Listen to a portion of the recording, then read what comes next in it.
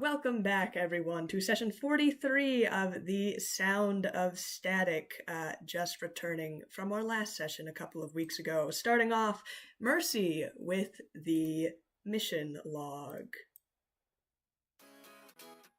Okay. Log 42. A lot happened. So I might be repeating stuff, but we went to the Grand Archives, found out where Meridian used to work, go there, and find out that Meridian's name is fake. Meridian is not Meridian. She took the name of someone who looked like her, but died young.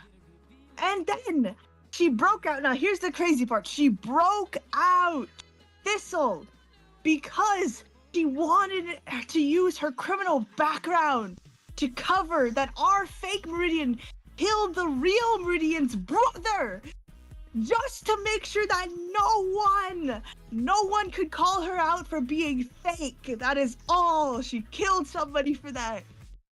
And it gets worse, alright? We go to stop Meridian's plan by sneaking into Corsath headquarters. While sneaking, there's a whole shebang. I get confused, and then boom! We find out that she's going to blow up not only Corsath's CEO, but the entirety of Idari. The entirety. What the fuck? And Corsath's CEO is her husband or fiance. I can't really remember, but husband sounds more dramatic. So she reveals that Avida, Krokatha, and Varan, the burnt photo that she left behind, is her mother.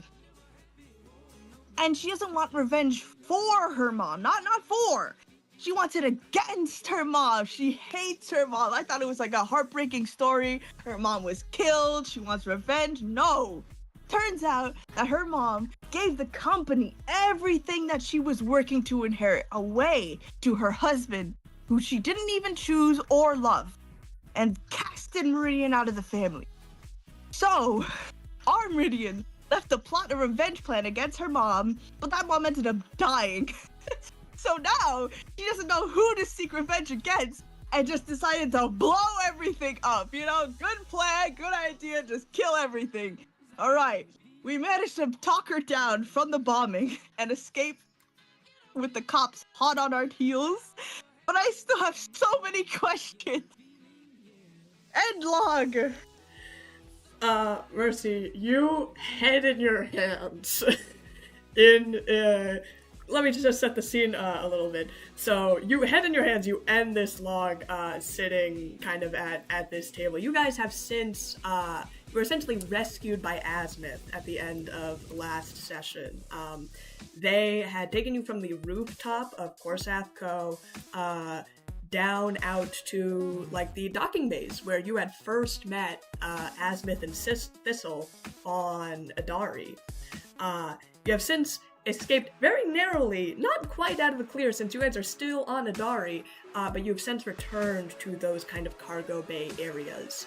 While you guys are there, it has been a whirlwind of things ever since you guys have left. Essentially, all of Azimuth is kind of filtering in. There's still a huge kind of event is happening. Like, Killian, who is the CEO of Corsath, knew he was held at gunpoint. Meridian said he was going to blow up the station, and has since disappeared. So there's kind of a big deal going on right now. But you guys have since landed in the cargo bays, and all of Azimuth is kind of filtering in. And it is actually a party going on right now. A big, kind of like a post-mission celebration. You have your head in your hands, Mercy, sitting at this table as kind of lights go out. Everyone, there's kind of drinks being spread around. A lot of kind of like work going on in the background. Like you see Thistle kind of managing some people about sending things, where to put, like, you know, the stolen aircraft and that sort of thing. But a lot of Azimuth, this is considered a job well done. They got Boss out of there. No one's dead probably right now. And there's still kind of a lot of work going on about what do we do so we don't end up in prison in the next hour.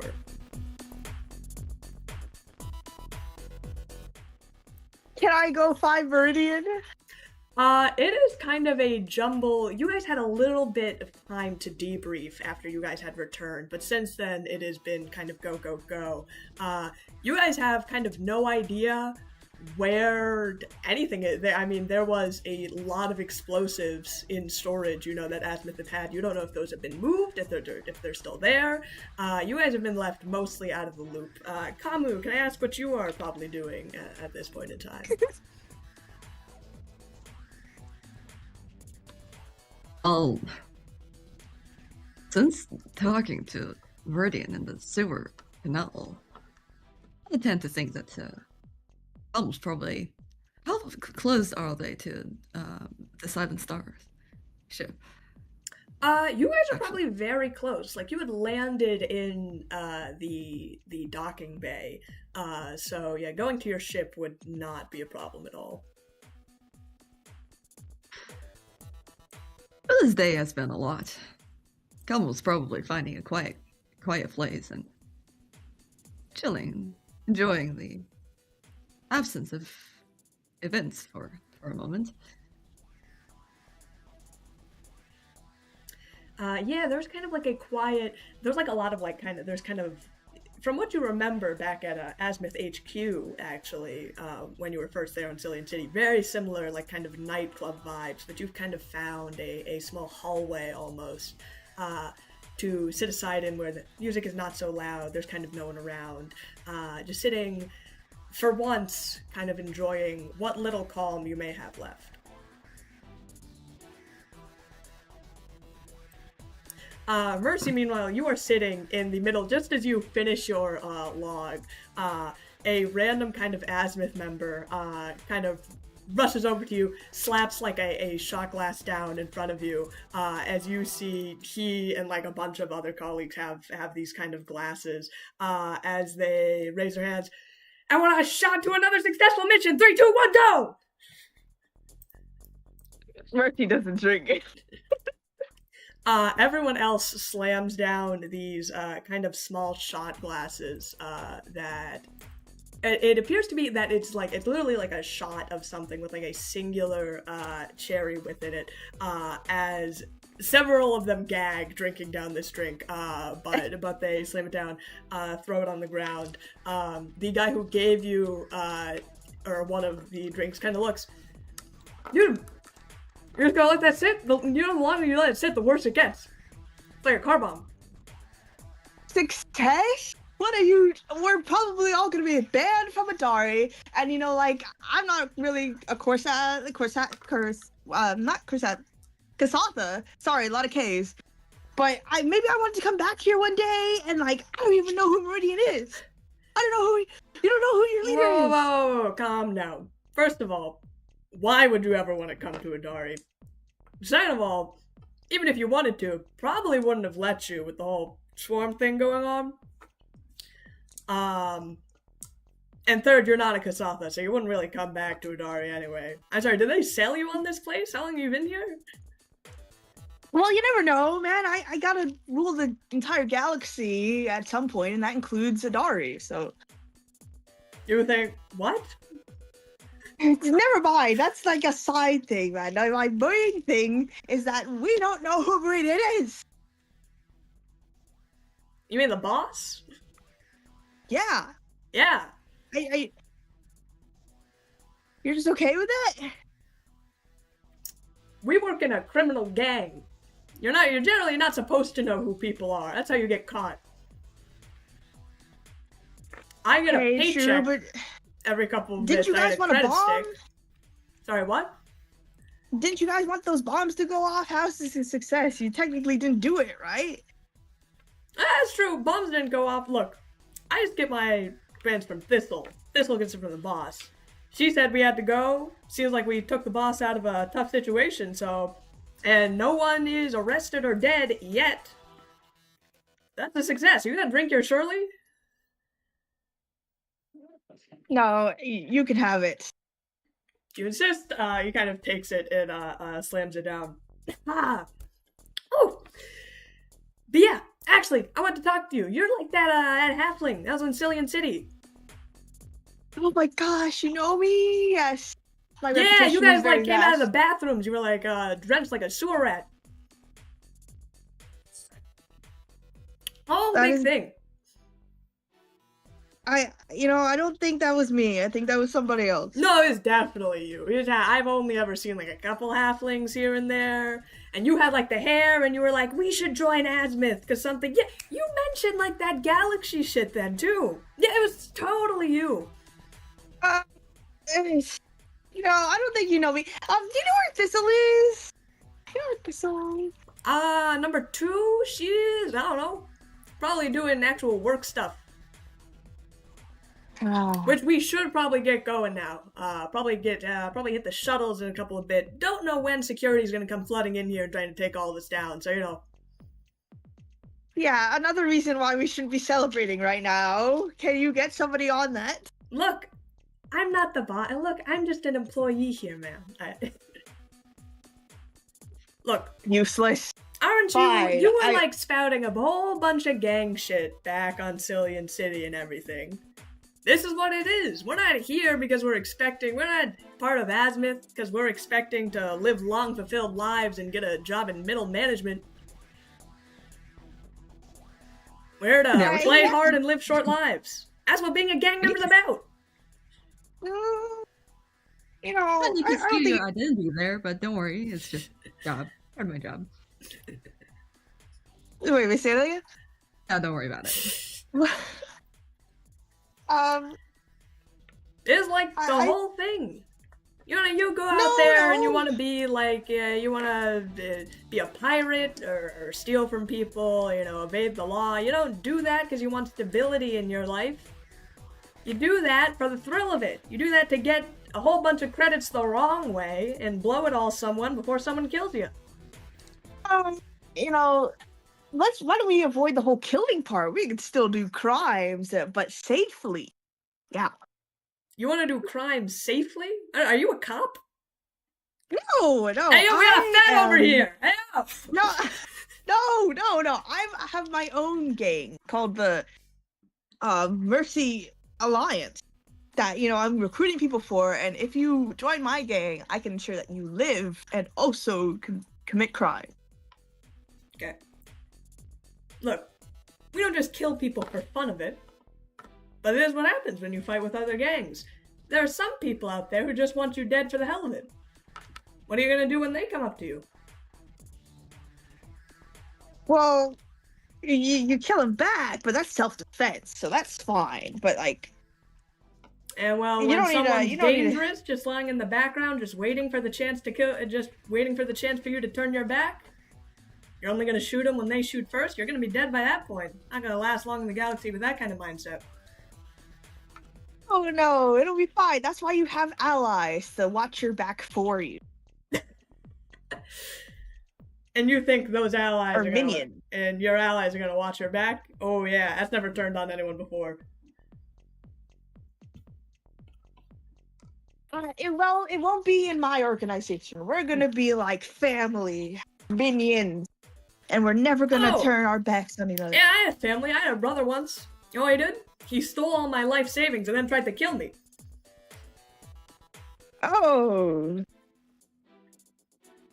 That's sad. I don't really know what to say to that, but look, my condolences. We're not here you think we're here because we have loving families and stable home lives and we play by the rules? That's not what you join this kind of organization for. You join it because the world fucked you and we have guns and we're gonna fuck it back. Ooh, You're kind of a weird one. Look, kid, I give you some advice. Maybe you should go home while you're ahead, huh? Oh, he kind of pats you on the shoulder. He doesn't listen to you. Slides past you, takes a separate atomic Shirley that was on the other side of the bar, slams it back. It's your third one. Yeah, I drive better when I'm a little tipsy. All right, everyone. You heard everyone. Let's get these ships out of here before security comes back and rolling us up.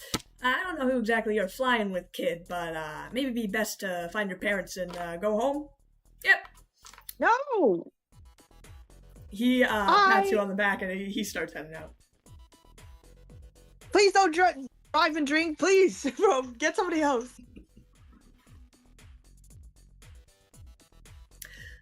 Since I'm that, gonna go go find on.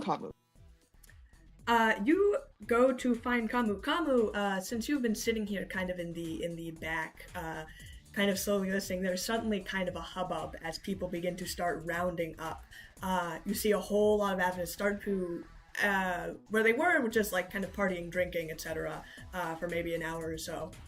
They start to get organized and they start to get people onto ships. You see they start herding people. There's a couple carrying crates, but it seems that something is on the move. And just as you kind of notice that, you hear a voice of one of your halfling companions begin down the hall. Mercy. Kamu! Were No, they're you moving crates, man. Those better not be the bombs, man. If they bring the bombs onto this ship, I'm gonna go crazy. Mercy? They took the bombs here using their ship. Oh my gosh. The pilot's drunk. We're gonna die. He's gonna hit something and the bombs are gonna explode. This is it, Kamu. I've hit my limit. Last time we checked, Meridian has already threw away the activate button, so those bombs should be dormant, if anything. That's true. Speaking of Meridian, how you doing? What?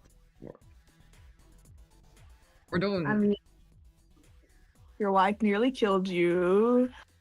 Gotta be a little bit of a shock. Mercy, you're drunk. Huh? You're... My How many fingers are we holding up? No, Come close with one hand. no, I didn't drink a single drop. I accurately say whatever Kamu's holding up. With Kamu specifically, Kamu doesn't exactly have distinct fingers, so it's a little difficult to just Oh my stone God. cold sober. I'm sober, I swear. Mm-hmm. Yeah. Let's go back to ship, shall we? No, I want to hear your opinion. How are you doing?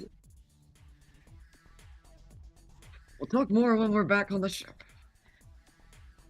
How about Fine. you see? Hey, weren't you mingling with the Asmus people? Did you see Thistle? No. And they don't know where she's either. At least the person I asked doesn't. I don't know where Meridian is either. Well, looks like they're just about to head out. Unless you, We can follow them. unless you got any words with them? No. What? Then after you.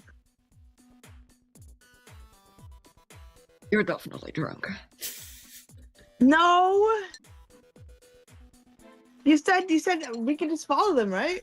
We can go to where they were. Sidlian City? Why? No, because we're taking off, right? With them? Are we not going with them? Or... Let's Do go we know need- where the rest of their crewmates are. You do know that your ship is within, walking distance. You've kind of seen a couple of your crewmates. You guys all kind of arrived on the same skiff together. And since then, there's kind of a lot of, a lot of noise, a lot of partying going on. So you've since kind of gotten separated. You haven't seen too much of them, especially you, Kamu, who've been kind of out on the sidelines. Hmm. Our skiff should be somewhere close. Down that Do you way, think- most likely. Do you think Meridian's gonna leave with Azimuth or come with us?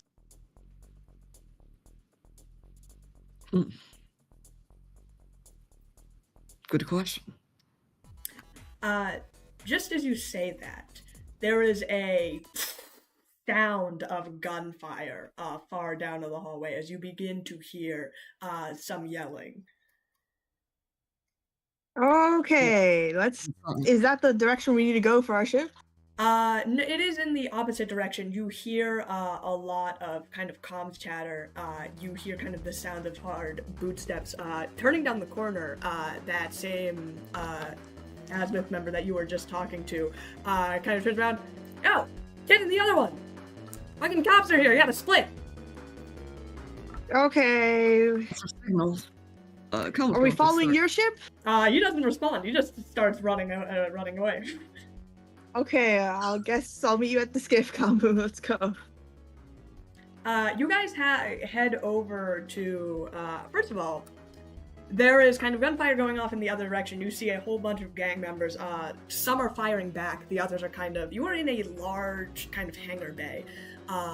And there are lots of, like, miscellaneous ships that, like, Azimuth had commandeered, let's say, that you know went to Corsath Co. and were kind of firing around at the attack helicopters there.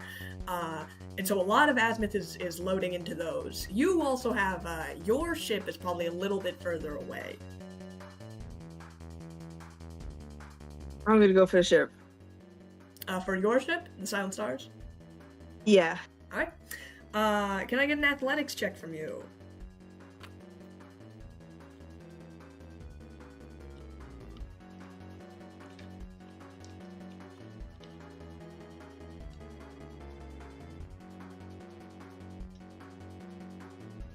Yeah, Don't worry, I'm ready. I'm ready. As well from Right. Kamu, if Kamu you are 15. also choosing to run.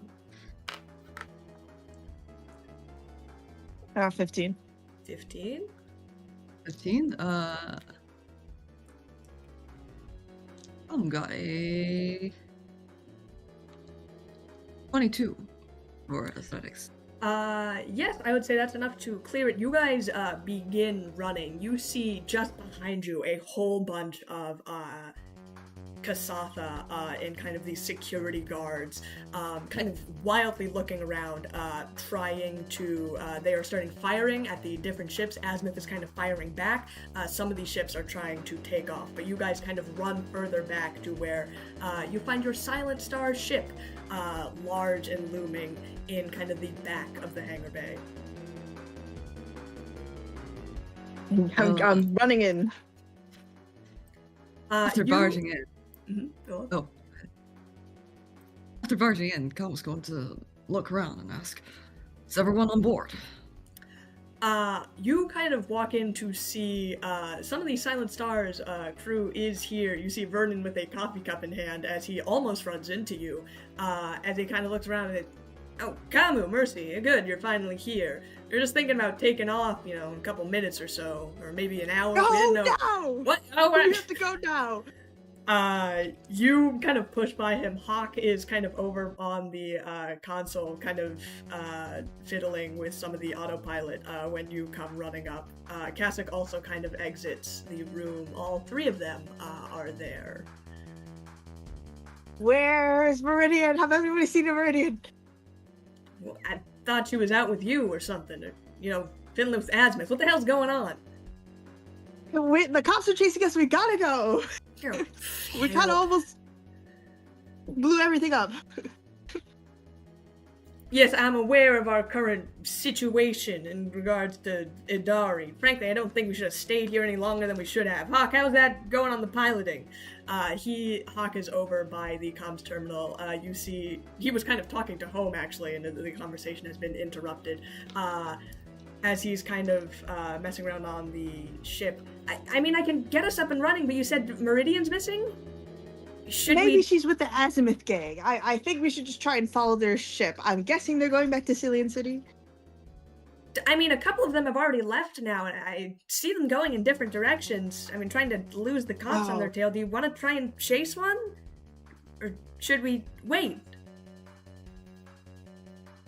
I'm gonna contact Meridian, but like start the startup sequence in the meantime. But don't take off. Remind you that you and Kamu blew up your comms terminals at request of Meridian. Do we even know Meridian's new contact? Oh my gosh. Okay. I just want to look outside. Oh, sorry, ship, to see if we see Meridian. Okay, give me a perception check. Ain't no way she's leaving again after we crossed the galaxy to get her. 24. You look outside the window and it is utter chaos. You see lots of Azimuth members kind of backing up to where all of their ships are, kind of getting in them and flying out. More and more security seems to file in from the entrance. You do not see kind of Meridian in the chaotic outside. Okay, just take off, Hawk. Meridian's not the type to get caught here, right? I agree. Okay. As he is just about to do that, can I get... Ooh. Can I get a fortitude saving throw from both of you, please? What? Fascinating.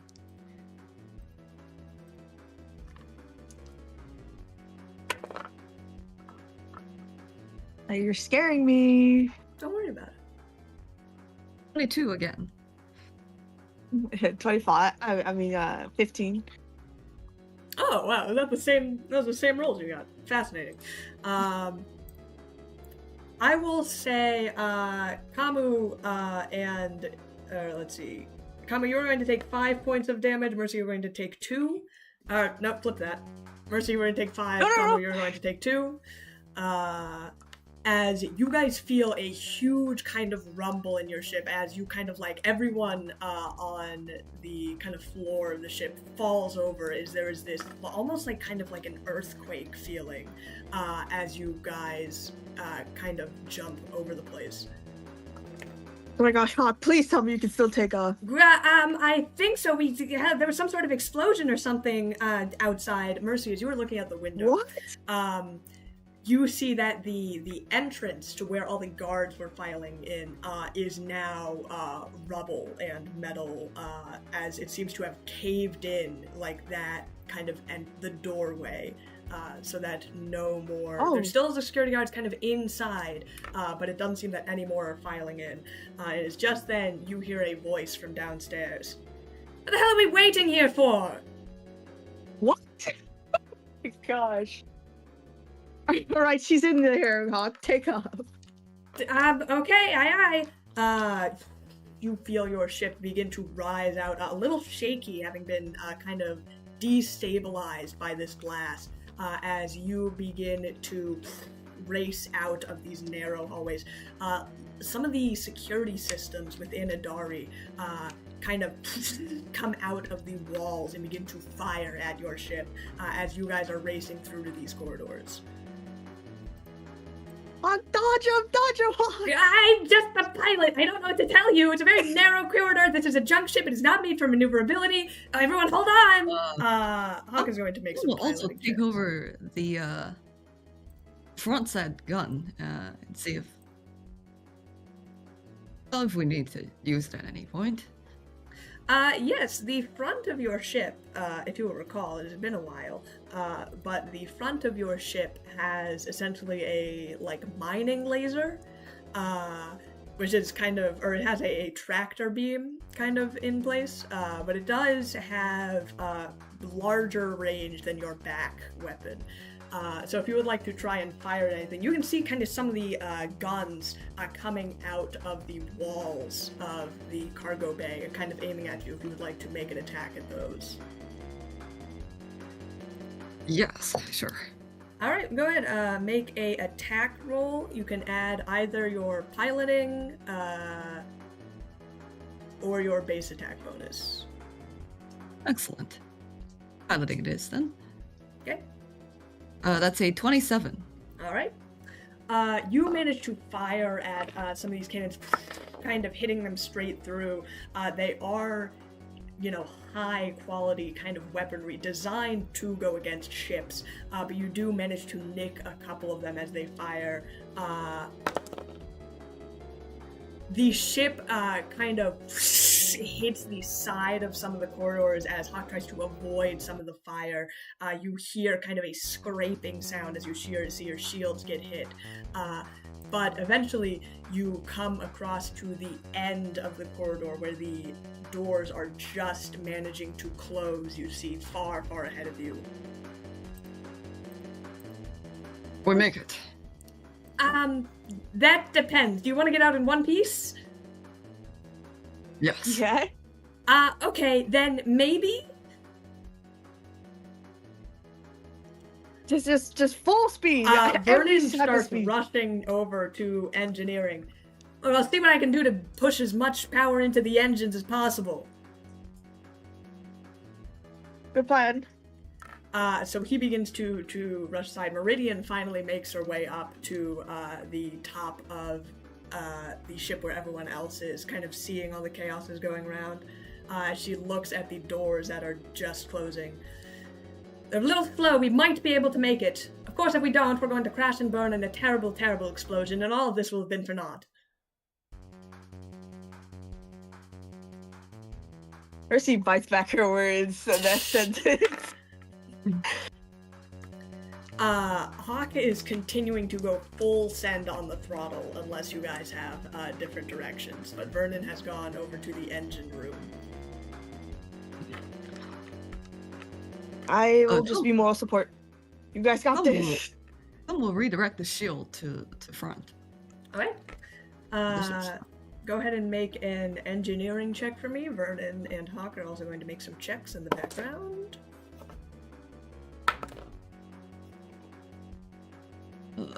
Some will look at the closing door and say, won't exactly be for naught.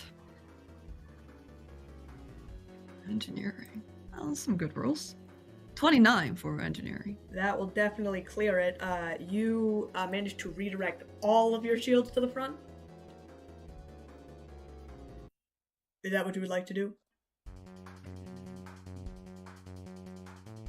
Yes, well, actually, not exactly like the front, but the front half. Yeah, so if you were thinking, like in normal Starfinder, your shield has 4 sectors, essentially. Forward, back, left, right, so... Yep. Okay.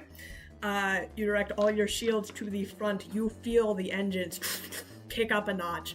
As Mercy, you brace yourselves as you hurtle, reaching up to light speeds as the doors are closing and you punch through. Your ship takes some damage from this. You feel these shields get absolutely knocked back. It tears through your shields as you guys break through, kind of metal flying out around you, as you hear the kind of gunfire go off behind you as you clear Idari out into space, and alarms begin to blare on your ship.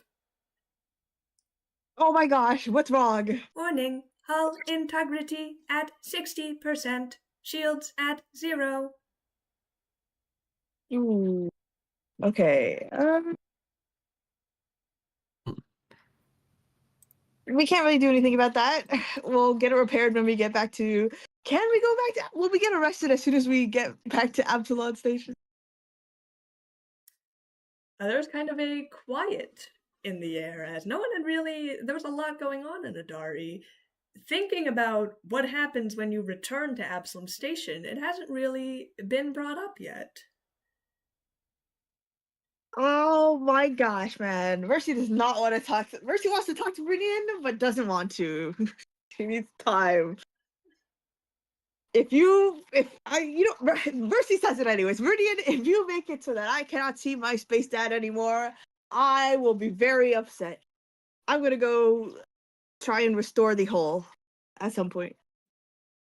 Do some engineering? Yes. She is about to give you kind of a snarky retort, but you have already stormed off in your anger as you head over to engineering, where Vernon is. The rest of the crew, Kasuk, Kamu, and Hawk, you are all still on the bridge. Well, this won't exactly be the first time we're wanted for something. Plus, Idari doesn't seem like the place to ask someone else to arrest their wanted personnel. Meridian does not say anything, actually. You see her kind of look off to where Mercy has headed off. And she goes to kind of like idly check her comms terminal before remembering that she had destroyed it. And so kind of checking your email impulsively with nothing else to do. Instead, she kind of just sits in silence. The rest of you should head back to Absalom Station anyway, considering that you are perhaps not wanted criminals in the inner Pact World systems. Whatever it is you want to do once we get there is up to you. And she heads back to her room. Oh my.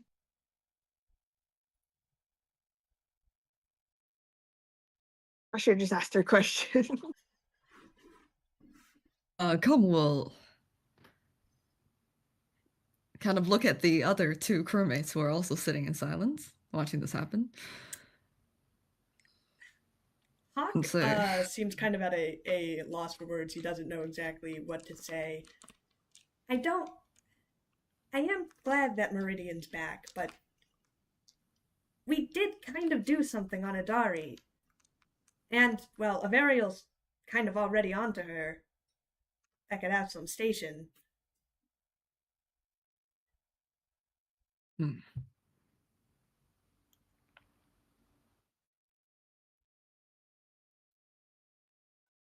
That is true. But given that no significant damage is done to Idari, I won't imagine it would be too much trouble. I don't know. She did kind of threaten to blow up the whole station. I mean, it didn't happen, but she did premeditate a plan to do so. Yes, I'm not saying that I have a perfectly clean slate either. I mean, am a space pirate, but I mean, this kind of thing is on a different level. I'm not saying that I would turn her in or anything, but it is kind of a big deal.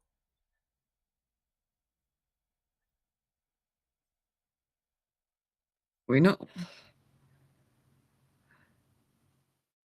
Look, Hawk, we're not someone who,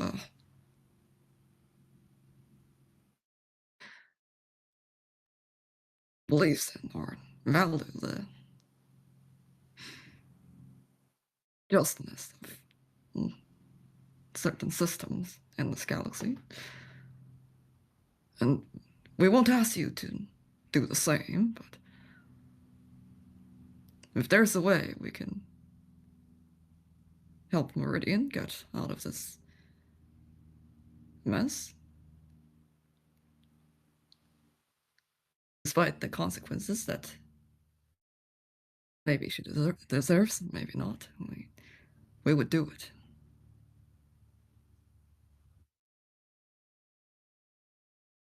Well, that does sound like something you'd say. Look, I'll help in whatever way I can. I don't know at what capacity that is, but I mean, I have family on Absalom Station. No. Well, if anything, this wouldn't be the first time. Would have to make a new identity for Meridian. I guess not. I mean, it seems like she's. If it comes to evading the law, well, Meridian's kind of kingpin at it, but. Well, the rest of us, not so much. Fair point. I know that you could change your identity at any time and get up and leave if you wanted to, Kamu. I mean, you're pretty smart about it. But the rest of us, I don't think we'd fare so well with that. I guess what I'm saying is if our crew of 6 goes down to a crew of 4, well, then I'd wish you luck.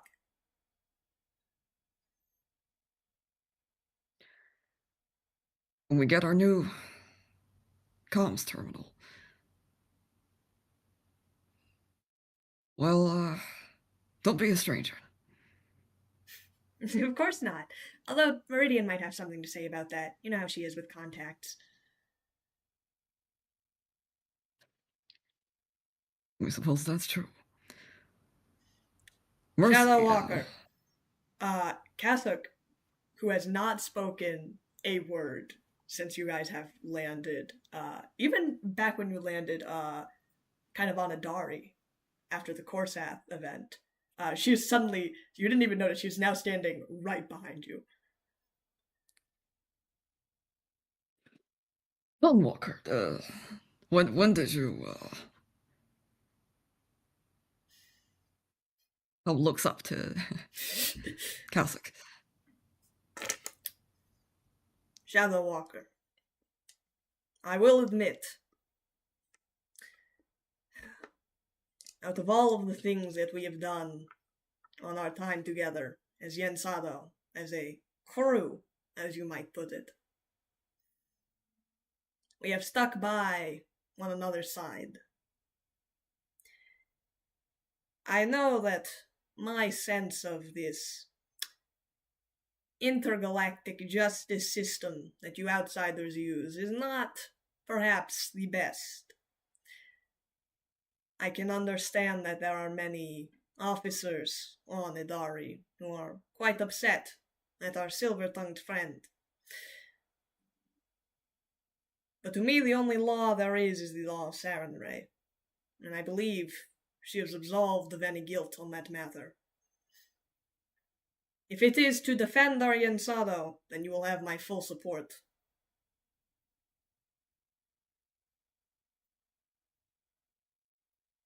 Perhaps feels a little, complicated.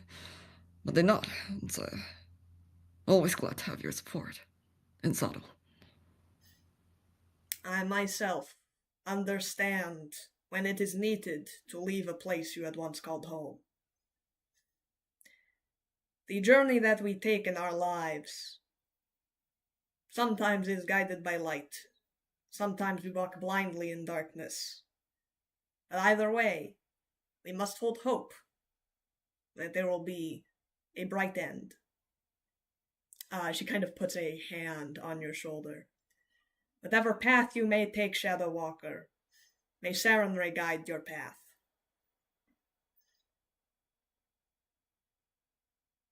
Brighter ends, then.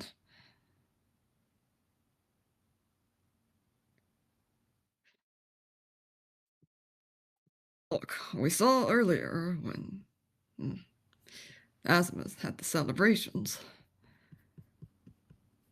And we just so happened to have a good bottle of Castroville whiskey left. I thought maybe before heading to Absalom Station, we will have a little while to celebrate being alive. Ha! It isn't every day a good day to celebrate being alive. She kind of shakes your shoulder as she kind of manifests her glaive. That is the true spirit of a son disciple, Shadow Walker.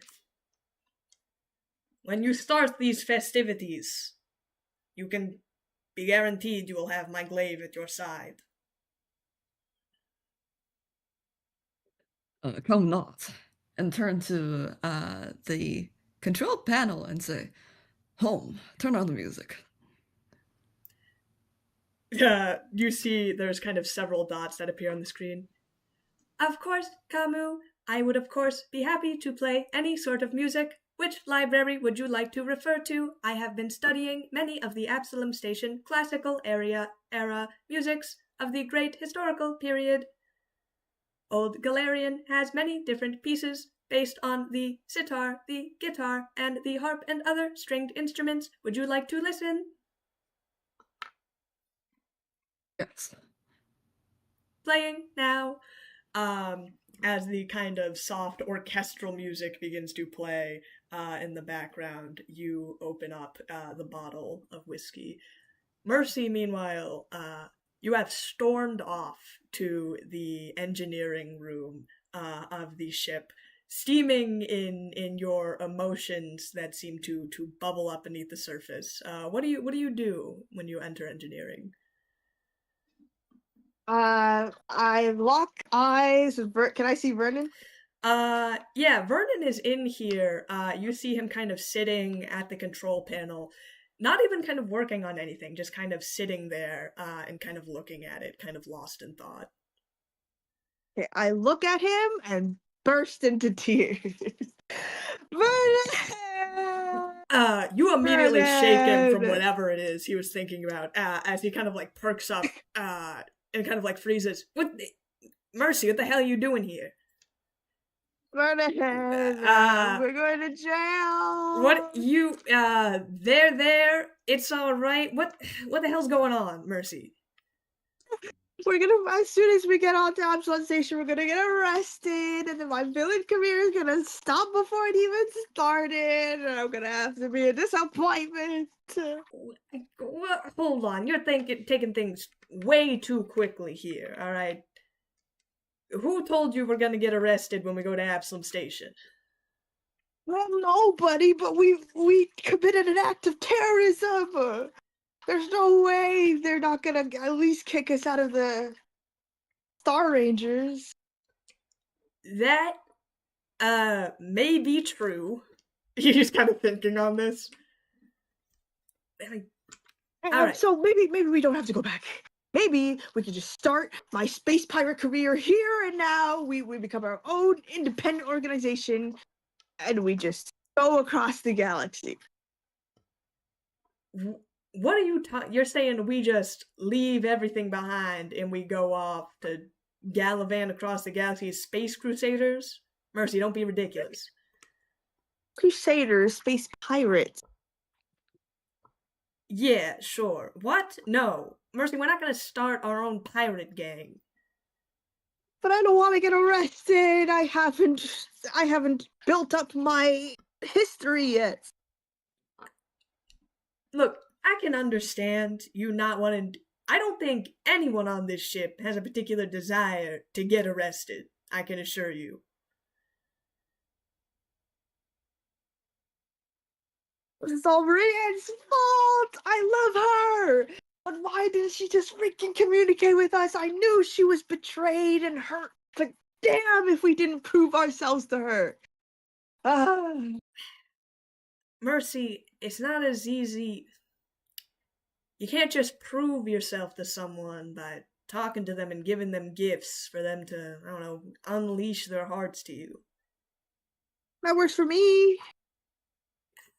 Okay, yeah, it works for some people, but it's not everyone is like you, Mercy.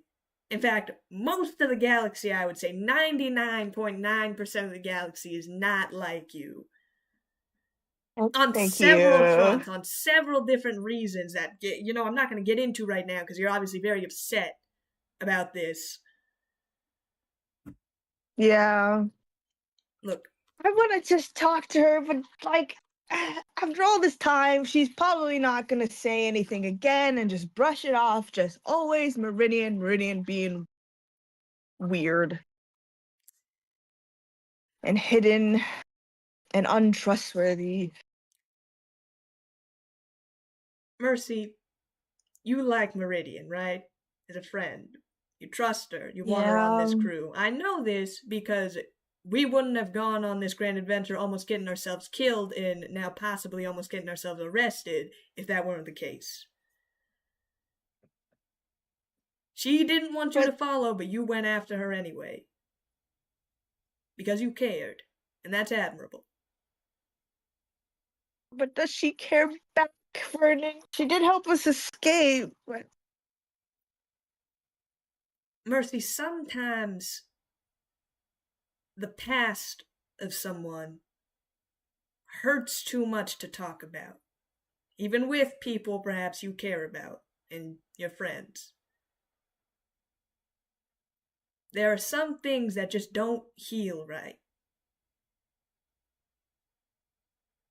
And I pray to Hylax that you don't have to go through that type of experience, but it is what it is.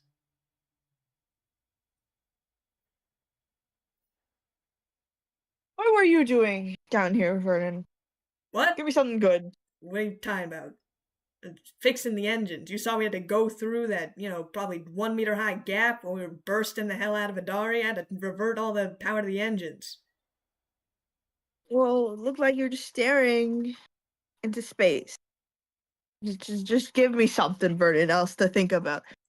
It was just, I don't know, just fixing up the engines is all. I was gonna head back probably in a couple minutes. Are you sure? I want to look at the console, what he was looking. You look at it's, make an engineering check. Ew. Barely know engineer.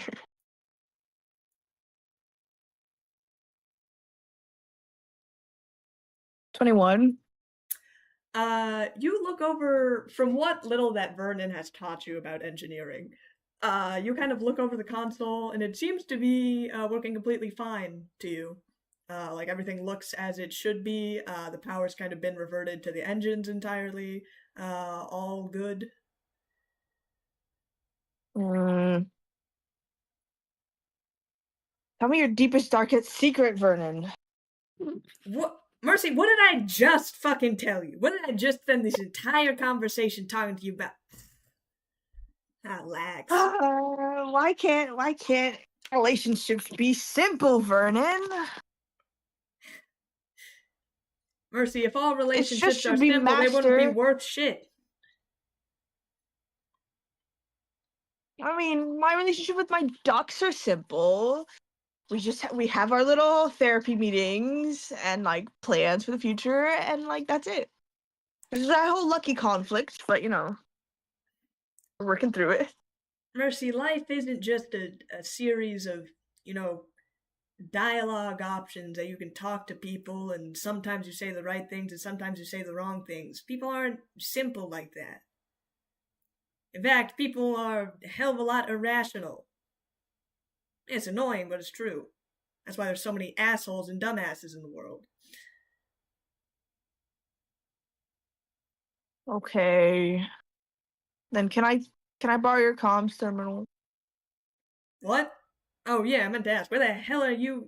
Don't you have one?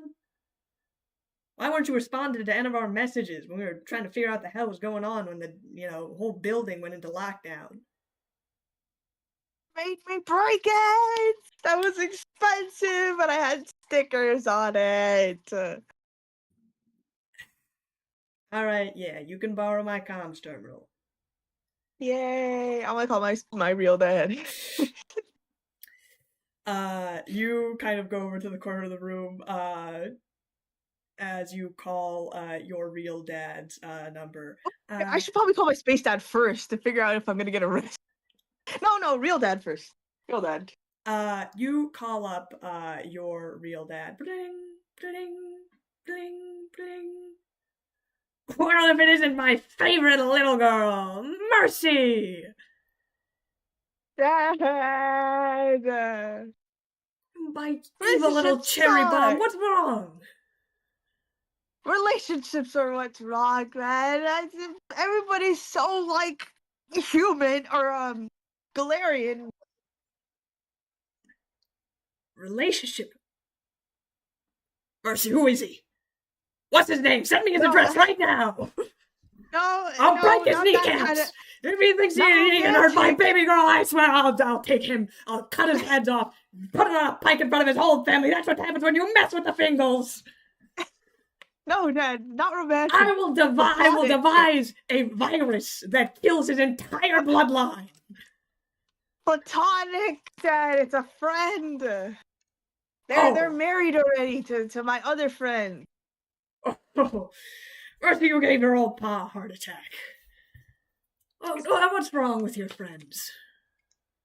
It's like Petal all over again. I try to be friendly and nice, and then they can't accept it and just turn their backs on me, and I feel hurt, Dad. I feel hurt.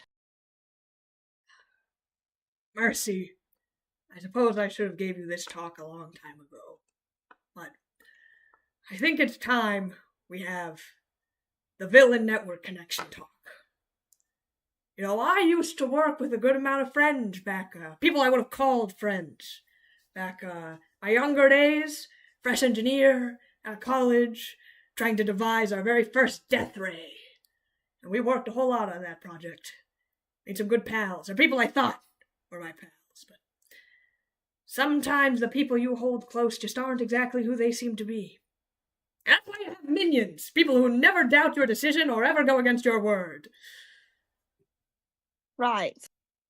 Minions only. No friends. Exactly.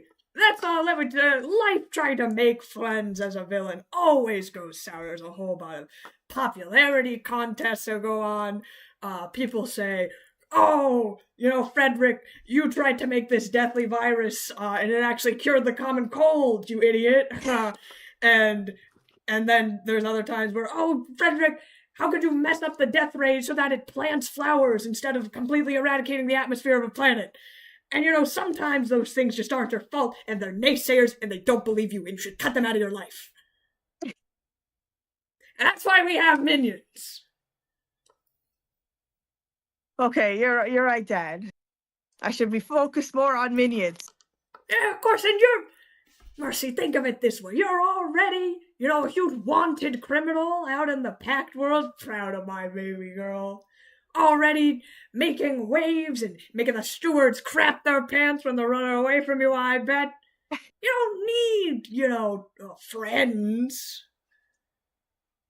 You got you got your minions, and you got your terrible plans for world domination. And really, what more is there to life than that?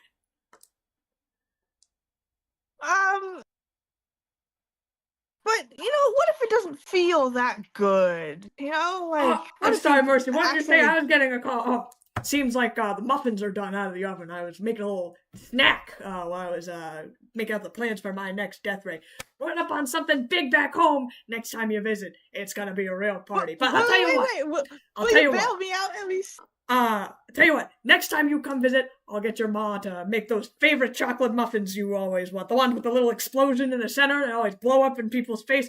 I'll send you a right box next time you visit. And then we can plot against your friends to try and get them horribly slanderized, and they'll never find work in the villain economy ever again, I promise you.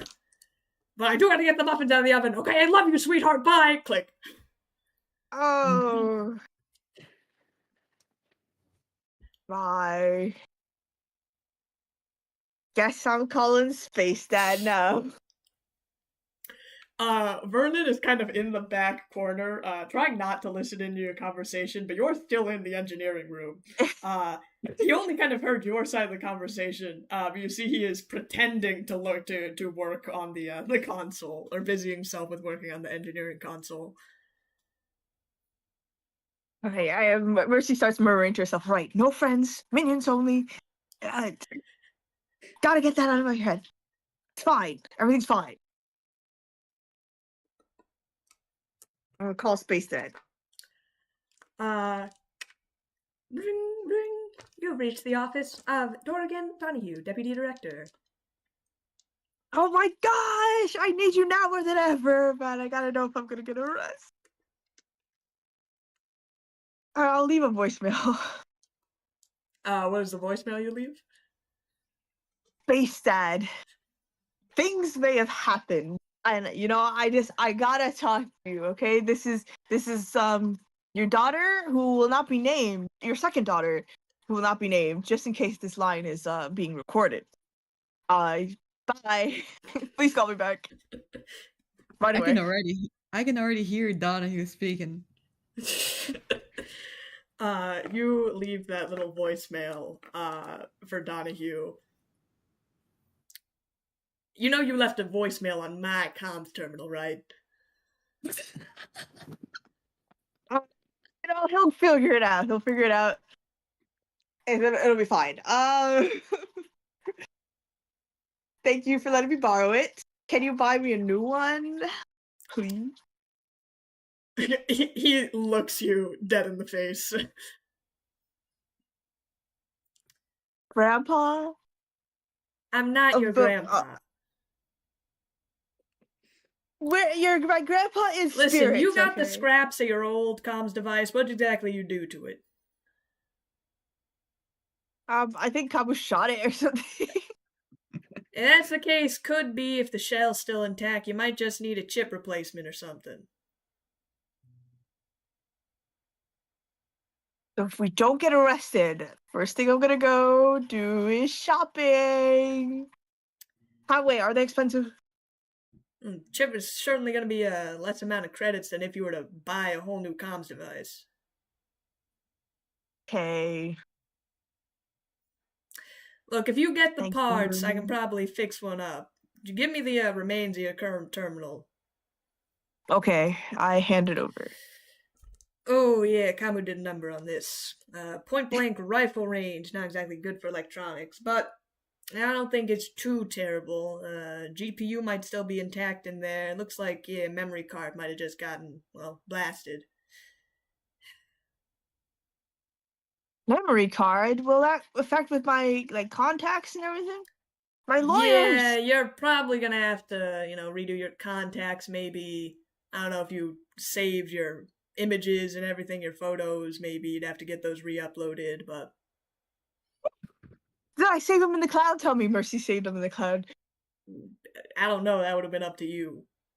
I say yes. Mercy saved them in the cloud, and Most they're still young there. folk usually have the auto uploads for all the, their stuff, so you can just use a backup. I don't exactly trust them, but, well, it's simple, so it's probably uploaded to some, cloud device. Okay, good, because I need those photos, Vernon. Those are memories. Yeah, these stickers definitely are gonna have to get new ones, though. They're completely blown to smithereens. No. My dad gave me some of those.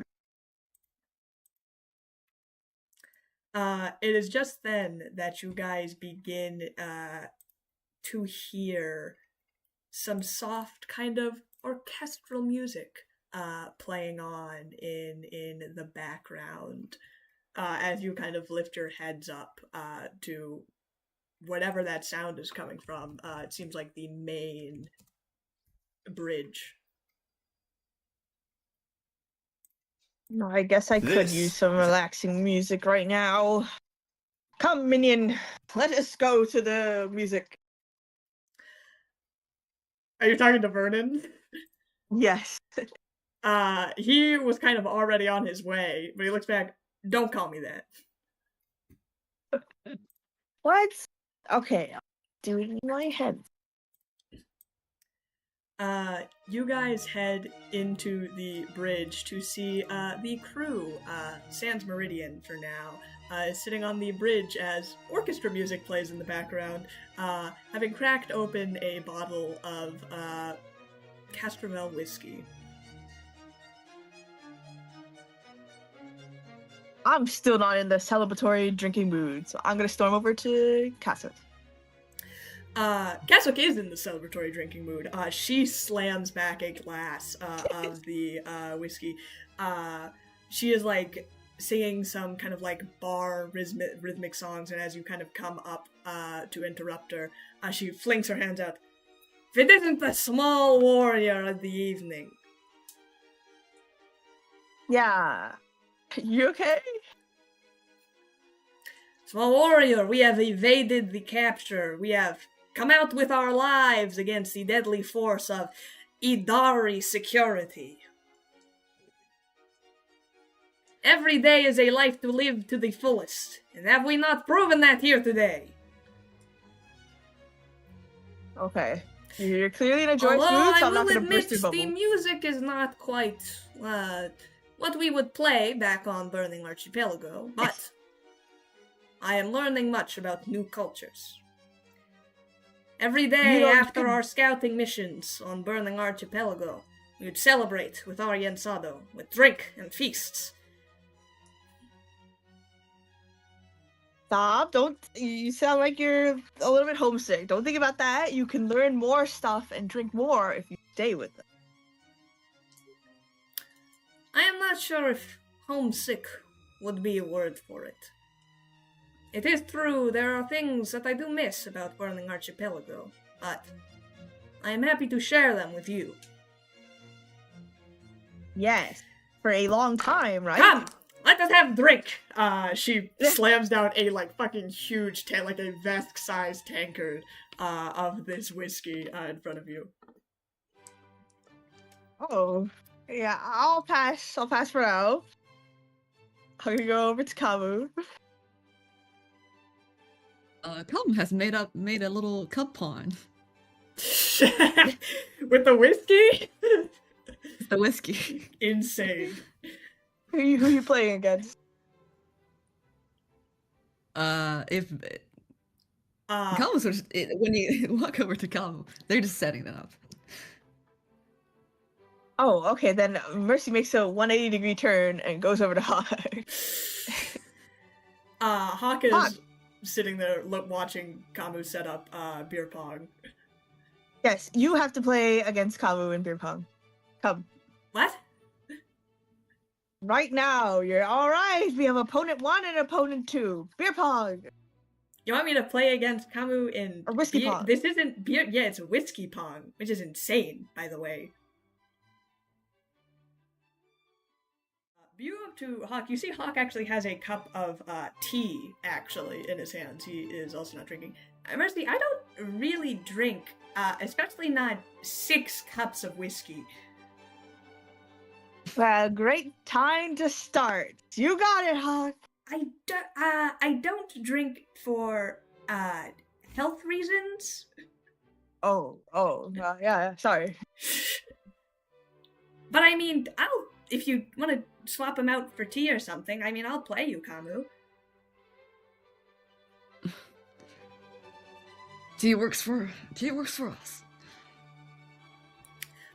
He kind of nods and hops off the little bar stool as he fills his side up with this kind of tea that he has prepared. Vernon has since kind of entered, and he pours himself a nice glass of the Castrovel whiskey. You see him kind of swirling it in the glass. It is a good year you got, Kamu. You picked this up back when we were on Castrovel?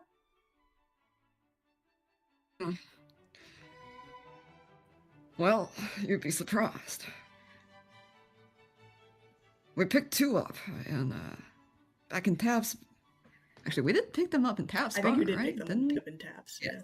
That's what I remembered. We picked 2 up at Taps Bar. Cracked one open at the end of Battle of Castrovel. This is the second. Well, I thought you were going to use this Molotovs.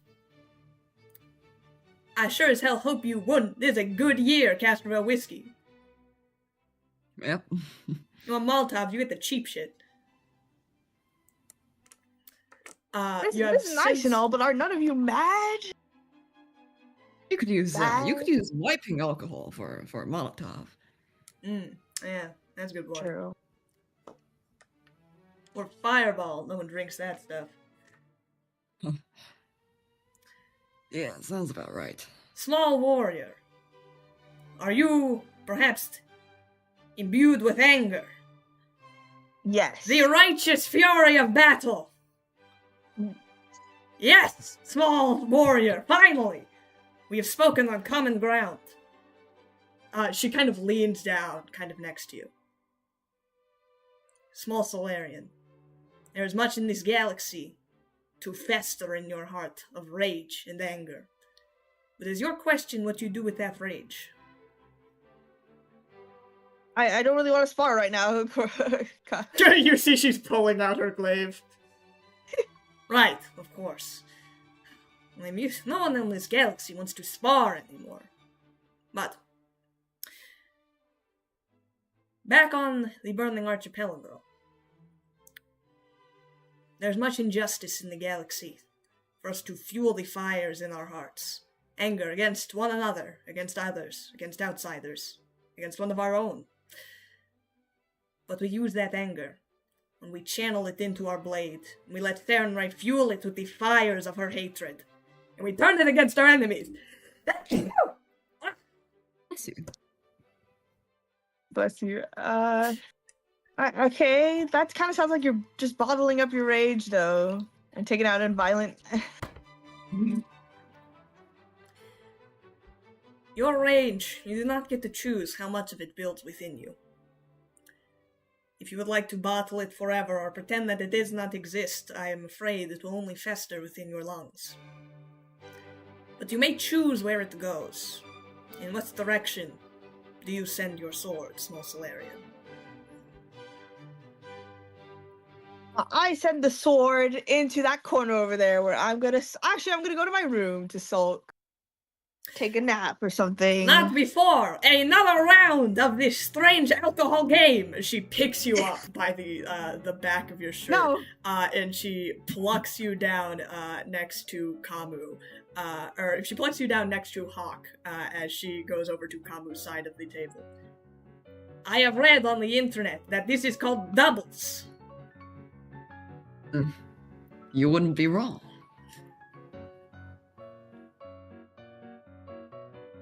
It is settled, then? Well, I think that we could make a pretty good team.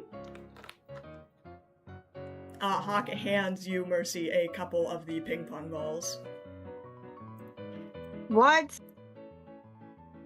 I don't want to play right now, Hawk. I want to be mad. Well, I mean, if you don't want to play, you don't have to.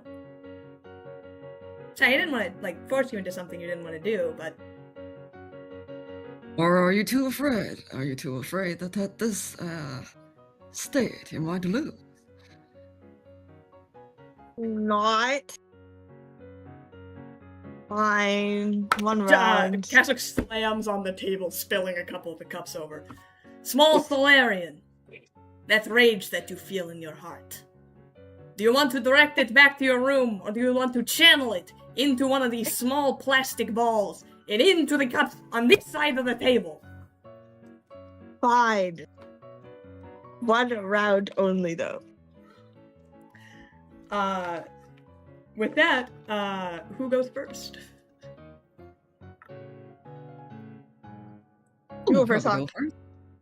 Oh, yeah, I'll go. I don't think you can say that I go first if we're on the same team. I don't think you can volunteer that someone on your team you serve. But I don't think that's... Okay, I'll go first if people don't mind.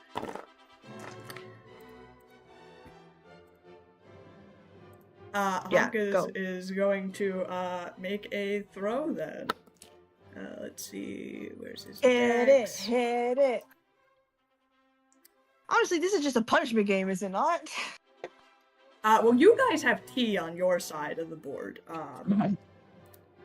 But Hawk throws one of the... Let me check his stats.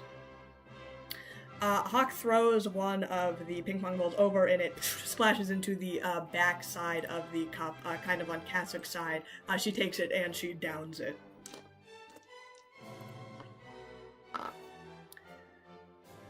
That's 1 point. Hawk, high five. High five. Oh, wait. Sorry, I'm being mad. Oh, well, then do you want to do an angry high five? Yeah.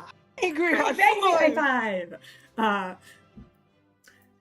You kind of turn your head, Kamu. Kasuk is staring directly into your eyes. Shadow Walker.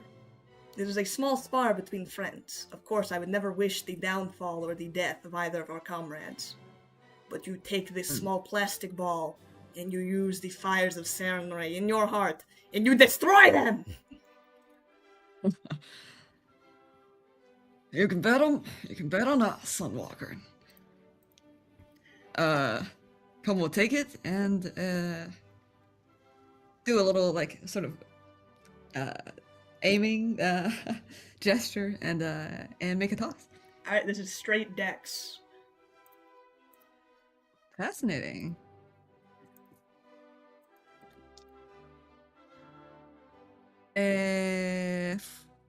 Actually, 30. 17. That will be enough. You throw it over on which side? There's kind of Mercy or Hawk's side that you kind of throw it over. Ooh. Come's gonna toss it into Hawk's side.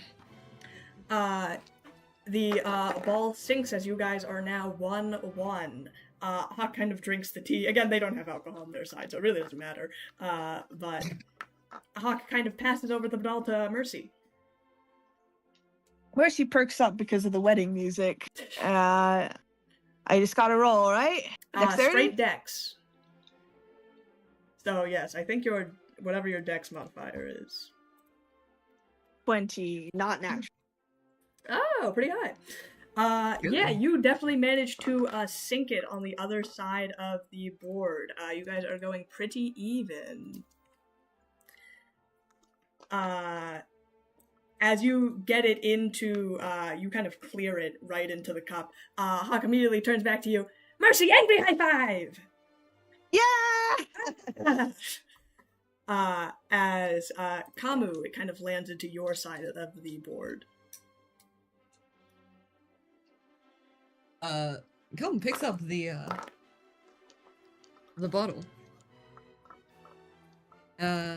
Swirls it so that the little ping pong falls out. Downs the cup. Like a true warrior, Shadow Walker. Now it is time. We're gonna need a little more fuel than that. Casa kind of takes the ball from your hand, zero focuses on the other side of the board as she winds up a baseball pitch.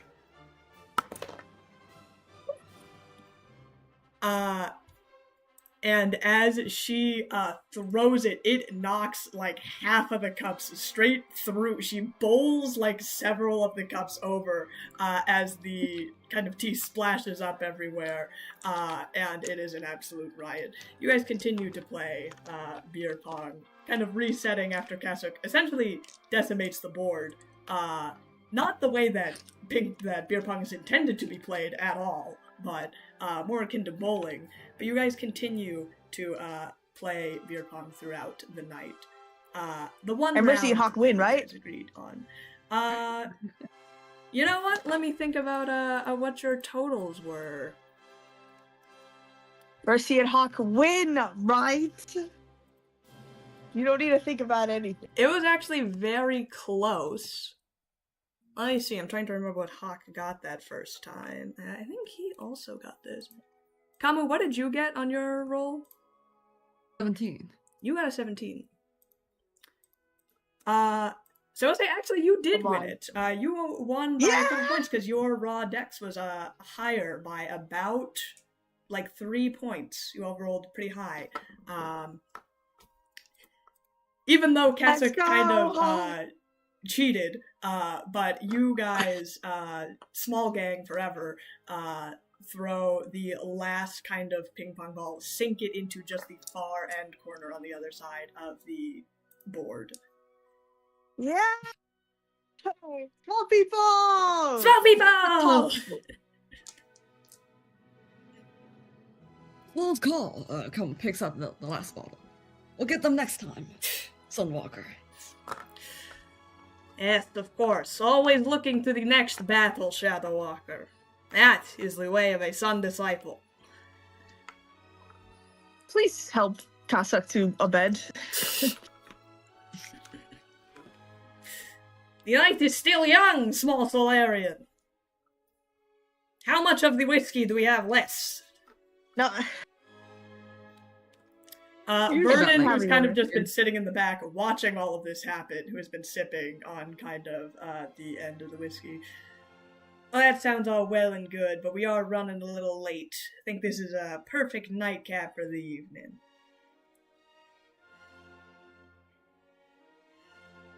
I agree. It's been a lot. It's been a lot. Here's to not getting arrested tomorrow. To not getting arrested tomorrow. Everyone kind of raises up their glasses and take a quiet toast.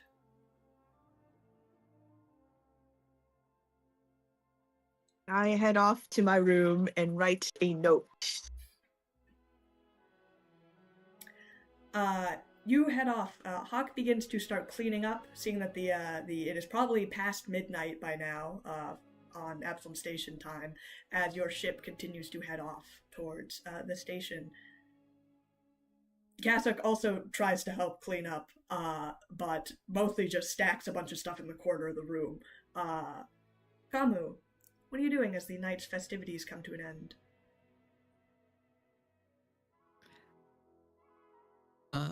Come seeing Hawk doing the pack up. They're going to help Hawk out a little bit. Yeah, he's trying to reach something on like a high table and he can't quite get. And so you kind of like take them off, start putting the cups in the sink as you begin to help with cleanup. And everyone he kind of gives you a grateful nod. As you guys begin to head back, everyone heads back to their respective rooms. Come will, when they're heading back, they'll pause in front of Meridian's room.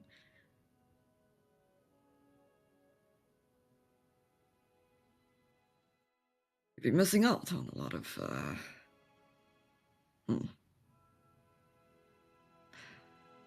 post-raid activities. There's only silence.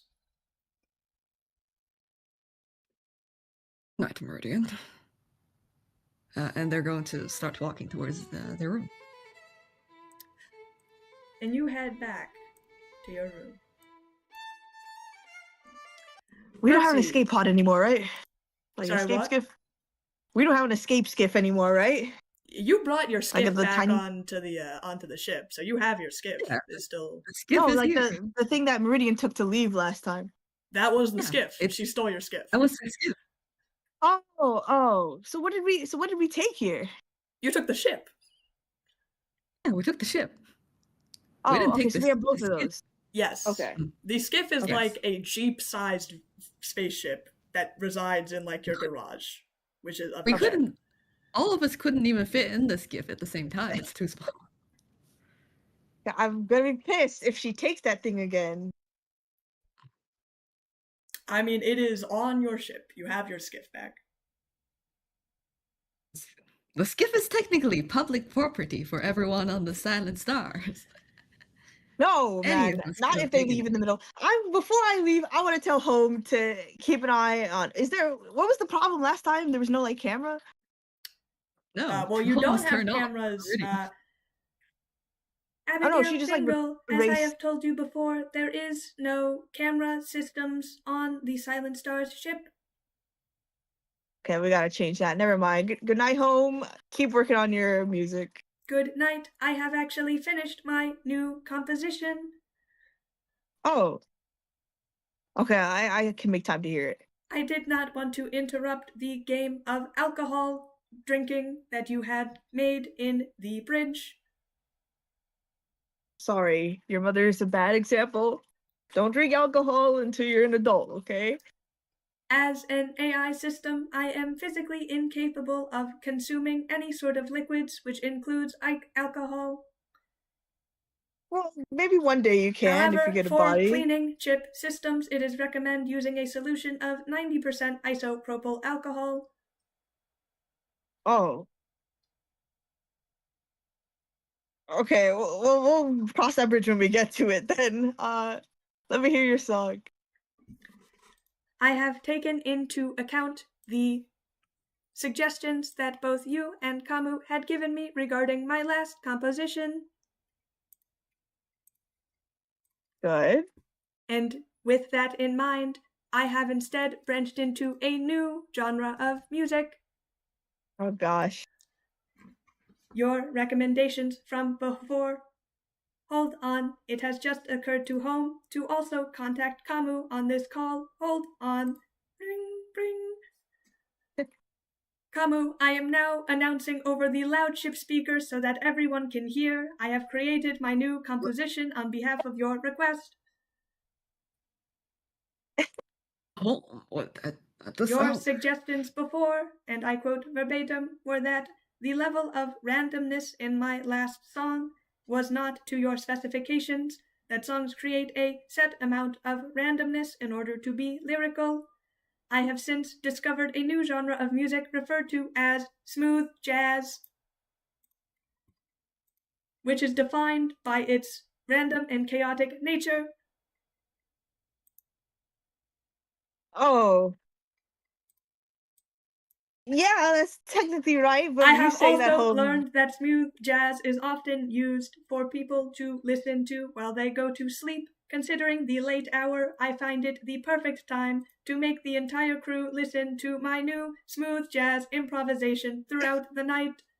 Now playing on loop, home smooth jazz improvisation. Oh gosh.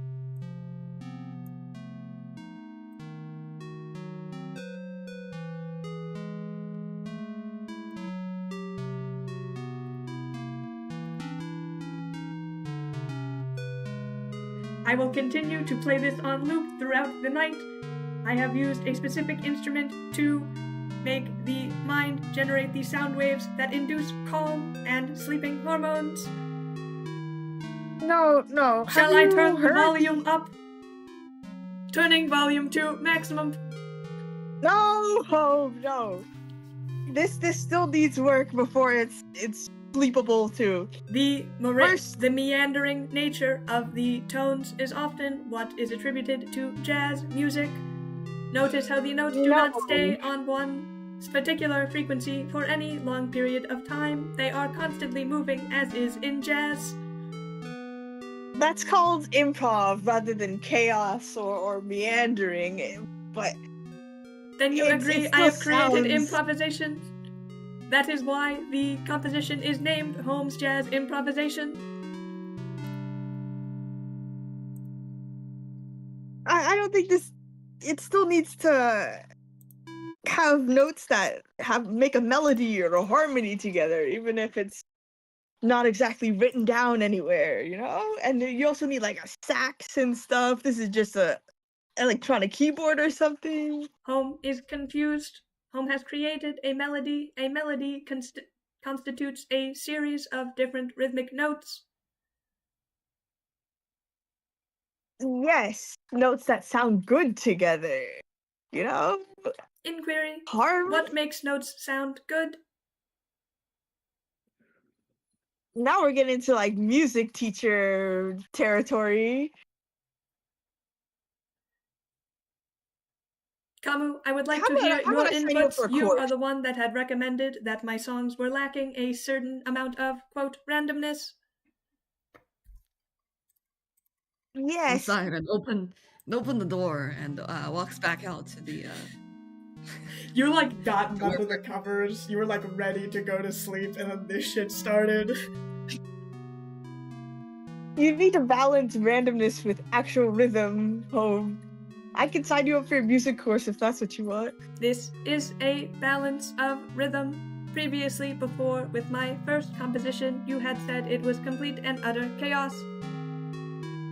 This is not a mashing of separate different compositions at different times. This is one singular melody.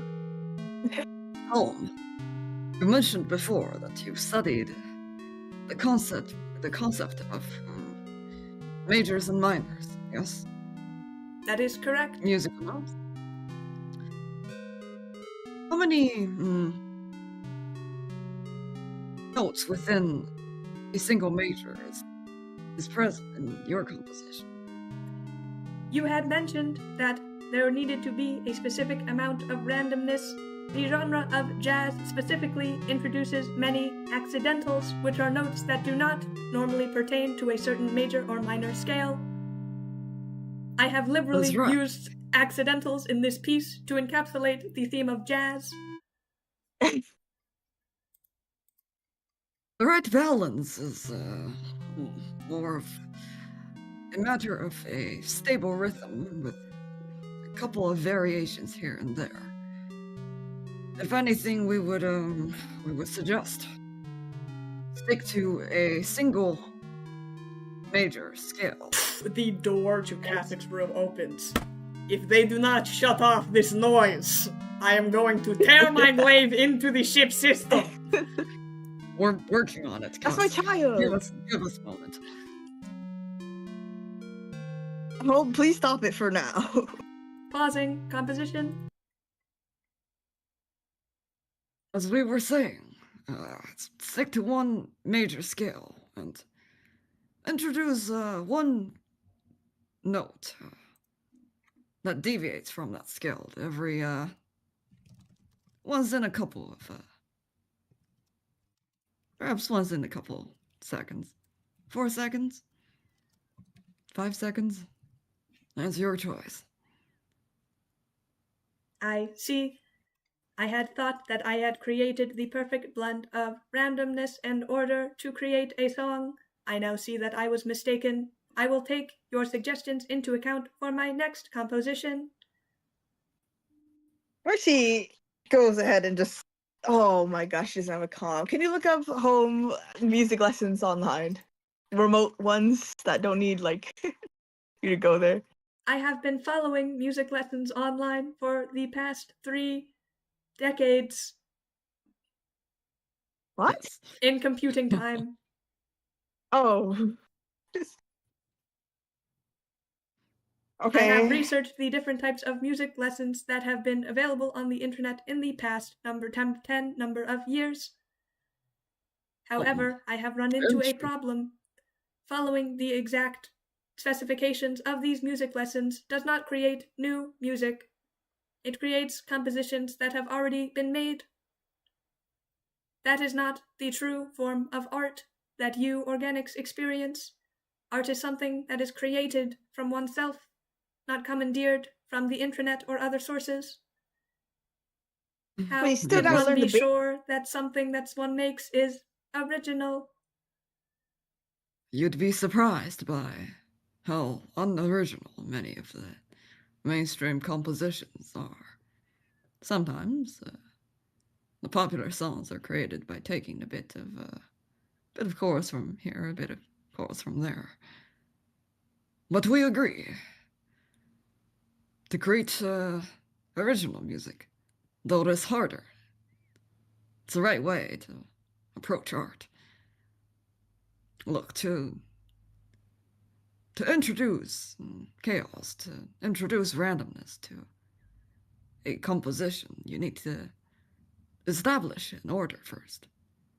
Without an order, there is no there wouldn't be a random or a deviation. Is all of music, is all of any existence simply not order? Even my pseudo-randomness algorithms are not derived from true chaos. They are taken from extreme mathematical equations that look at the time of day and certain inputs to attempt to recreate randomness. This use of randomness in music, I am not sure if I am capable of creating it. Oh, you can do it. I believe in you. It is easy to say for an organic. Your actions are ascribed at random. Your emotions add irrationality to your daily routines. It is not something that a system such as I would be aware of. Well, normally systems such as you don't even have desires to make music, right? So you're already a random variable. An excellent point, Mercy. Home. This is unknown to Home. Home has never met another AI system like it before. Oh. It could be Oh. that this is how we all are, if there even is a we. You need not to worry about the uniqueness of your existence. The simple desire to create, or try to create, randomness is a pursuit that perhaps all intelligent beings would be curious about. And curiosity is, in itself, similar to what organic would consider a organic thing. I am curious how your processes and routines work. They seem to differ from my own, but perhaps that is one of the things that make us different. I will continue to look through your suggestions and create a new composition. Good night, Silent Stars. Thank you for your input. should we introduce her to Pandora? I really don't like her. But, like, she needs a big sister. Pandora. There's... Wrong music. I was like, that is not the right music. And then your ship gets raided. When you hit the panic button instead of Goodnight Moon. Uh-oh.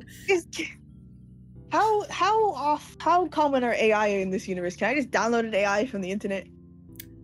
Onto the ship. Whom can start a chat with ChatGPT. Whom can start a chat with another. I have found my new best friend.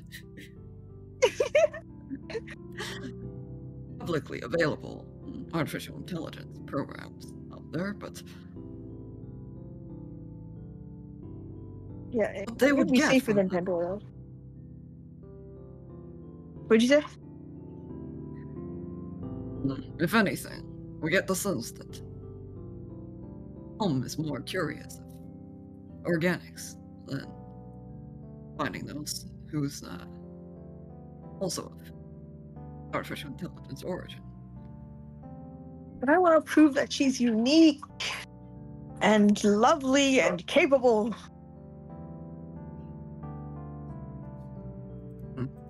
We're all unique in our own way, and we're all cliche in other ways.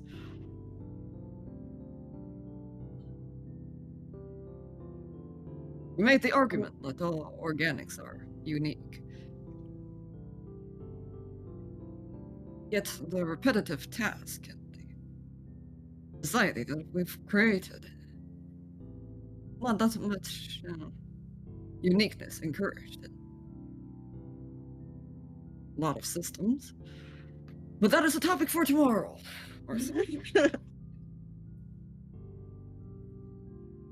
Yeah, a lot of philosophical things for the night. I'm still gonna try and look up an AI for her. So, but good night, Kamu. Good night, Mercy. And with it, I go back.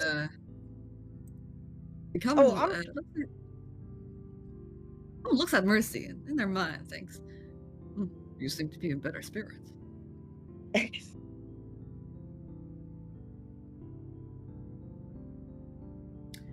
and with that, you guys head back to your respective No. to settle in for that. No? I know. Mercy is gonna print out a page. She's gonna print out this page, which is how to apologize, 8 tips to effectiveness and sincerity, and then tapes it up on Meridian's door. I see. And then goes to her. Open this? What is that? You print out this article and tape it to Meridian's door. And then I go to bed. And you go to bed. In that case, you guys head into sleep, kind of feeling your wounds from the day, finally rest. And can I get a D100 roll from both of you?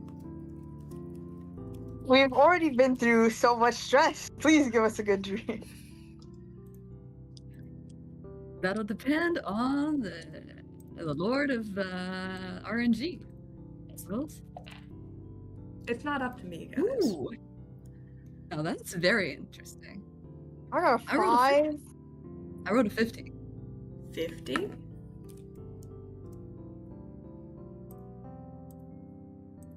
Wasn't one a nightmare for you, Colin? Jay? Want to hear it now? I do remember. Yes. Was one a nightmare? Almost nightmare was being forgotten by everyone in silence. Oh. I got a 5. Can I reroll? Nope. I feel like lower numbers are... You got a 5 and that's what you got.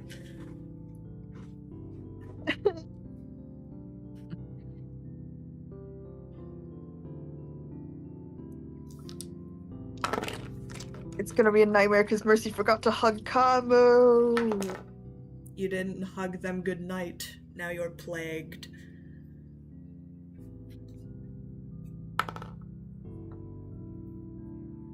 hard to act mad when you guys keep making Mercy happy.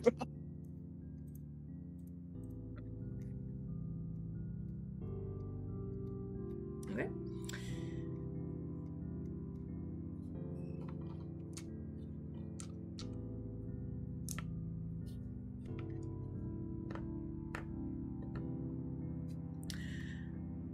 As is tradition, can you please remind me about how much stamina goes to full, right? When that rest? Stamina goes to full. You may gain. Let me double check. I need to go to a hospital. You gain 7 points of health. I'll never be full health.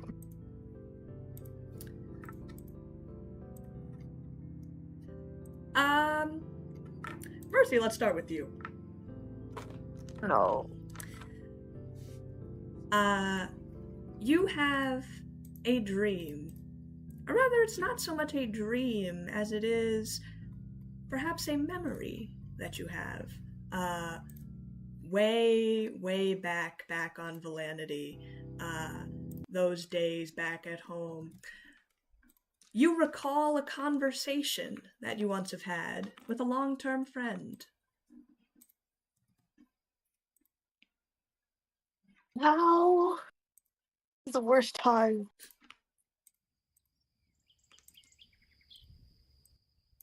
So why don't you set me the scene? What are the circumstances of this conversation, and with who? We're still friends at this point? It doesn't have to be. It just says conversation with a long-term friend. However you want to construe that is up to you. Okay, we are out collecting bomb beetles. Very good for, killing people. So we're collecting them for our future evil plan. They explode, yes. Is this with... It doesn't have to be with Petal, by the way. It could be if you would like to make up a character. Or no, choose a more different about character. Petal. Okay. I'll make him up. You and Petal, elementary schoolers at this time, are going out running through the one patch of, like, kind of fields and, like, forest that is, like, only around your home. Everywhere else in Valanity is, like, fucking volcanic rock. This is the only place where, like, any life kind of thrives. But you guys are kind of rushing through the brush, catching bomb beetles. And what is your conversation about?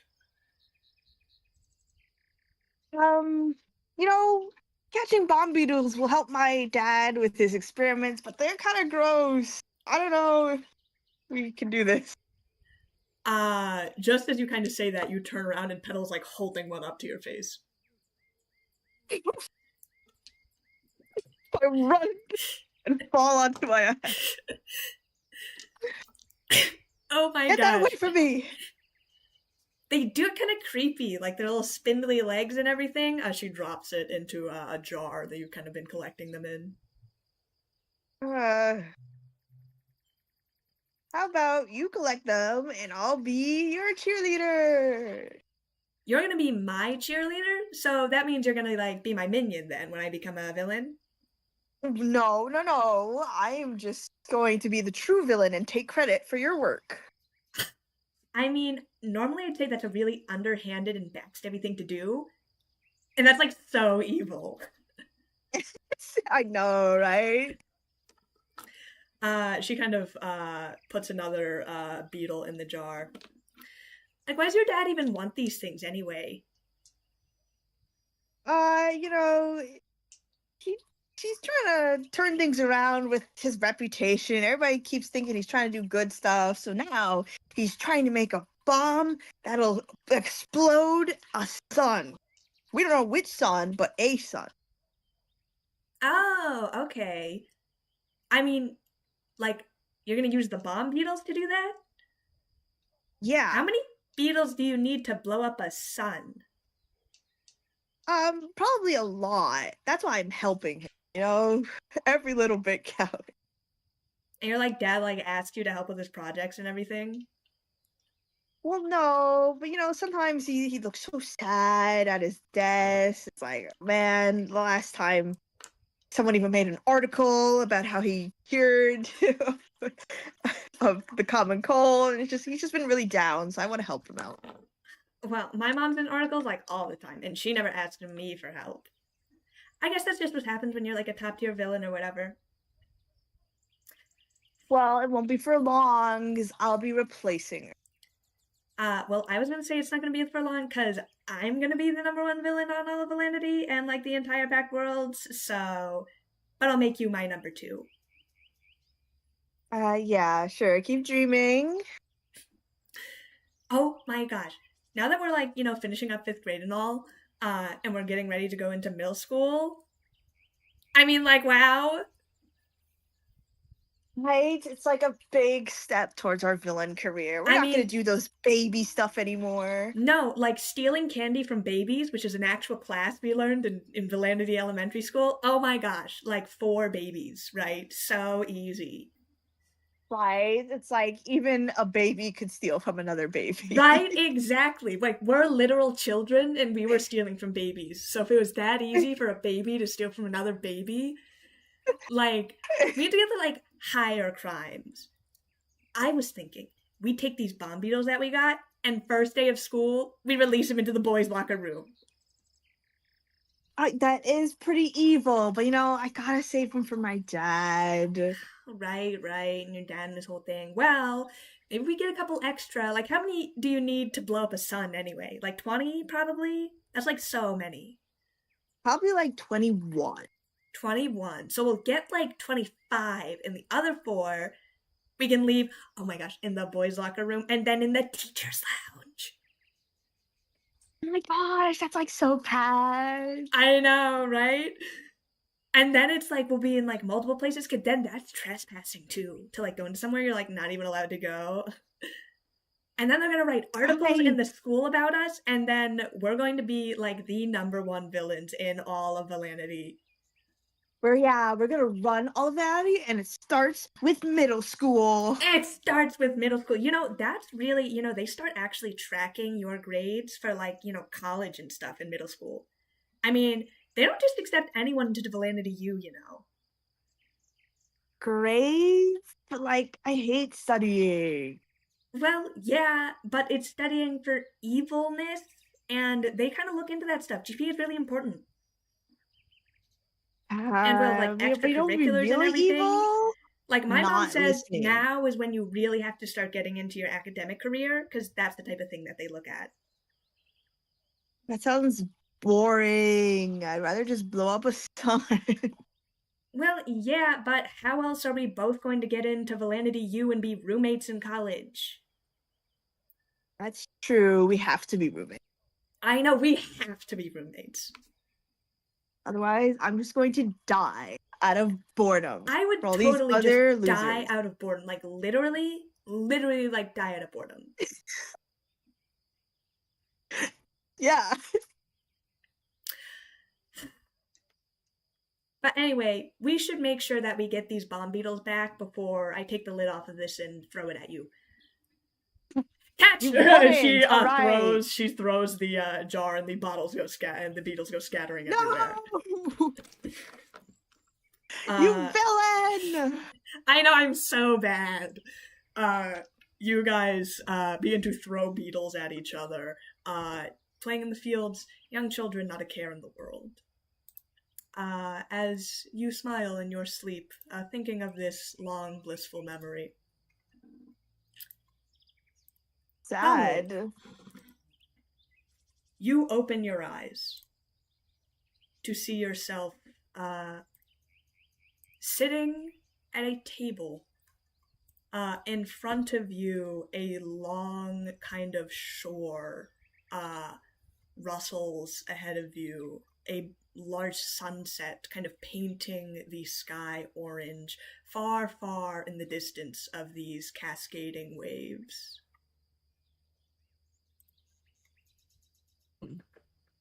Come hold out their hand and sort of use some of their finger to block off the sun, and then takes a peek at it, block off the sun, takes a peek at it. Hmm. You watch the sunset. As you kind of peer out at the beach in front of you, you see a lot of people kind of wandering around, some kind of picking up seashells, some kind of heading over to the beach and kind of scrounging around. A lot of kind of like aliens in the Shunta and that sort of thing, but also a lot of Kopaxi kind of wandering around, taking samples, building sandcastles and that sort of thing as you sit on this kind of porch in front of this beach.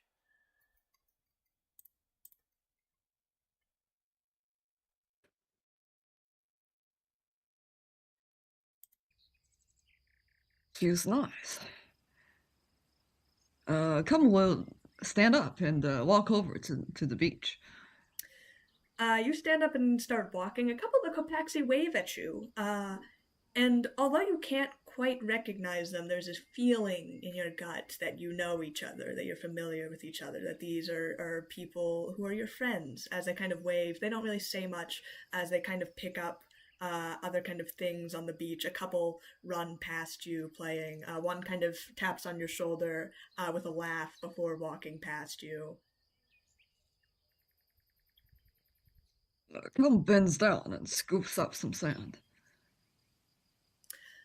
It kind of feels very silky. It's kind of you're over by the shore where it's kind of gotten wet and covered in silt as it kind of flows through your fingers. That kind of feel of this wet grains that seem to slip through your fingers, leaving sandy residue on your hands. You noticed in the palm of your hand, kind of left behind, is a small kind of mud crab that was hidden underneath the ground that seems to squirm a little in your hand. Where did you come from? They usually Come, stay. They usually reside in the dirt. I don't know if you didn't. If you don't know if you knew. Come turns their head towards. Meridian is standing behind you, kind of in not quite. As you also kind of look down, you're kind of in more casual wear, kind of fit for beach, kind of loose fitting clothing, almost like vacation wear. As she kind of goes up to you and peers at the little crab in your hand. Seeing the. Well, I was going to tap Meridian on the shoulder and say, "What's that in the waves?" She kind of gives you a puzzled look for a moment as she turns her head to look out, trying to see what you are trying to point out for her. And Calum's going to leave the little mud crab on her shoulder. She kind of peers out. I don't know what the hell. Oh God! She brushes it off as it hits the ground. You see it kind of scurry around and then bury itself back in the sand. Oh, haha! Very, very funny. You you see Calum's antlers sort of well, they're excited. Their antlers shake a little bit, or when they're laughing. Yes, I'm sure you are quite a commandeer of all of the mud crabs in all of the beachlands here. Very well done, Kamu. Speaking of, we don't remember being a good swimmer. She kind of tilts her head and looks out into the ocean, very crystal clear. You can see below the surface these kind of reefs that span out. And she kind of she flicks one of your antlers for a minute. Are you sure? I thought you were like kin with coral. Don't you live underneath the water? Breathe in clownfish, or whatever it is it does. Look, you see, that one inside actually looks just like you. She kind of points over into the distance where you see underneath the water. There's there's a reef kind of down there that kind of branches up. Calum turns to look at the reef. She pushes you into the water.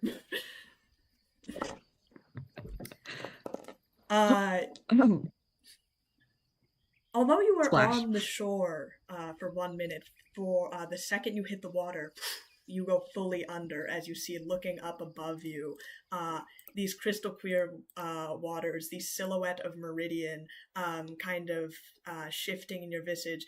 For a moment you see the rest of the crew also standing alongside her as you see fish kind of swim in front of your vision as you are underneath the water.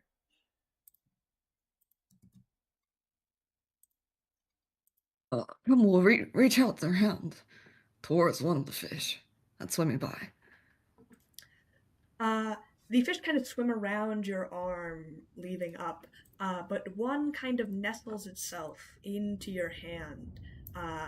This kind of very iridescently scaled little thing. Fish that you've probably never seen before. It kind of has these shining scales as a spool of them kind of twines over your hand. But this fish in your grasp almost seems to have like horns, almost kind of antler-like protrusions from its head as it nuzzles into your hand before swimming off with the rest of its spool as you are surrounded and kind of these blue jellyfish begin to float around you. And you hear another splash. And you wake up.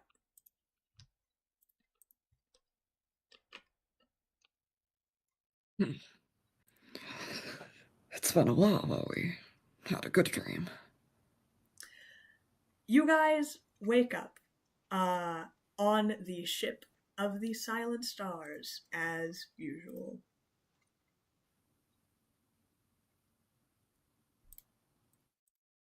I'm confused about Kamu's dream. Was that's just like a psychedelic? You guys wake up. It's another beautiful day on the Silent Stars ship. Your ship, as you kind of wake up, you've noticed, is landed. It is currently parked at Absalom Station. Oh, I mean, guys, everybody wake up! We're here. We're gonna get arrested. Are we getting arrested? Where are the cops? You break out of the door, immediately yelling to everyone about this. That you're all going to be arrested, obviously, and you see that most of the ship appears to be empty. Kind of scrambling out of his room, you see Hawk kind of jump out. What's happening? We're on Absalom Station. Where are the cops? Yeah, because we landed here. Were we not supposed to land here? Yeah, but are we not, like, in trouble? I mean, I just woke up. Okay, I dash outside then, still in the PJs. I will say, Mercy, before you had dashed out of your room, there was an article that was printed and pasted up on your door. Oh my god.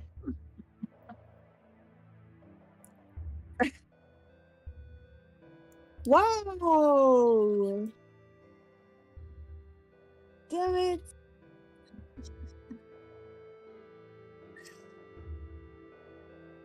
Boundaries are made to be broken! Kamal also will walk out of their rooms, hearing the commotion. They had hoped that the dream would last a little longer. Plus, it is in the morning. Kamu, one, we're gonna get arrested, and two, what are boundaries? What is this, Mercy? The child is set boundary. Who left this? I don't know what those are. They probably don't even taste good. Let's go check if we're gonna get arrested. That seems very random. But, I agree. Should probably check in with the Star Rangers.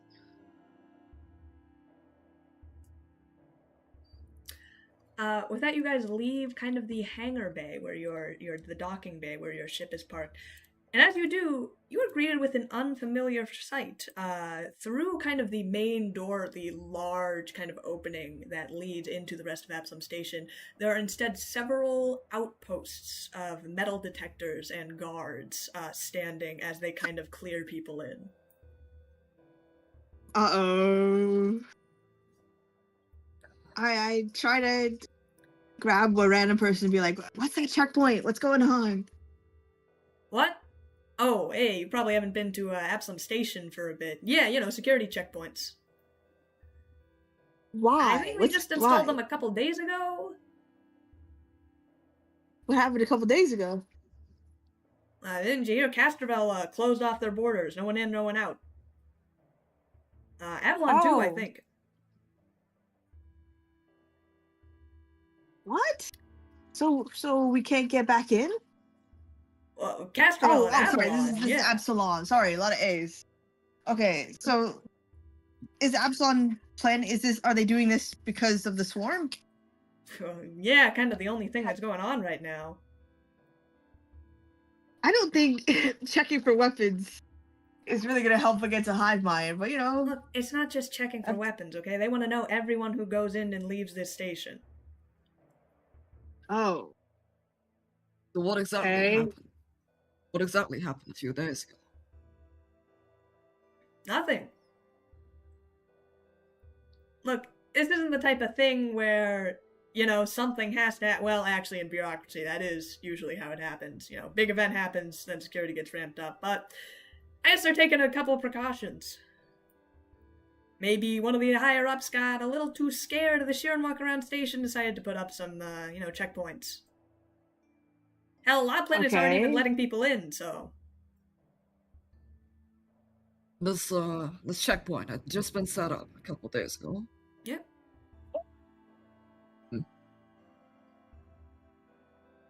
Interesting. Have you heard anything about a bombing on Idari? What? Nothing. If you haven't heard it, then nothing. He's like, what do you mean a bombing on a... Oh, gotta go through the checkpoint. All right, see you. As he goes through. I guess we gotta go through and hope we don't get arrested. You go first, Kamu. Well, where's everybody else, actually? Yeah, Kamu will probably, Actually, Kamu doesn't even have a comms terminal right now. They're going to buy one. At a shop or something. You will have to enter Absalom Station to get to the shop. Our IDs weren't on our comms terminal, right? You probably had a lot of things on your comms terminal. For the sake of time, I will say you probably have your Star Ranger at least ID that you have capable with you. Okay. You're alright, you're up, Kamu, unless you want to look for our crewmates first. Could look for our crewmates later. And Kamu will go through the security check. And empty out their weapons beforehand, before going through the metal. Yeah, essentially they just they take inventory of your weapon. They check your ID. You see it gets scanned into some sort of system. You're assuming this is being recorded.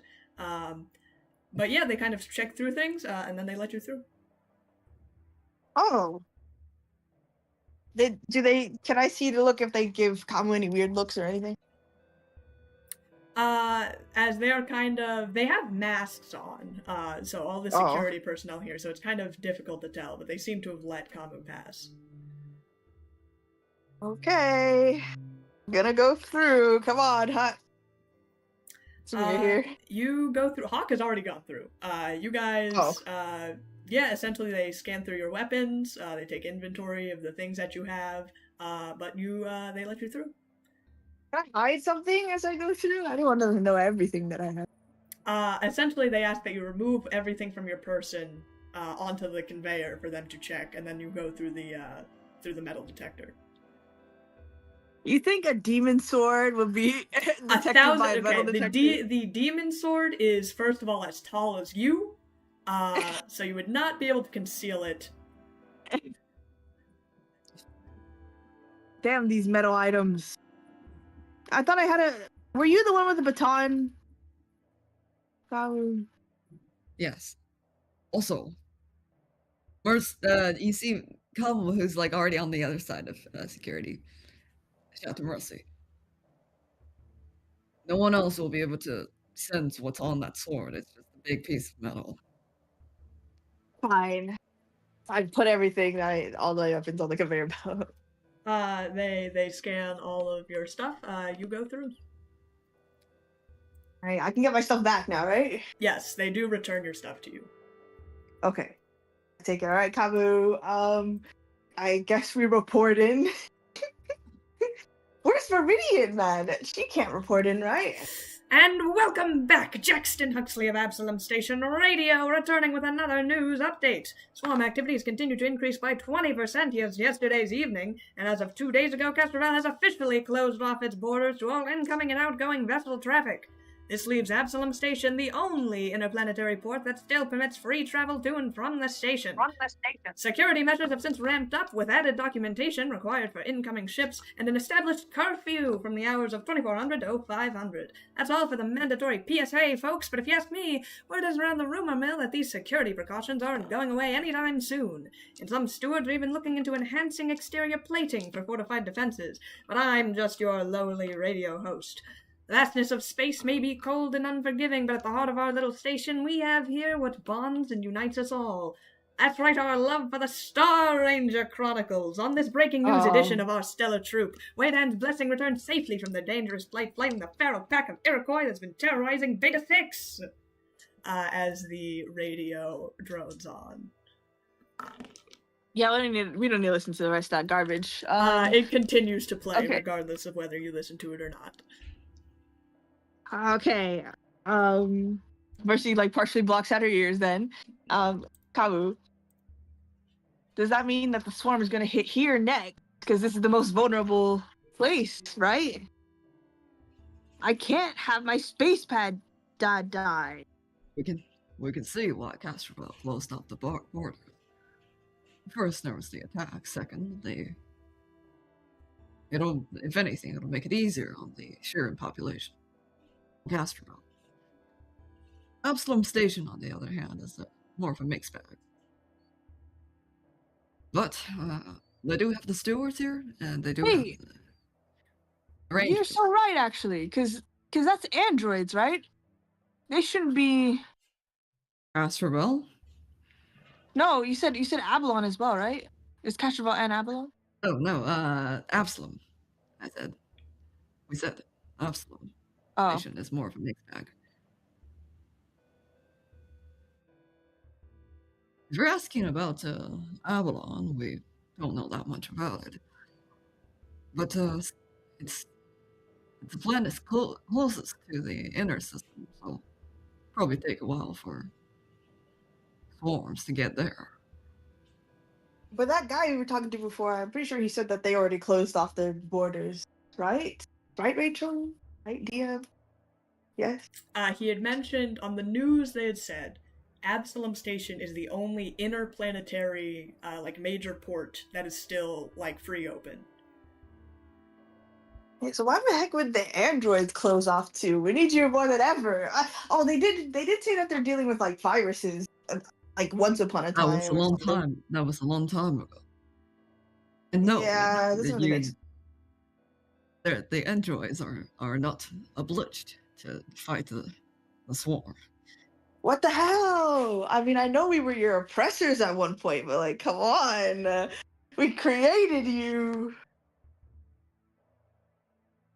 That is exactly the same mindset that created those.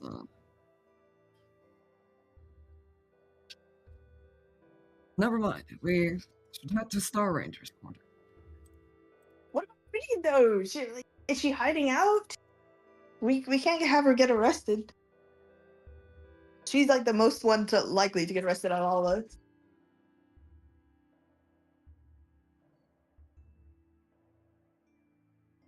Well, did you see her come out of her room? No, we woke up at around the same time you did. Hey, well, maybe she's at the place. We'll go there and just hope. We also need to check one of the shops, perhaps an electric shop, and get a new comms terminal. That's true. Can we do that first?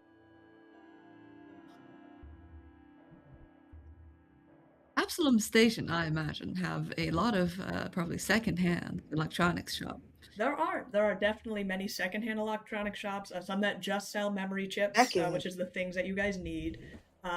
Also more high end if you wanted to get a brand new comms terminal. But Vernon has essentially agreed to fix yours if you give him the right parts. No, he didn't. What's wrong with yours? Is it like, are you also missing a memory chip? I would say you probably had done the same amount of damage. Since Kamu was the one who destroyed both of them, they probably have the same amount of damage done to them. Okay, then to the parts store.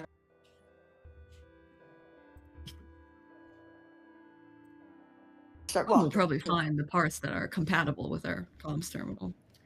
I would say for Yeah. each of you to restore, essentially for spare parts, just spare parts, it would run you about 400 credits for each of you. Look, if we can pay for both, come size and gets out 800 credits. You have what? How do you have that much? What? You said 5,000? Oh, And 800 credits. Kamu said, give me Oh. 2 brand new iPhone 16s.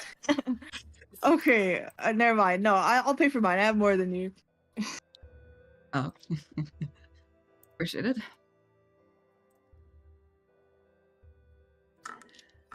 You guys pay for both of them, so you get your spare parts.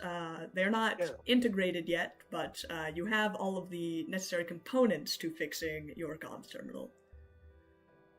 Anything else you want to shop for, Kamu? I kind of just like delaying this confrontation. I really don't want to go. Get some new armor. After the jump last time, almost had been considering getting glider wings of some sort. Getting what? Glider wings? Like the Interesting. Batman style glider? That's true. That is the second time we've had to jump off a building. This is true. There Third are time, many different actually. shops in Absalom Station if you're trying to look for specialized things. It may take you a bit to search for exactly what you're looking for, but you could give it a shot. I wasn't, that focused to get it. Just, we'll probably keep an eye out for it. On the lookout. Okay. Well, I want to go to some sort of ship repair shop. Or ship needs repair right now. Yeah, there are Or do you plenty think of ship repair shops kind of around Absalom Station. Do you think Lieutenant, our boss, would repair the ship for us if we're not fired? You want to ask Avarielle to Yes. cover the cost to repair our ship again? Yes. It's possible the Star Rangers wouldn't be exactly happy because for us destroying our ship after every mission. Yeah. Yes, we can submit a repair request. Well, actually, no, because then it's gonna look suspicious that our ship got damaged from Idari, and Idari had a bombing, and I'll just ask a repair shop. I won't get any reimbursement that way, but yes, it does help us look less suspicious. I begrudgingly walk into the repair shop, ready to cry about what price it's gonna take. Hey, yeah, welcome to Jim's Repair, Intergalactic Repair. What can I do for you? What do you need? Can you? Are you on the verge of tears? I haven't even said anything. Can you please repair my ship? That's a 60% hull integrity. 60% Yes, hull our ship, integrity. Our ship needs suffered some collision damage. Okay. Yeah, we can get that hull fully repaired. What time frame are you looking for? like as soon as possible? ASAP, if you want it in a couple hours, we can do it for maybe 1,700 credits. Oh, there's the waterworks. Mercy, are you alright? I'm fine. I'm fine. What's the price if we add in a couple more days? At least one Cheapest day. we can do for you is 500 credits. That'd take about a week.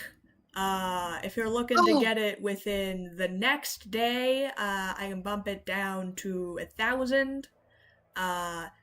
Next couple of days, you can probably down to 7,500 or 750. My bad. Kamu. We get adventures like within a day, right?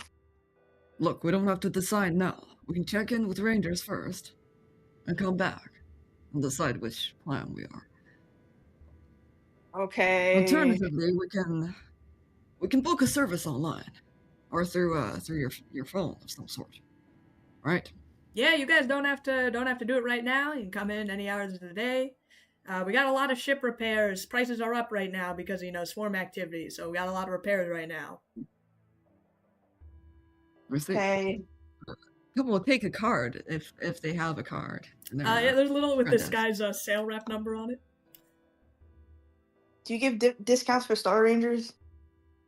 No. Nobody respects the Star Ranger name. Don't you guys... Wait, if you're a ranger, you can just, go through your ranger company to get it for cheaper. Great. Yeah, cool.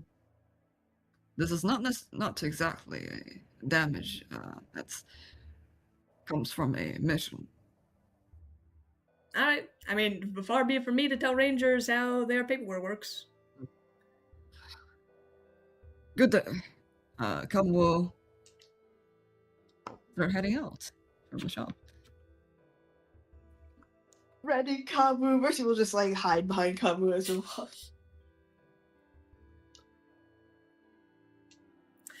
Do you guys head to the Rangers HQ? Yes. Alright. You guys begin to walk down the hallways, kind of feeling that dread in your heart begin to build up. And as just you are about to turn the corner to down where the 4 members' offices are, you bump in to a Lashunta, Kamu. As he kind of shakes off the bump in, as Osiris Nivea recognizes you. Kamu, my good friend! Fancy seeing you here walking around the halls of the Rangers, huh? It's been a while, Osiris. Yes, it has I might also been. be interested in knowing that our friend that you have rescued last time is also here. No. Why, Captain Mercy, great to see you in high spirits after jumping off that balcony back on the eye. Hello. Well, anyways, we're busy. Oh, yes, of course. See, I was just returning my crew from this great battles with a whole crew of Iroquois that we saw out in deep space. Quite the dangerous little dragon fellows those things are, but that's a tale for another day. Is there anything I can help you with walking down the halls? I hate to tell you, it's a bit of a dead zone around the Rangers so far. All these high security, all these upped security clearances, it makes it quite difficult for us to get missions going to and from and coming back. But indeed, that is the plight of the Rangers. I'm curious, what led them to implement this new policy? Technically, we knew that it was long due after all the attacks that were happening here and there. Ah, the ever-elusive question, why now? Is that correct? Yes. Well, why at any point, I suppose? It has to happen eventually, so what makes today any different than it happening yesterday, or a couple of days from now? Fair point, and I suppose if you don't have an answer, then there might not be a reason. Well, I can't say I work on any of the councils here on Absalom Station. I don't make those kind of bigwig decisions, but... Well, if I were to guess, I would say that the pressure from both Castrel and Abalon and the other inner planets, well, if they are all closing off their borders, it would spur some people to up security. Absalom Station, though, of course, is an international hub of the Pact world, so shutting off our borders here would be a bit more difficult for us. You see, it's a little hard to convince us that they didn't invite you to a forum meeting of some sort. Oh, well, the forum doesn't speaking make of these council, kind of did decisions. the Queen's Council survive? Ah, the Queen's Council. You mean back on Castorel? Yes. We never figured out if they were alive. Oh, yes, I believe they've all made it out. We managed to escort them to safety back on that attack on Castorel. They were quite shaken and, well, quite rightfully so angry at the whole attack that happened and immediately closed off their borders, but I suppose they all arrived safely, so we can bless Waydan for that.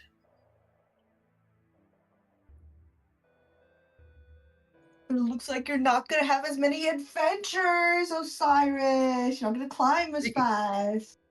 Speaking of, Kamo speaks up. Speaking of, the name of your crew. Waydan. Interesting name. The god of adventurers. That is true. Waydan is, a very popular deity, especially among Starfinders, being a deity of adventure. I can't take credit for the name, though. I just joined the group. What? What? I didn't make Waydan's Blessing. Waydan's Blessing has been sort of a long-honored tradition of ranger groups that's existed in the Starfinders Association for centuries. Back in the days of Old Galarian, I even believe. Of course, its members switch out every now and then, but I was honored to have been asked to join. Centuries, you said? Most likely. Fascinating. So... Huh. How old is the You're- Star Rangers? Is it like right after the gap? Well, the Starfinder Society is, if you consider that it was built off of the Pathfinder Society back on Old Galarian, well, it adventures back to, thousands of years even back then. Of course, that information from before the gap is lost now to time, but we presume that they probably had adventuring societies just like we do today. Perhaps Waydan's Blessing even predates back to Old Galarian. But all I know is that in the Rangers, it's been around for a while. You may not be the beginning of the name Waydan's Blessing, but you were the first member on the team, no? Out of the current Waydan's Blessing, yes, I am the oldest member of the troop. So, I see. So was somebody else? I suppose we could spare a moment for a story or two. Where did you find the rest of your crewmates? Well, I'll be honest, I didn't find all of them. Sometimes the Star Rangers Association finds people they think would be a good fit for Waydan's Blessing, and they recruit them. I have, of course, met most of them before meeting, but really the only couple that I have met firsthand would probably be Vin and Sobek.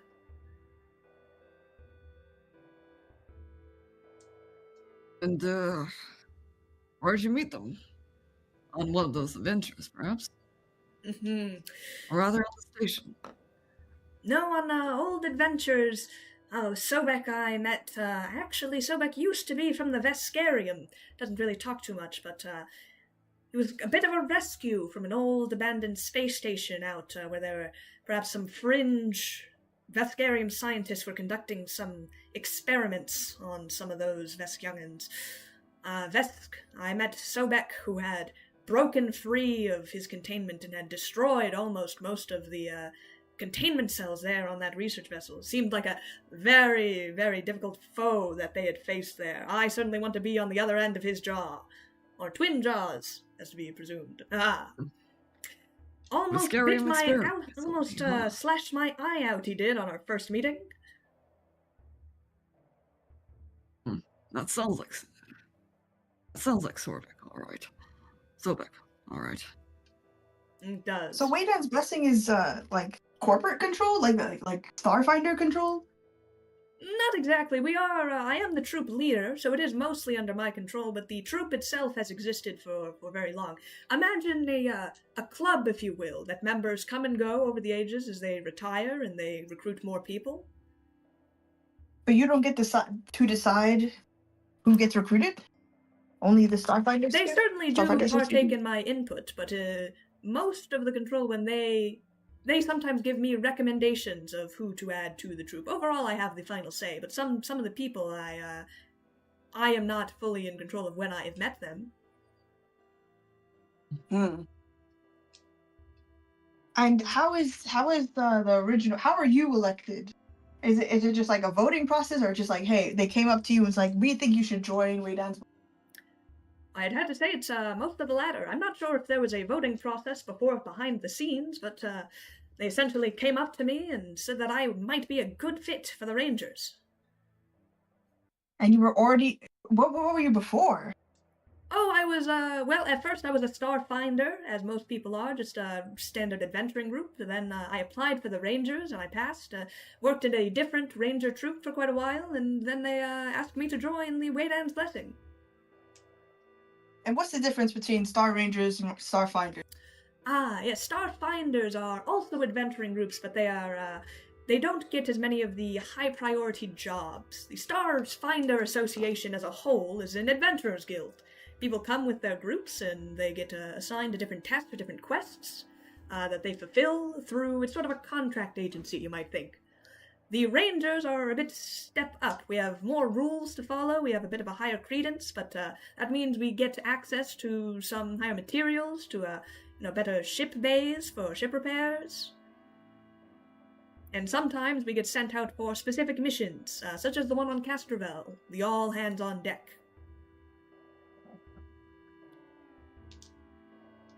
And is Starfinders older than Star Rangers, or were they established at the same time?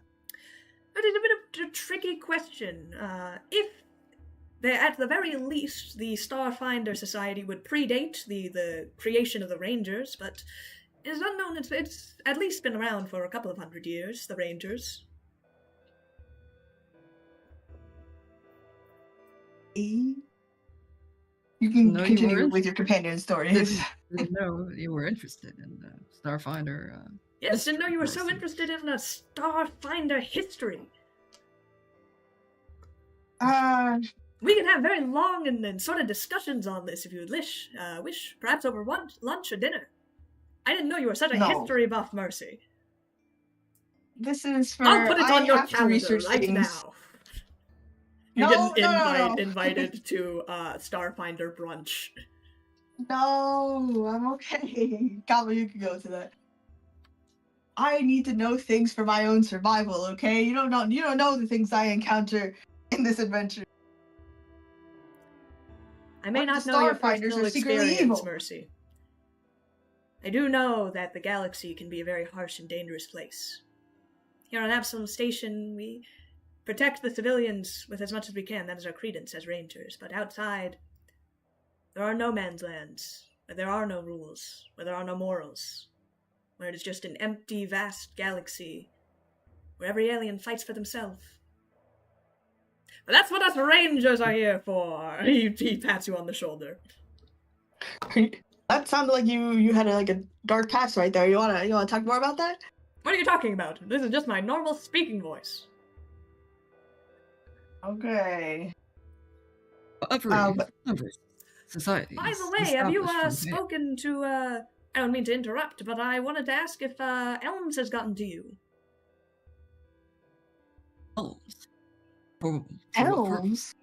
Yes, for remember Elms, the detective of the forum. Fascinating. We've not heard a word, though our comms are in need of a little repair. Oh, I see. Shot through on the battlefield, huh? Sometimes when you are in the heat of battle, you have to use what you can to protect yourselves. Come notes down the time. Can we pause real quick? Starfinder dinner. Yes, you have that, and we will take a short break. Yeah, so remind me what questions. You were talking to Osiris, and you do have the brunch date, Kamu. So, we haven't heard anything from them in a while. Oh, well, all I know is that they were asking around about you, Captain.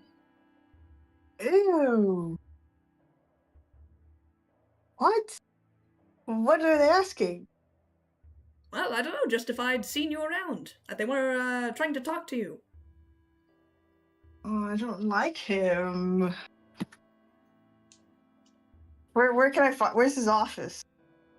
It's down with the rest of the forum members. I guess I'll go talk to him. Yo, that's a Well, good excuse for me is not that to not be what at you the were here meeting, for? Connor. What'd you say, Osiris? Is that not what you were here for? No, we have to report in for our mission. Ah, I see, right. Always on the grind, us rangers. Well, in that case, I won't keep you. Okay, Let's see Cabo, what- you report. I'm gonna go to Elm. Okay, that works for us. If anything goes wrong, you can always barge out and, we don't know. Good luck. You too. Don't get arrested. Bye, Osiris, I guess. Goodbye! Osiris is still here, you know. He was just standing here. But you guys separate your ways. Kamu, you going over to Avarielle's office. Mercy, you kind of wandering a bit before you find Elms' office. Kind of a very elaborate plaque on their door. As you stop and you knock to no response. Please don't be there. Please don't be there. No one says anything. Oh no! I tried to go see Detective Elms and nobody's here. I guess I gotta go. Oh, but like, is it open? I kind of want to sneak around. The door is closed. Most of these doors, to an outsider, they would be locked. But you as a ranger, not even just a finder, as a ranger, you kind of have higher access to these sort of rooms. Usually it is, make a computers check, actually. Well, I will say Breaking into the usually these detective doors are locked.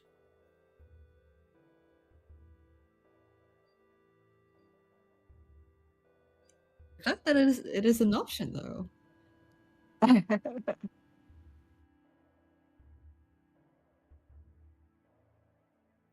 well, I'm ready. Hold on. Yes, go on. Mm-hmm. Yes.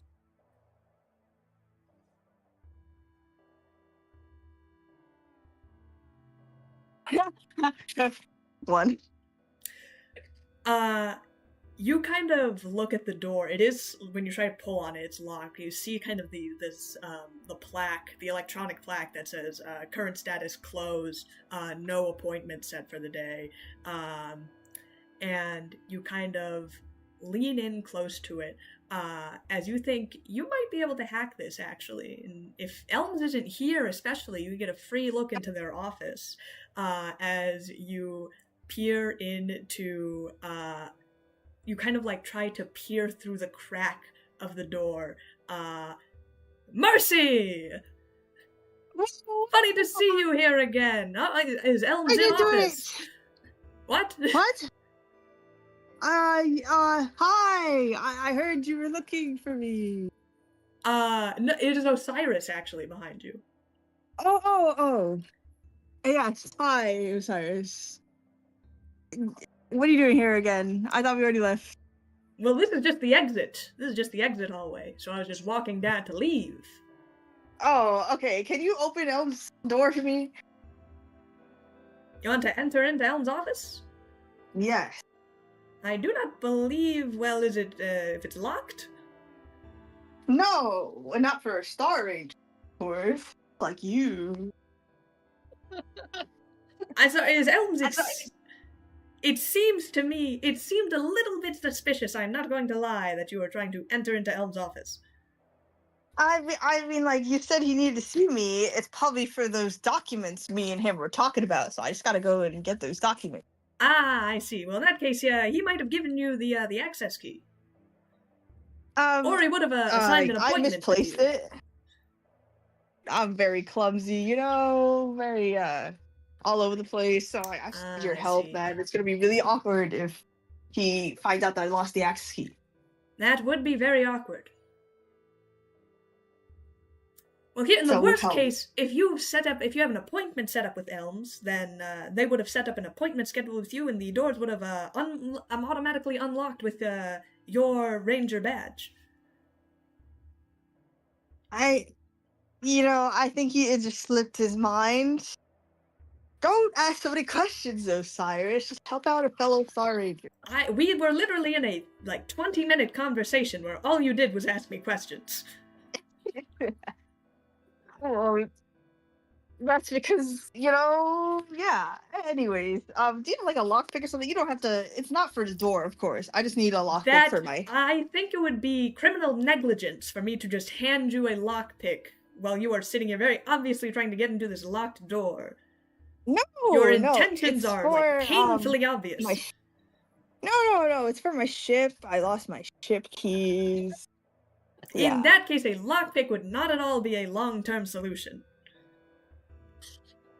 Yeah, but it's just for this one day. Don't worry about it, Osiris. Okay, fine. No lockpick. Do you have a bobby pin? My hair is all over the place. This is, again, you would do very poorly in police interviews. Can I use my Akaton battery hack for this lock? Are you pulling out a battery actively in front of Osiris? Well, no. I'm just thinking about it first. You might. But could I? It's electronic. Okay, Osiris, I promise I won't break into this room. Okay, bye. I think perhaps I might escort you to Avarielle. No. It's okay.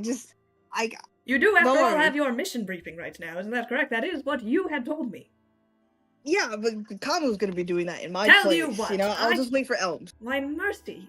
A captain must always be there for your mission reports. How else will they know that you are giving the most credible and accurate report of your very own reports? I trust my co-captain to give the accuracy for me. Mercy, I'm afraid I cannot allow that. As captain, although Kamu is a very formidable co-captain, and I do respect them very much, you are the captain of your crew. What are they supposed to do without you, sitting there in the room with them? Okay, I'll be on my way right over. They need you to look for your support. Here, I personally will tell Avarielle that you were busy trying to meet up with the Elms, and that you had gotten caught up, and that is why you were late for the report. I promise it won't get back to you, nor will it reflect poorly on your scores. No. As your friend, I will personally vouch for you.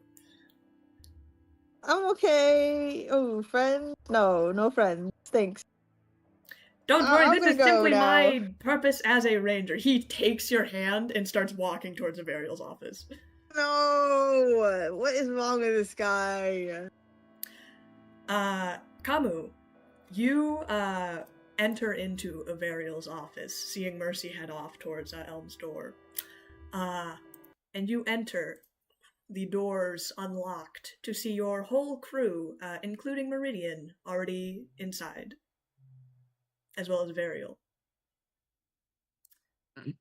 Kamu, where's your captain?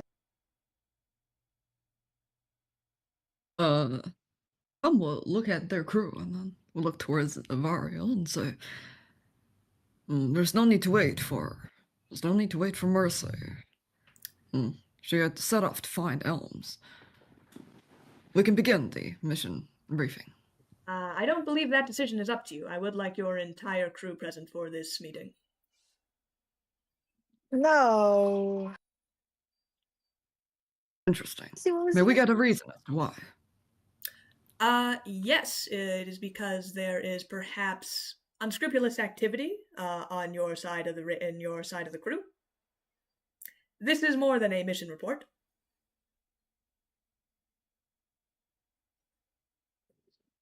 We see.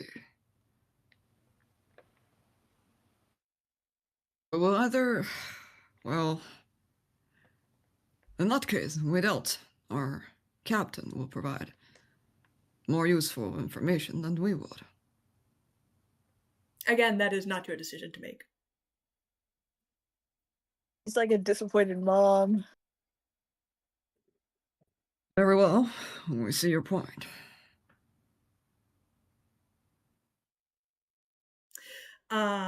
Instead of waiting in silence, then we can head out and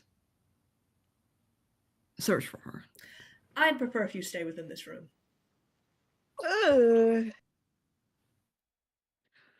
almost just about to turn and walk out. I see. As you wish, then. I thank you for your cooperation. And it's just as you are turned around, as you turn back around to face the room, you hear a indignant Mercy down the hall. I assure you, I have quite the pull with Avarielle. I'm sure I can convince her that you simply got lost along the way. Why, First Seeker Avarielle, I hate to interrupt you, but our captain here, Mercy, was doing some very important field work here around the Star Rangers HQ, looking for actually another forum member. She simply got distracted when... That's very nice, Osiris. Abigail Fingal, thank you for coming to join us. Osiris, thank you for bringing the captain here. You may be dismissed. Osiris kind of bends down to you, Mercy. I know she's kind of hard to read, but this means that you're not going to get reprimanded. Trust me, I can read her very well. You look at a very stone cold face. Yeah, thanks, buddy. He pats you on the back, and he leaves. The doors shut behind you. Oh. What's going on, guys? Did you report? Okay, let's go. We did our part. Can we leave now? I have not spoken a word to you. I am first going to ask you, flat out, what the situation was with the 2 mission reports that was sent on behalf of your crew, and if you had any involvement in it. Clearly, it was just a system error. Is that what you would like to go on record as saying?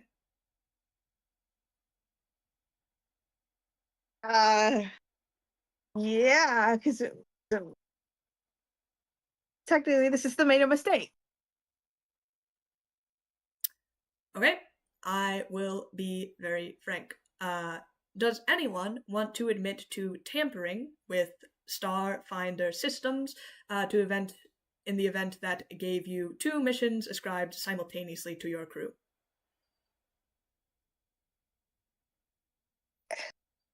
I mean, yes, but it was a misunderstanding. So you do admit we just to didn't tampering know. with the systems. What? Repeat that? You admit to tampering with the systems. We didn't tamper with it. We just tried to get our missions, and we accidentally requested 2 at the same time. Accidentally. That doesn't happen. 2 missions don't get requested to you at the same time. That was the fluke. You had essentially tried to game the system to have 2 missions simultaneously assigned to you. But, there's so many things that happen in this universe. How can you be so sure that it wasn't an accident? The reason that the Starfinder Society exists is because we get missions that we then assign to crews. You are not meant to assign your own mission. If you would like to do that, you are free to do anything on your own time, as you would like to do. Of course, we can't force you to stay on planet or whatever it is you do when you're not on a mission. But mission assignment is kept specifically to the forum members and to the Star Ranger Society.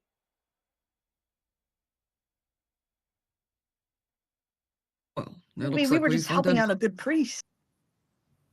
It looks like we've identified a loophole that you could fix in the system so that it doesn't happen again. I suppose you could paint it that way. But it seems to me that you are dodging the question, are you going to admit to what you did or not? I just don't like the terminology you're using, like tampering. It was an accident. Yes, it happened, but it was an accident, and it was good in the end. The act of anyone assigning a mission to themselves is a violation of policy. You are saying that you accidentally did that twice. Well, we didn't assign. Well, we just accepted it, you know? Like, we saw it and we accepted it. So you're saying that you had no involvement?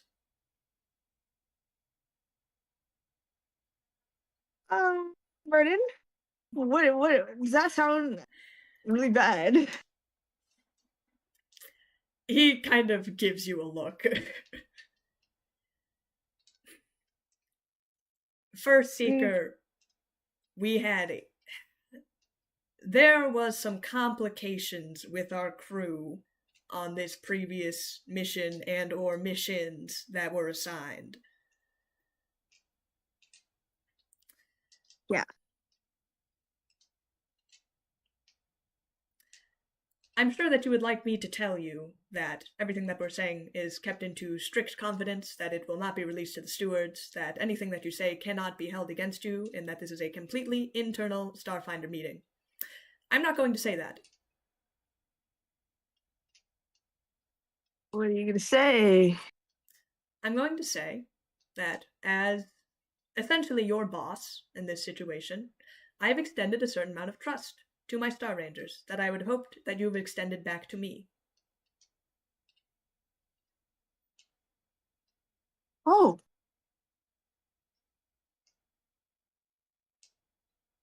How can we extend it back to you? By not lying to my face.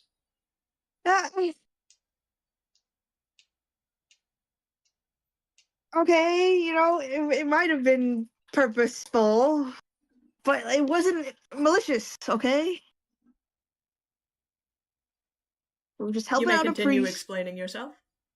We were helping out a priest and giving medicine to a person that needed it, you know? We're just doing what's the problem with doing so many good deeds at once, you know? Do you honestly think that you are the first Rangers or Starfinders to attempt to gain the system?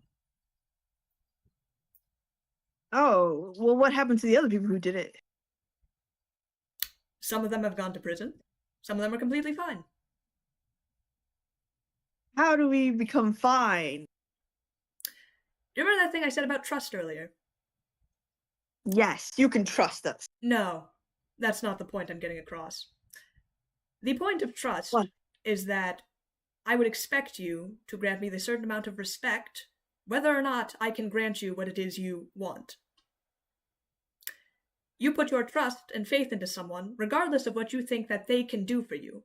I'm not going to tell you that the stewards aren't going to hear about this, because that shouldn't matter. If I do, then of course you'll say anything to try and garner my trust, and that completely voids the point. It doesn't mean anything if you are simply trying to achieve a goal for something that you want. Do you understand? Yes. Okay, then I'm honest. We did it purposely, and you know, we resolved it. Yes, I can see that. She looks at Meridian for a brief second. We were given a second chance by former member Gorthram to become Star Rangers and not end up rotting in Ankara. It is in our hopes that we repay that trust through doing good in the galaxy and finishing our missions and ensuring that no one gets hurt. There had been some complications, as Vernon had said. And the one thing that we said that we can assure you is that every single one of our crew members did their best to ensure the best outcome. And that we all walk out safe and no one gets hurt, including the civilians. Make a diplomacy check, Kamu. Well said, Cover. Okay, that's not bad. Look, we don't have a lot of points in diplomacy, and we're starting to think that we need to put more points. I will tell you, you have a bonus for this because you made a good argument. It's okay. We did put point into diplomacy last time. It's just the sheer amount of occasions where we had to roll the most. 24. Just stop giving speeches, Jay. Just stop giving speeches. You won't have to. We won't have to do it. No, man, the speeches are good. 24. Mercy was about to do like, I rolled if a you 14. let us go, I'll call you mother forever. That was gonna be your bargaining chip? Yeah. That would be pretty cool, It actually. is so good you didn't do that, because you definitely would have gone to jail if you did that. Avarielle kind of looks at you, this kind of steely cold gaze. Very well. I am going to take this meeting at a confession of your wrongdoings. You essentially tampered with Star Ranger systems to attempt to assign missions to yourself. Therefore, they will be stricken from your mission logs and do not count towards any of your appraisals.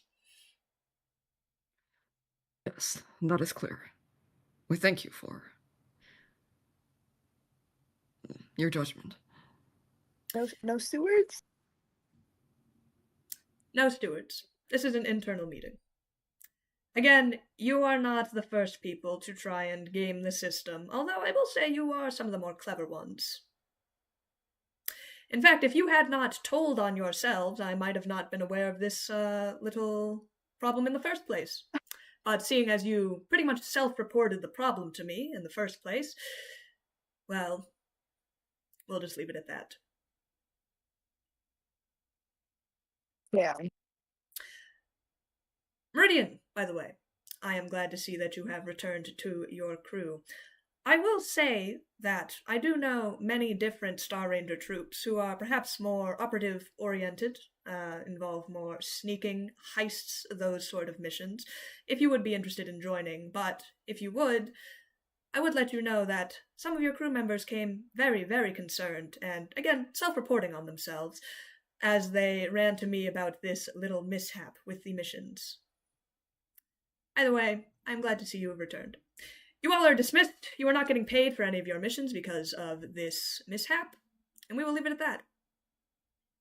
Oh, can you please repair our Would ship? you... I'm sorry? Can you please repair our No, ship, guys? Calum grabs Mercy by the collar and drags her out of the room.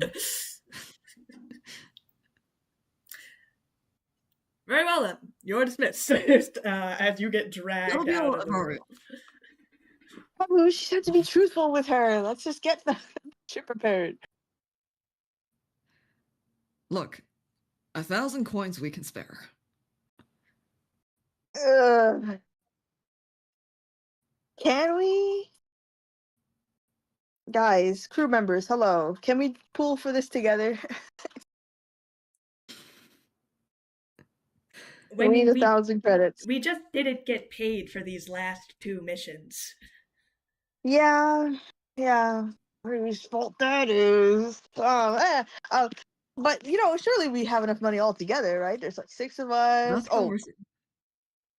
Mercy, that conversation could have gone a lot worse. From what we can tell, we've avoided that outcome. True. We'll find out eventually, though. What are we gonna do? Seeing that, Osiris mentioned there's less missions going in through the system, we may have more days, which means perhaps more spare time to get our ship repaired.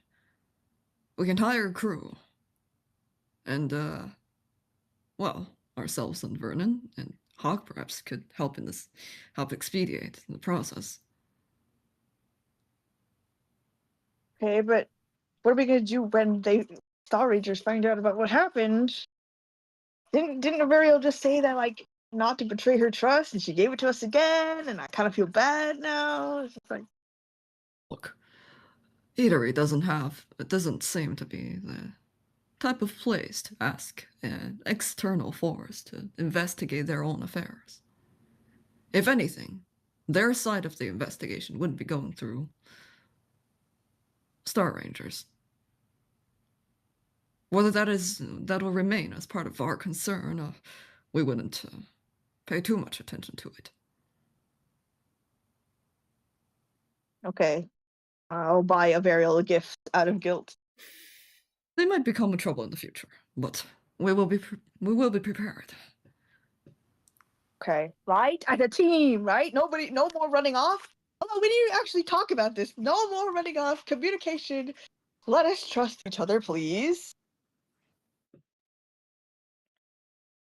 I need to hear yes from everybody. Mercy, of course we trust each other. Look, I'm with the crew 100%. Okay. Next. Vernon is just sitting on the wall.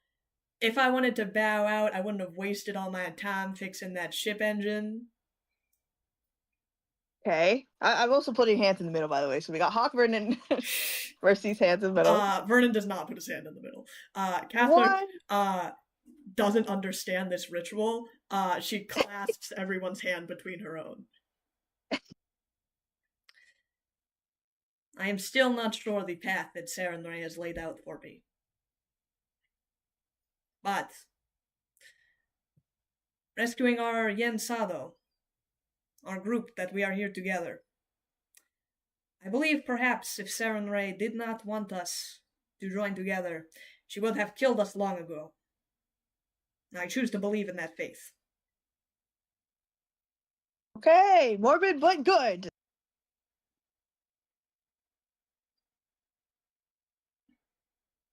Meridian stands there, arms crossed, giving you a look.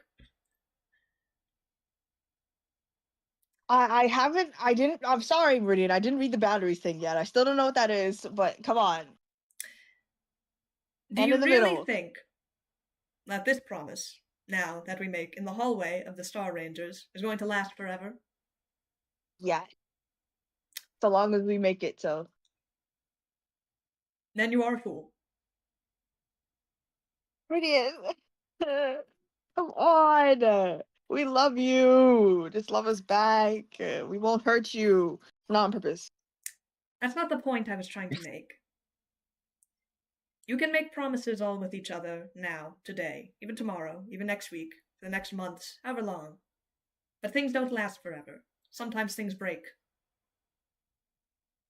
But if you want to make this promise now, today, for the next hour, or however many hours, or maybe even to tomorrow, then I suppose I'll throw my hand in. Yeah! Cover!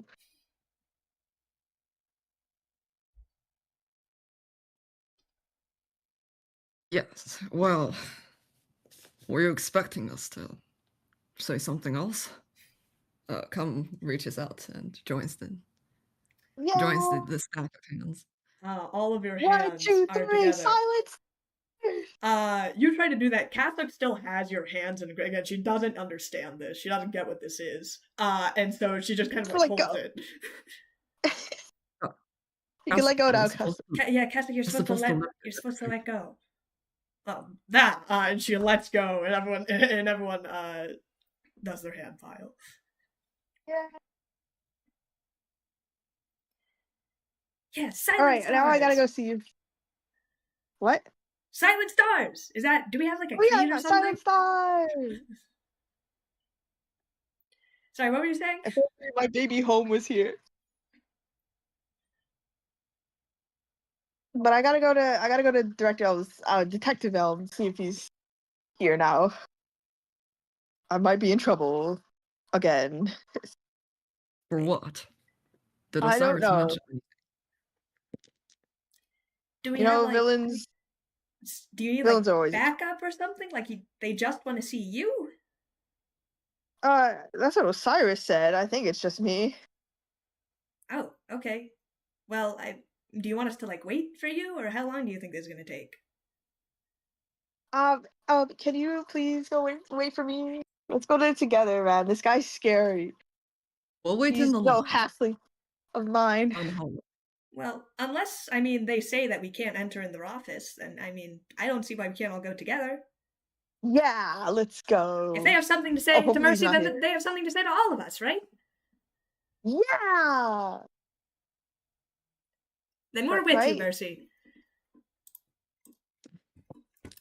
I'm going to be honest, awesome. I just really want to see her fumble in front of the detective again. Thanks. That's a good. That's a. That's a good point. Come You on decided to and have me back. Now you're stuck with me. Oh. Let's go. You guys head over to Elm's office once again, rapping on the door with no response. Okay, Kalu, this is where you shine. Mercy looks around for Osiris. Or anybody, really. We gotta get in. you want us to hack this door for you right here in the ranger's Yes. office. Yes. We got out of trouble less than 5 minutes ago. So? You have Elm's contact, do you not? Yeah, but I don't want him to talk to him. Like, he's on here. Like, I want to know what's in his office. I don't know what he's hiding. And if there's nothing in there, True, he's a detective. He wouldn't just leave stuff lying around. Fine. Do I have his contact information? Probably the Star Ranger's contact information Star for all the Ranger's forum members. Forum members, at least, is available on the internet on your comms terminal, which does not work. Brennan, we got parts. Can you fix it right here, right now? You see on the little plaque in front of the door, ring, there's a little, says, appointment with Vernon T. Sheeran at the current time. And then he goes over to the door and it unlocks. Their appointment bait. You know, you can just sign an appointment. It'll probably unlock. I thought Elms had to do that. You can just assign it yourself? Well, I scheduled for an appointment. It looks like I got through, so... Alright, open the door. You open the door. Inside you see a very kind of large, elaborate, you've never been into Elm's office before, actually. And what you see is a we started looking through the jars.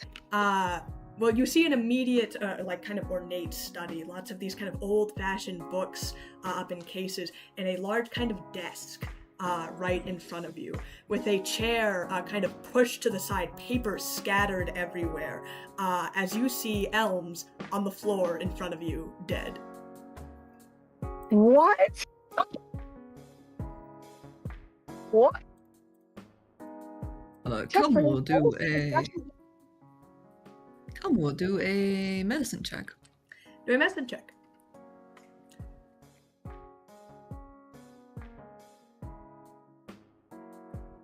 What is wrong with Osiris, man? I don't trust that guy. He's like, oh, he's looking for you, and then now he's dead?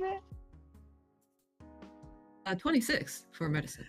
You head over to Elm's body, and the minute you get within about a foot, something flickers as you see a hologram appear over Elms's body. A hologram of Detective Elms. Hello, strange ne'er-do-well civilian, or perhaps my even murderer. If this message is playing, that means that I am dead. Of course, the greatest mystery of our time now here.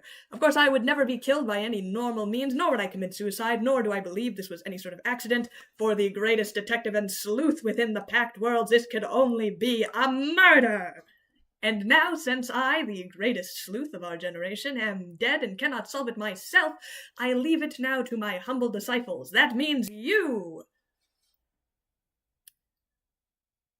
I don't know how to solve a case. This is a pre-played recording. Again, if I am dead, it is most certainly because I have been killed, most likely for my daring cunning and sleuth-solving skills.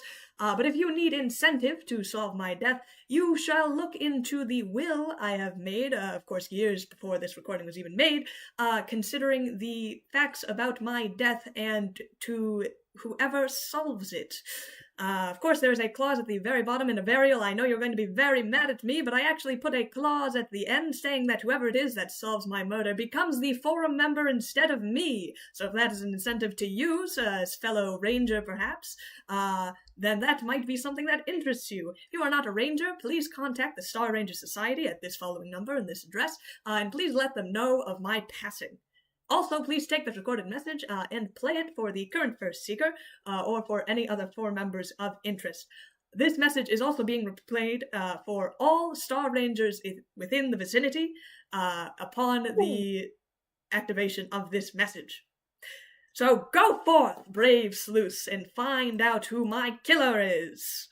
The recording ends. We have to find out before Osiris does. If Osiris becomes a forum member, I'm gonna lose it. No way this guy gets forum member status. Come will. Also, come will look at the rest of their crew and give them the look, saying, "Do you buy it?" Oh yeah, check his actual body. I don't trust that he's dead. With your 27 medicine check, I will say, Kamu, that what did you get? You got a 27?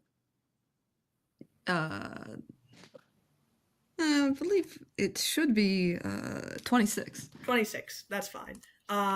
This is a dead guy. Like, for sure. Elms is on the floor, kind of face up. You see a square bullet, a bullet hole straight through their chest.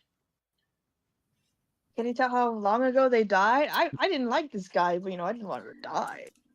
Come was also going to flip them over. Flipping them over, it seems that the bullet did go through the back. So shot in the back. But it appears to be a normal... I will say the bullet went straight through, but that appears to be the only kind of mark. And Elm seems to have been dead, maybe for... Not before, the day. Like, within the day, Elms was killed. Within 24 hours. Within the day. Interesting. I will say the state of the room is also very disheveled. Again, lots of, paper scattered and everything. Okay, so there was a struggle. Died within 24 hours. Mercy, Hawk, Vernon, search the room. I'm gonna look for the bullet. Okay. Everyone make a perception check then, if you would like to search the room.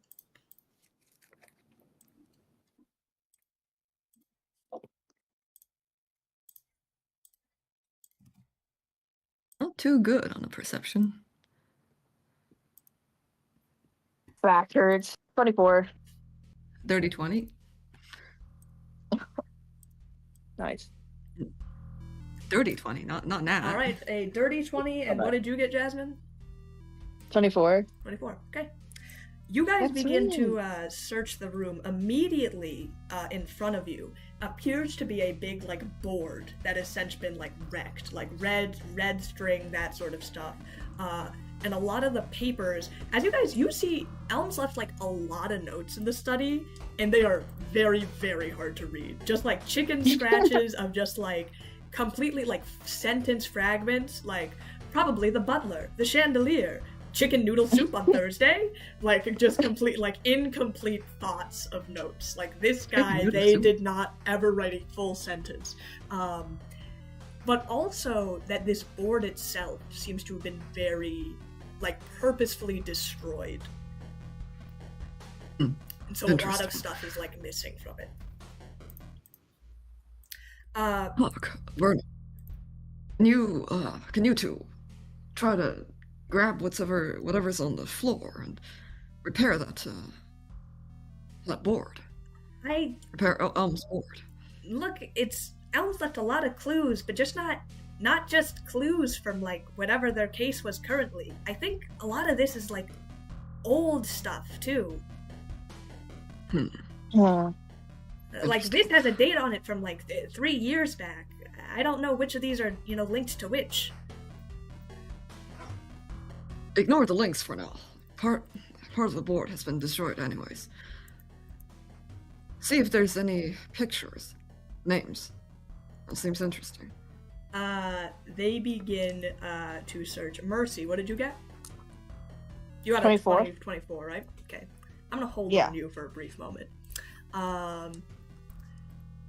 Vernon has gone straight over to a terminal, kind of in the room, a public use terminal that's usually in kind of these rooms, just like a standard computer, as he's looking through it. look, if you want names and everything, it looks like Elms was researching the entire Starfinder personnel database. Interesting. Can you grab anything of their search history? Yeah, that's it. He was That's pulling things from the rain. No, actually, well, a lot of it's been kind of wiped. This terminal's taken some damage, but I know they were researching something about the Starfinder system. Just all the he was pulling the personnel docs of all the Starfinders. Oh, I knew it. They were evil. Well, What did you find? the most recent searches are still here. For the past 4 searches have been specifically on Abigail Fingal. Oh. Oh, sorry. four He of did them. say he wanted to talk to me.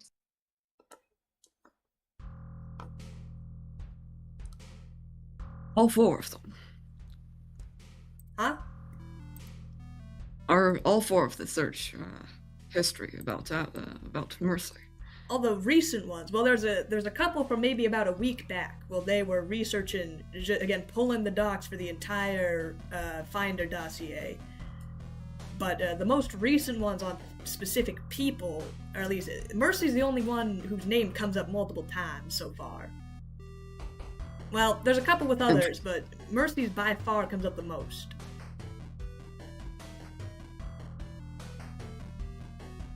Maybe he's the detective to my bad guy, but oh man, some other villain got to him first. We were supposed to have cat and mouse. Stupid. Maybe his killer searched it up before he died, or after he died. No, that doesn't make it. I don't know what he would want. Tom will also just do a general search on Elm's body, see if there's a comm terminal, if there's any notes hidden. Do a perception check.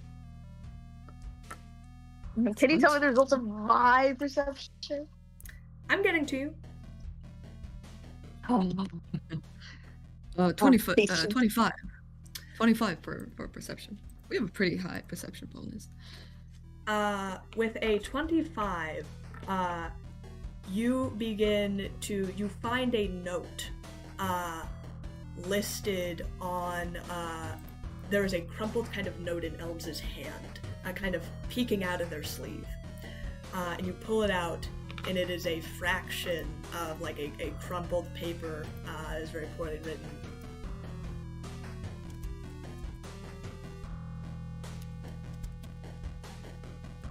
And it says this.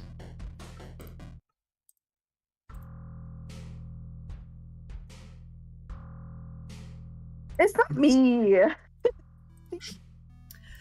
Yes, Mercy couldn't be the mole. Mercy, find his comm terminal, Elms's comm terminal, or data pad is kind of laying on the desk. Big crack through it. Okay, I'll pick it up and try and turn it on. You pick it up and try to turn it on, just as the doors burst open. No! You see Avarielle, kind of looking around the room, and spotting Elm's body, and all of you rummaging around the room. Hi, we're investigating. Elms has been dead for a Yes, while. I got the message. I'm assuming you're the ones that discovered the body? Yes. Yeah. Very well then. Your job here as rangers here is no longer needed. You may continue to the rest of your missions, or whatever it is you have to do here on Absalom Station. But he said to investigate. Yes, they did say that. Also, unbeknownst to me, they have made perhaps some clauses in their will that I am going to have to research. I'd prefer it if you would leave the room at this moment. We didn't find the bullet yet, though. We would like to request that you investigate the bullet used in this case. I'm sure that whatever it is that we need to research involving former member Elms' death will be done to the fullest extent of both whoever is able to and also the stewards. We're able to. No, Were you not close? you. Vario, were you close with Elms? We were forum members for a very long time. Back before we were even in the same adventuring group. I can't say that I know them to the greatest extent of my ability, but frankly, I shouldn't have been surprised that they would do something like this.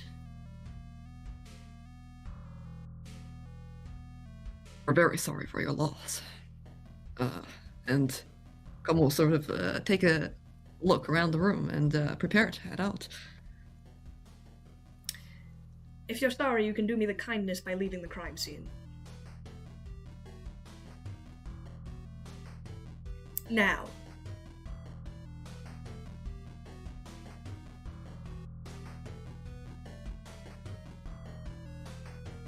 I see. In that case, do you guys follow instructions? You see the rest of your crew is kind of sheepishly leaving. Outside, there is a bunch of rangers also outside. You gotta let me in there. I gotta go see the crime scene. We're on the trail right now. We gotta get in there. Why the heck are these losers allowed in? Can Kamu cover Mercy to sneak out the broken data pad? If you would like to do that, please do either sleight of hand or stealth. Okay.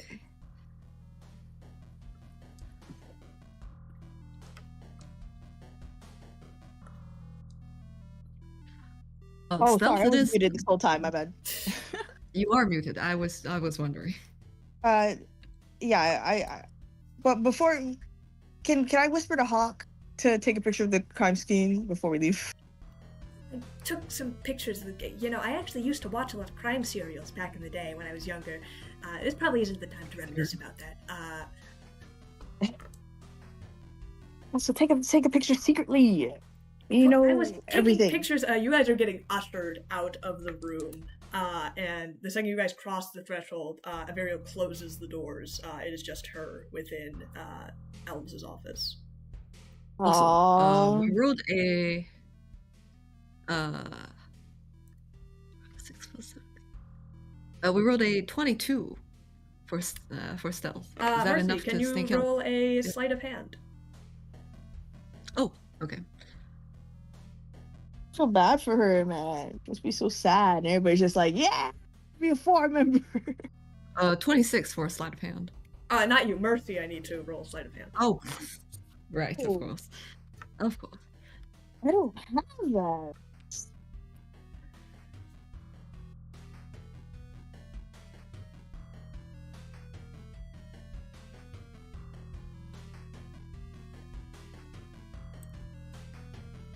Can Kamu help me? Kamu give me a boost? Kamu is helping you. Oh, okay. What is the boost? Because I got a 16.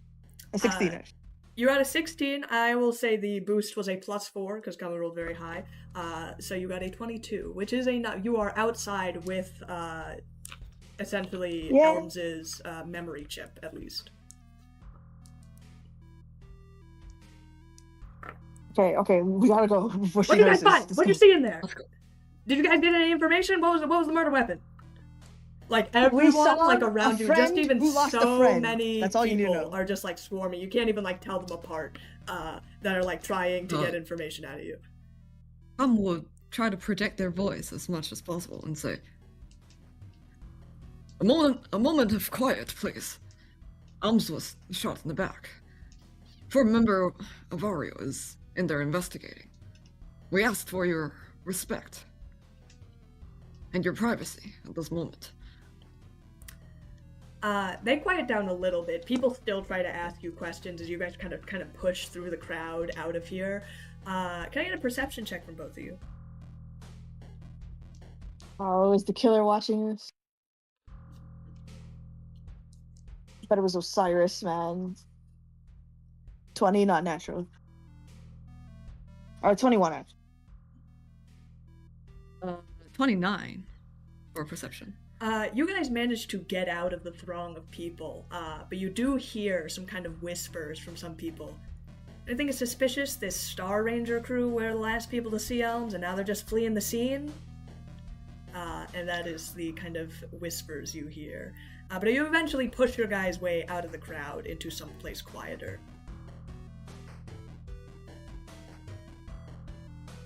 Okay, I feel bad for this woman. Like, big time. We're hiding things from her, and now she lost her best friend. We will honor Elm's memory by finding out who this is. It looks like whoever this is within the Starfinder, Star Ranger community. Come pull out the piece of note.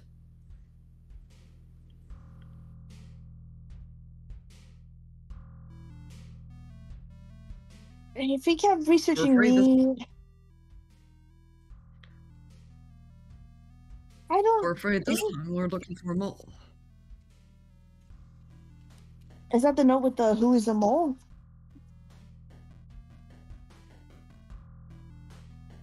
That's bad news, This ain't was it? found. Considering now, pretty much the entirety of the Rangers are working to try and figure out who killed Elms. So then, do we need to even do anything? Like, he's got a whole army of detectives. Yeah, detectives who'd want to probably say anything they want to get that forum member position, and one of them who might have even killed the guy. Oh, we didn't clear his search history. Anybody else is gonna be like, oh, it was Abigail who killed him, because that makes sense. But it wasn't me. If we didn't believe that we had the potential of solving this, we wouldn't help you sneak out that piece of tech. Come looks over to Mercy. Yeah. Oh, yeah. We should probably look into it. Yeah. Okay, I'll hand it over to Kamu to look at. And then I wanna... No, I'll just stay for now. Come will take an initial look at it. And begin to sort of unscrew certain areas and to get the memory chip out of the device. Go ahead and do engineering or computers.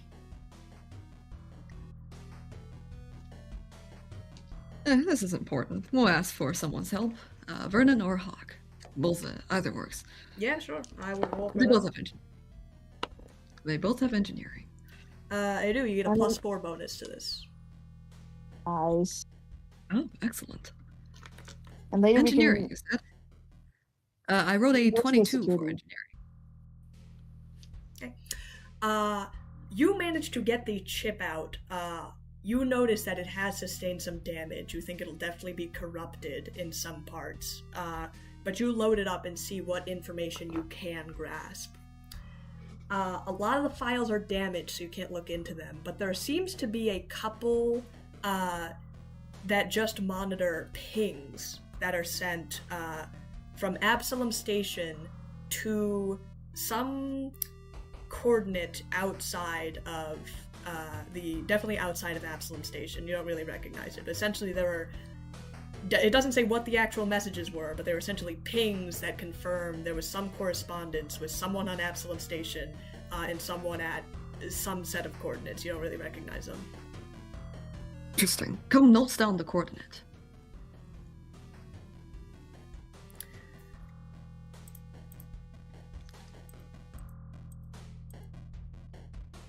Are there messages between the two? Like, There are no. It doesn't have the messages. It essentially is just like the pings between them. So there was a connection between them, but any like sort of data between what they were talking about. In fact, you're not sure if Elms would have even known because again, this seems like some information that Elms had gathered. There's no kind of conversations listed on Elms' comm device. You do see a kind of schedule. Where Elms had spoken with a lot of the kind of different forum members. as well as a couple of other Star Rangers kind of in the area. None of them, it's a whole list of them. The only ones that are people you recognize is Gorthram, Scratch, Avarielle, essentially the entirety of the forum members. And surprisingly, you notice he met with Skuggs, Filibuster Skuggs from Waydan's Blessing about a week ago. The Skittermander. The Skittermander. He's a forum member? No, he's not a forum. So No? he met with, essentially, Elms has been meeting with a bunch of the forum members. And then he also met with a bunch of rangers also. And this is just like the full, like, his, essentially his, like, logs of, like, meetings that he's had. So there's a lot, it is understandable that he met with a lot of rangers and also starfinders. But you see a couple of his one-on-ones. He had a couple, what makes Skuggs stand out, that he's, like, met with Skuggs multiple times. Okay, what would benefit talking from Skuggs? He was in a time loop. We also were in a time loop once. He wrote a book? He wrote a book. Maybe Elms wanted to write a book. Without that, we know much of any of Osiris's crew, if anything. Okay, so avenues of investigation, we can talk to Osiris's crew, because I want to know more about, like, why Elms was looking for me and why he was talking to Thugs. And we can also talk to security, because they're checking every weapon now, right? So we should be able to find which weapon killed Elms if it was unique. It had a square bullet? That's kind of weird, right? Sorry, I misspoke. It wasn't a square, but there was just a, like, square in his chest. It was straight through the chest. Yeah, square in his chest. You can't like tell the bullet. bullet from the wound. Also, it's not easy for anyone to extract a bullet. That's why we didn't do it. Though. Once you have the bullet, you'll know what type of bullet and perhaps what type of gun it is. But that takes time. And it's contingent upon Avarielle being willing to share that information. True. If you guys want, I put the coordinates through the system, and these coordinates are, like, way outside of Interplanet, like, outside of outer planets, actually. We're just about to ask. That's interesting, Hawk. Do we know what general direction that came from? I mean, yeah, we have the exact coordinates. There is, like, a small planet kind of there, like 0023 1x4. Hawk kind of turns around and shows you the image of what it pulls up. Essentially, this planet is far outside of Packworld space, so it's gonna take a while to get there. And you see this small kind of, like, rocky, desolate planet with these kind of fractures of, like, it seems to be like lava and magma running through them. And Mercy, your heart stops as you recognize Valanity. Gosh. That's my whole planet, guys! Valanity! What? Huh. You should redo how you described it. It's not desolate, it's beautiful. Well, this is like meta to the DM, but everyone looks up for a second. What is she talking about? Why are there correspondences from? Is this you? Were you corresponding from Absalom Station to people back home? And why was Elms tracking it? Well, maybe somebody from there is looking for me and they hired Elms to do it? Perhaps. You maintained, we were in the hallway, and you had called your father a couple times. Could this correspond to your communication? Why is he suspicious about that? I was just calling home. I will say, Mercy, looking at the amount of communications and when they line up, you don't think this was you, actually. Oh. There are too many for the frequency that you have called back home. Fascinating. Is somebody else from Validity here? Oh, okay, so that's why he was trying to figure this out. It was like, oh, maybe someone who's from Validity is contacting them. So he looked through the list of people from Validity and only I came up. Or maybe there was more. Maybe Skunks is Perhaps. from. I doubt it. I would have. Do you remember Skunks from back home? No. Were you neighbors? No, definitely not. Mercy, what is the chance of Skunks being associated with Validity and in some way? Like, probably 0. Valinity's pretty small. Everybody knows everybody on that planet.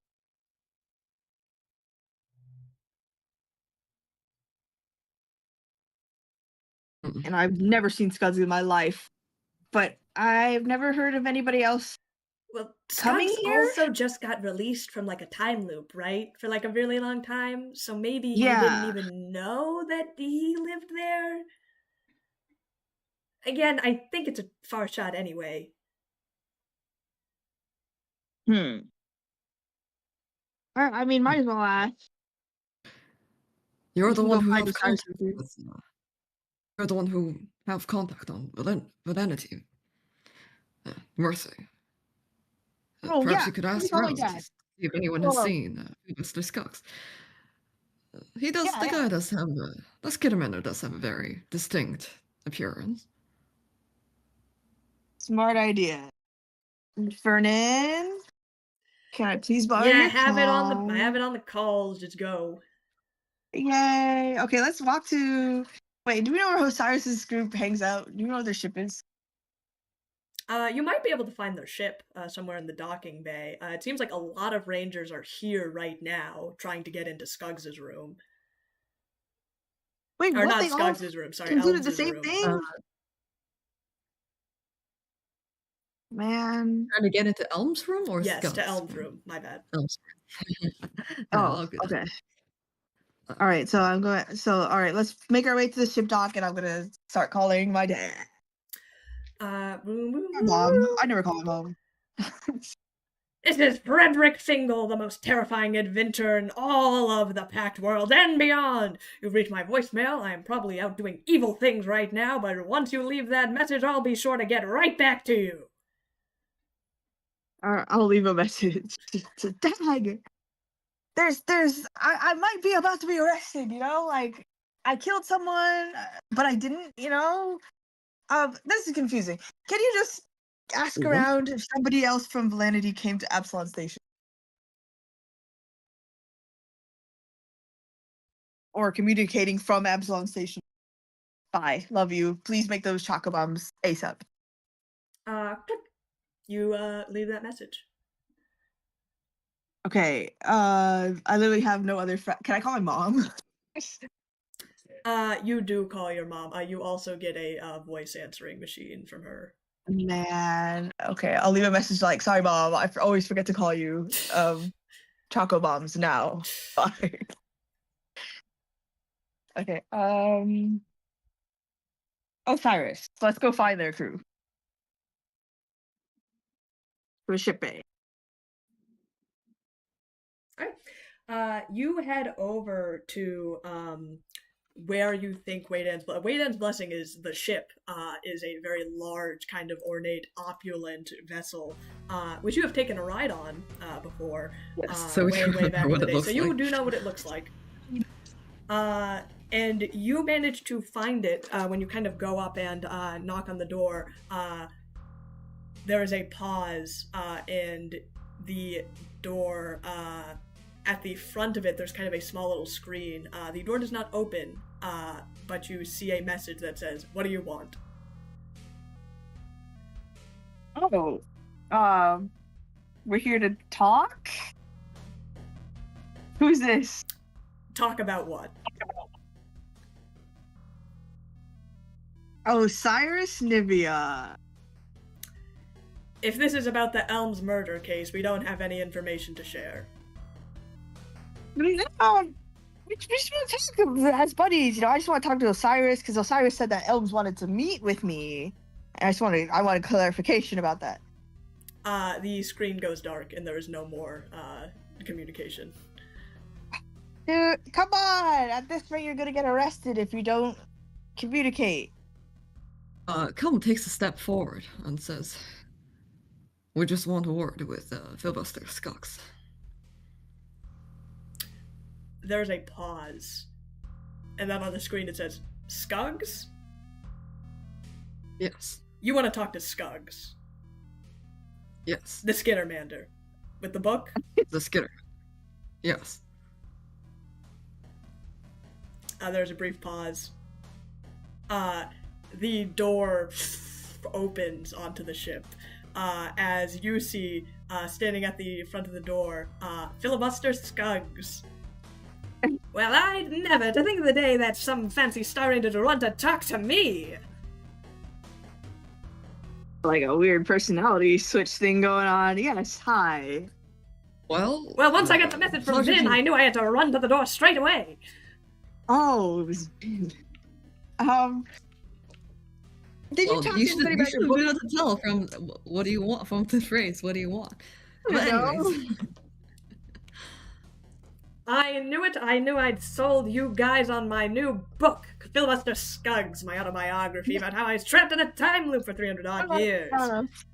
I've already had signed copies for all of you. He skitters down in his hand and you guys' books.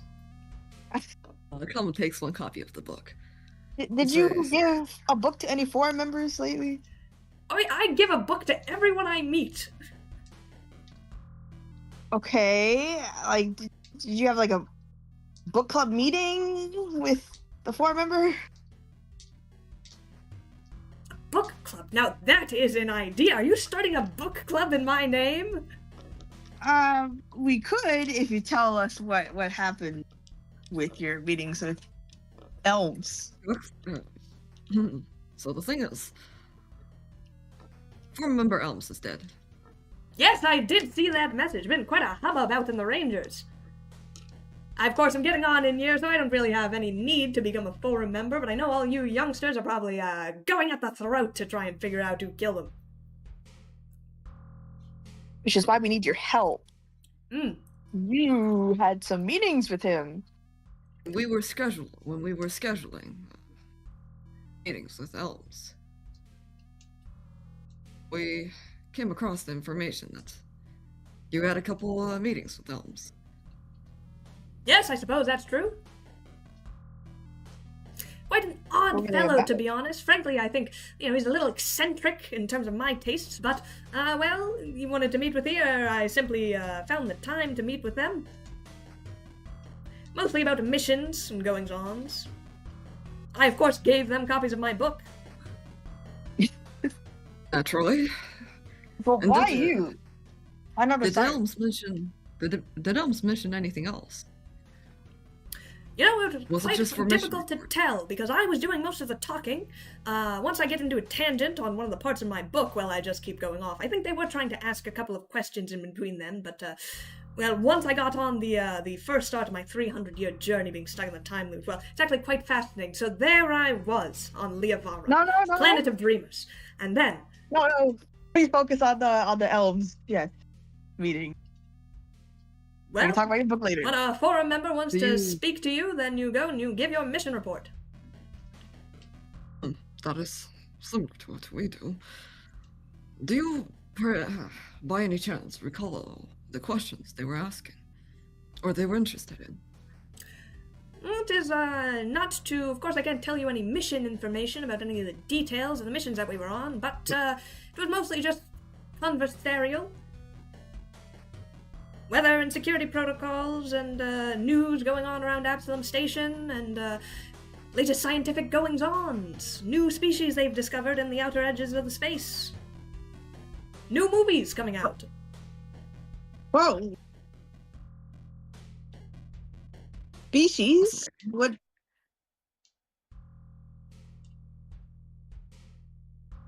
And Say those all again. You cut out in the middle of it. Well, we're just really? talking about all manner of things. Food we've been eating lately. Perhaps anything in the news. Scientific inquiries that scientific breakthroughs occurring in the past couple of weeks. Antimony Banks is starring in a new movie. Very interesting. How to get books Anything publicized. like So I asked outskirts? actually a couple of questions about that. Anything about like planets outside of the pack world? Perhaps none that quite stick out to me. Most of the news What? for Pack World comes within the Pack World, obviously.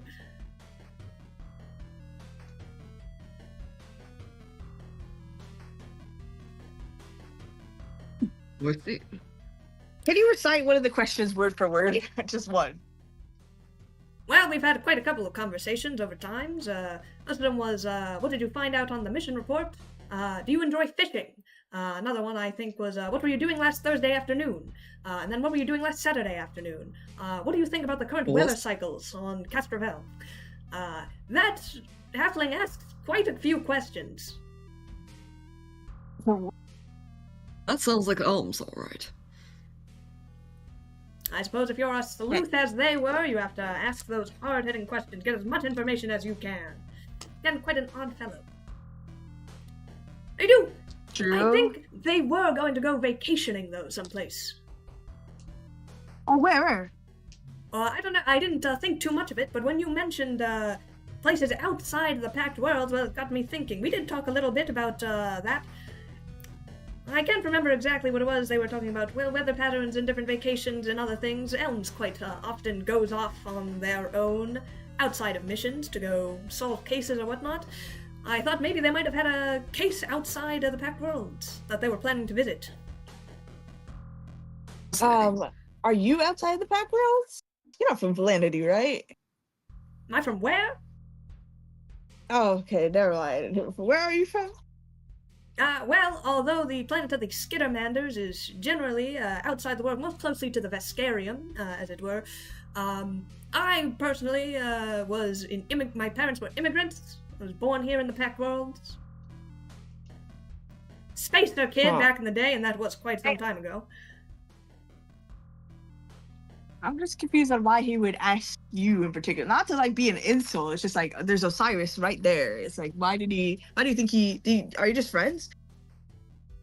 Well, I didn't think so beforehand, but out of the number of times that we've talked, perhaps we are.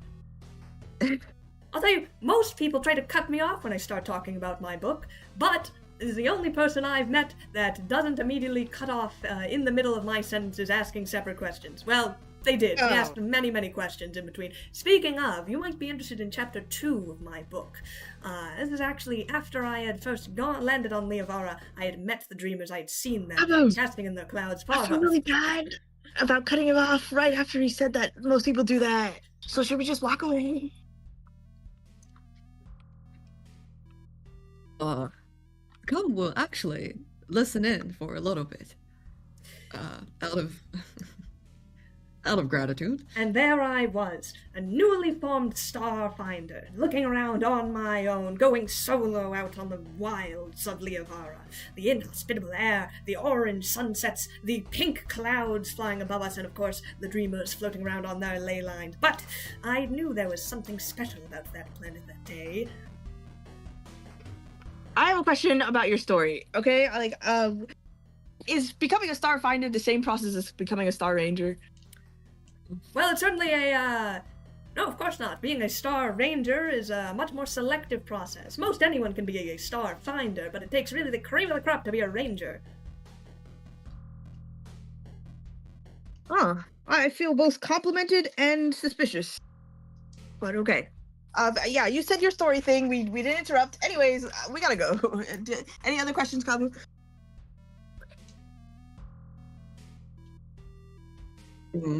Well, that'll be it. Elms Thank is you. going down the line, opening the cover of the books he just gave you, signing them, closing them, and continuing down the line. Oh gosh. Before they leave, Calum's going to sort of, well, hmm. When they walk past the comms, well, what do you call it? The system that allows you to talk to people inside the ship? Communication Yes. Yeah, the panel? little screen, the communication The panel, little if you will. screen? Uh, Comms going to turn it on and, well, press it or something, ring the doorbell and say, we plan to honor our promise, Vin. And they walk away. Bye, Vin. Be nicer next time. There was no response. But you guys walk away. Skuggs is still just like sitting in the doorway, talking to himself. And you want interesting stories? I'm sure Vin and Sobek can back me up. Vin, Sobek, you need to come over here and tell me about. I know you've already read my book. As you see, he starts heading back into the ship. Okay, I didn't get anything from that at all, Kami. Weather patterns and a vacation. I guess he was planning to go to Valanity, but I still don't understand why he asked Skuggs in particular. Maybe his parents were from an environment similar to Valanity. Mercy, you've lived on Valanity. Is Valanity a good vacation home? Oh Location? my gosh! Of course it is. Like if you go to like Mount Doomsdale, you can see eruptions for days. It's actually beautiful.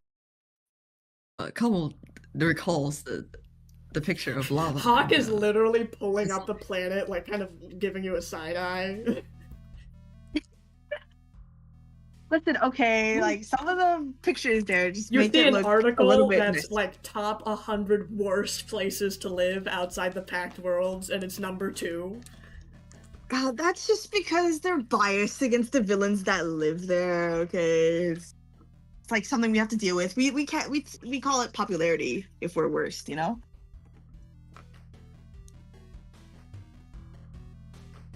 But yeah, I don't know why he asked Gunks about that, but he looks pretty clear. He didn't seem like a murderer. He just seemed like he wanted to sell a book really badly.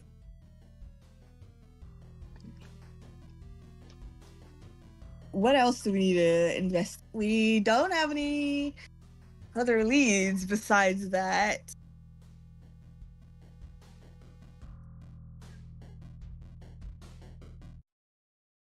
I guess a vacation would mean that he would go to a place that do we have like tour ships, like travel ships? What would that be? Like a cruise ship? Like a cruise ship? I guess so. Yeah.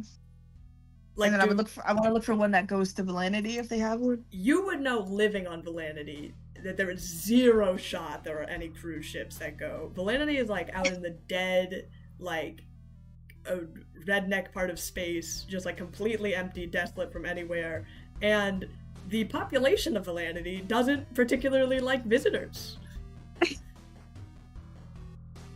You would know, I would say, from living there, you would think, of course Valanity is great, but having like an outside, someone like Elms, who's like, pretty high up in status, a like star forum member, like them visiting Valanity sounds very weird to you.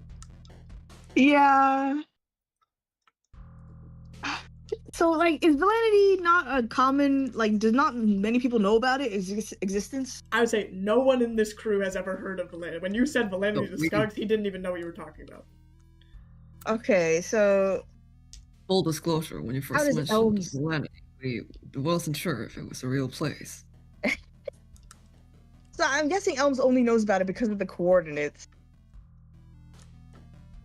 I wouldn't think... No. I want to look through the Star Ranger... Can we look through the Star Ranger personnel? You'd probably have to do it within the raid. What would you like to find out? If anybody is from Valanity. I would say that, again, it's a very small, right? Mercy, you said yourself, you pretty much know everyone on Valanity.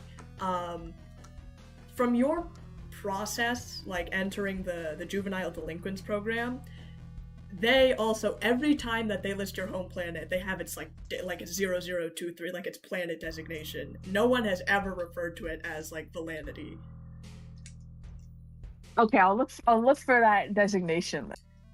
When looking for Star Ranger there is personnel. definitely no one in. I'd say if you do kind of a quick look up, you can at least see like the names of everyone in the Rangers. I would say from your from the internet, and you are, as far as you know, the only person, perhaps even on Absalom Station, that's from Valanity.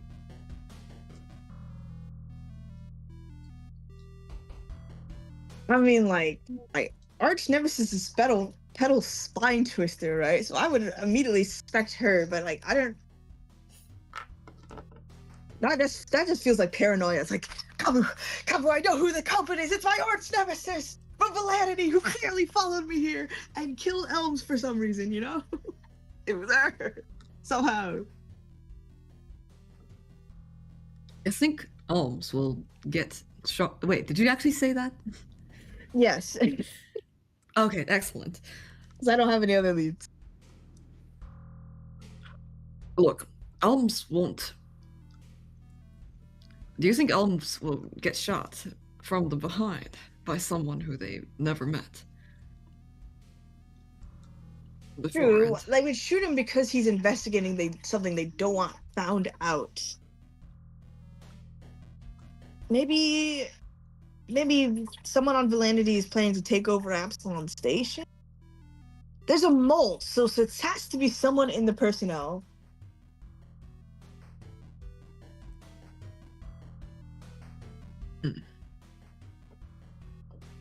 And he was asking Scuggs, like, where was he last Tuesday and Saturday and stuff, so I guess he was clearing him from being the mole.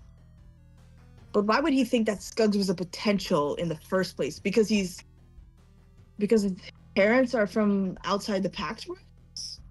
Maybe?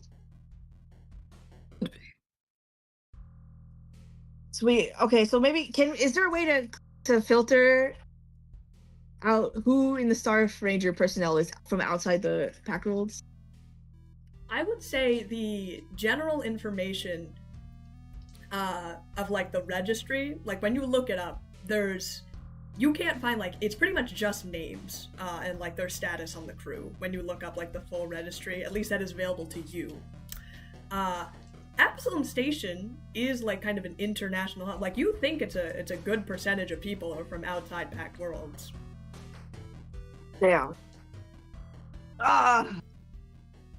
Elms, can you make your investigation easier? We need to get that billboard! Technically, Vesk are all outside the Pact Worlds. The Veskarium lies outside the Pact World system.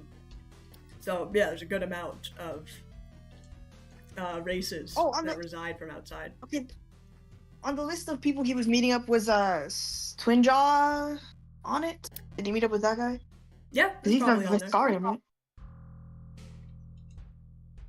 Okay, so that's two people from outside the Pact World, so I'm guessing... Twinjaw doesn't use a gun. True. I wasn't suspecting him, I was just thinking, like, where's the pattern here? He's looking for people outside the Pact World. That's why he was also going to meet with me. And especially because there's a signal coming from Valanity that we don't know what it is. I'm hoping that it's just, like, some kid from Valanity that's here, just, like, calling their parents, like me, you know? Maybe it's innocent. Interesting thought.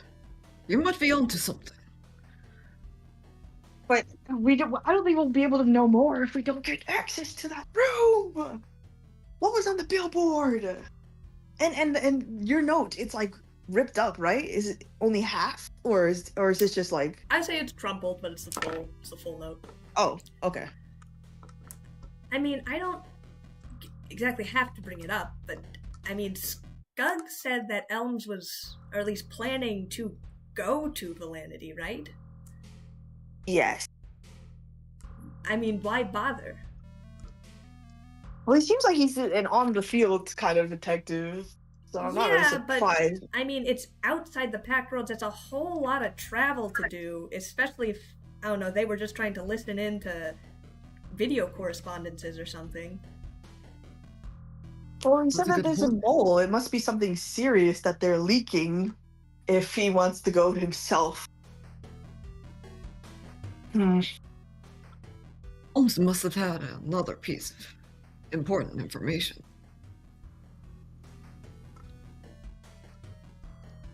Like, do you think... Do you have a story for me of how I got here? Do I have a story for you of how you got here? Yeah. Yes. I would assume from, I believe what we have pre-established is that young Mercy out of high school decided to go see the world, to take her villainous adventures outside the pack rules. There's many tearful goodbyes at least from your family, and a heartfelt grin from your father, and you left, and you essentially went to the pack world to try to begin your villainous career. If that is, if you would like to addend something, anything. Did I smuggle myself or something? I would leave the details up to you. Okay, because I was thinking, because I'm back on the travel thing, so if Elm was gonna go travel to Valanity, he must have been talking to someone on how to actually do it, right? Or unless he was just gonna take his ship and go. I was gonna say, you are not familiar with, like, the idea of there being visitors on Valanity. Again, it doesn't have, like, it's very closed off. You don't know many people that even bother to, like, go out to this part of space. In fact, the closest thing to visitors that Valanity has would probably be your mother, who is not very, like, villainy. She's not very villainous inclined. She's just married to your dad, and they moved out to, you know, they had a nice little home on Valanity. So she wasn't born on Valanity? No. All right. Hawk said something smart, but I didn't get it, Colin. Please connect the dots. What? The fact that it's odd for Elms to travel all the way to Valanity. I mean, for a single piece of communication. All I'm saying is Elms was going to go to Valanity, or maybe they already did and they came back. I don't know, but we have a planet native on our crew who is the captain. They chose. Well, he was going to talk to me about it. Maybe he realized that I was from there and then he was going to cancel his travel plans, or maybe he noticed that somebody else, like the mole, was going to go and was trying to figure out how to intercept what the travel would. I don't know. Look, I don't see anything on the internet or this kind of server about this planet. I mean, at all, or any kind of correspondence or anything. You think Elms was trying to go there because maybe the only way to learn about what was happening there was to go there themselves? I mean, it makes sense. It would be suicide, but it makes sense. Still doesn't connect. When you have a local here and True. Elms seems like the type of figure to ask for information first. That's their specialty, after all. Well, maybe they did, and they got as far as they could. But I'm wondering why he would die, though. He was just investigating Valanity. Why would... I mean, like, if he went there, I can see him dying, but he's just investigating it. We really don't know anything about what he was investigating. I mean, we went to their office, and there was a whole lot of things that have been destroyed, and we really don't know too much about the guy. That's why I hate him and mysterious characters. I'm saying that if you're gonna ask around, if you're trying to find out information about a mole, do you really want to be making that information public, that you are looking for someone within your own society? Oh, yeah.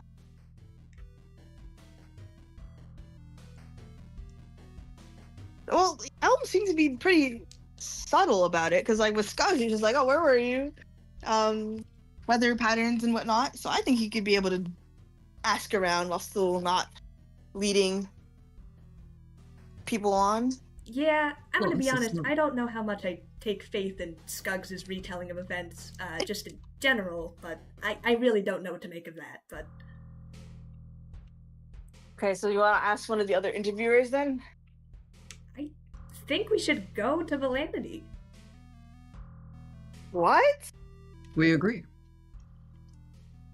Look, Skug, whatever happened, or they killed him, or Elms, sorry, couldn't figure out what to do, or they didn't get that far in their plan, but you are from there, Mercy. You said it yourself, you know everyone on the planet.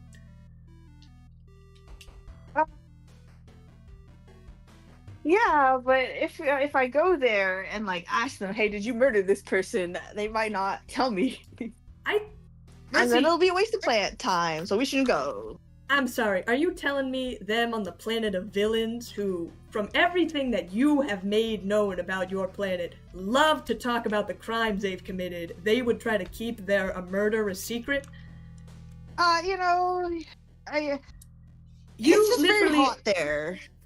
You called your Yeah. dad and just told him that you were accused of a murder flat out. That you didn't even deny doing fully. It's hot there, and you know it's the terrain's really rocky. It'll be very bad on your ankles and stuff. We don't need it. I thought, didn't you say that you were like a celebrity back on Validity? That you're like the greatest villain or whatever, and they all worship you, all of your minions? Yeah, so true. The top graduate of Valandi. Yeah, but like it's been a while since I've been there, so my fade I must have faded a little bit because they haven't seen me, you know, so it might be a little bit different. Well, you surely And would you- be more welcome there than either of us. None of us have been to this planet. You could act as our, what is it word, liaison. Dude. And what about your nemesis? What's her name again? Kettle, spine twister.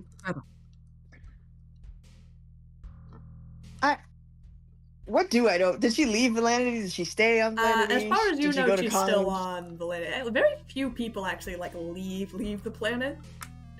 You are kind of an outlier in that sense.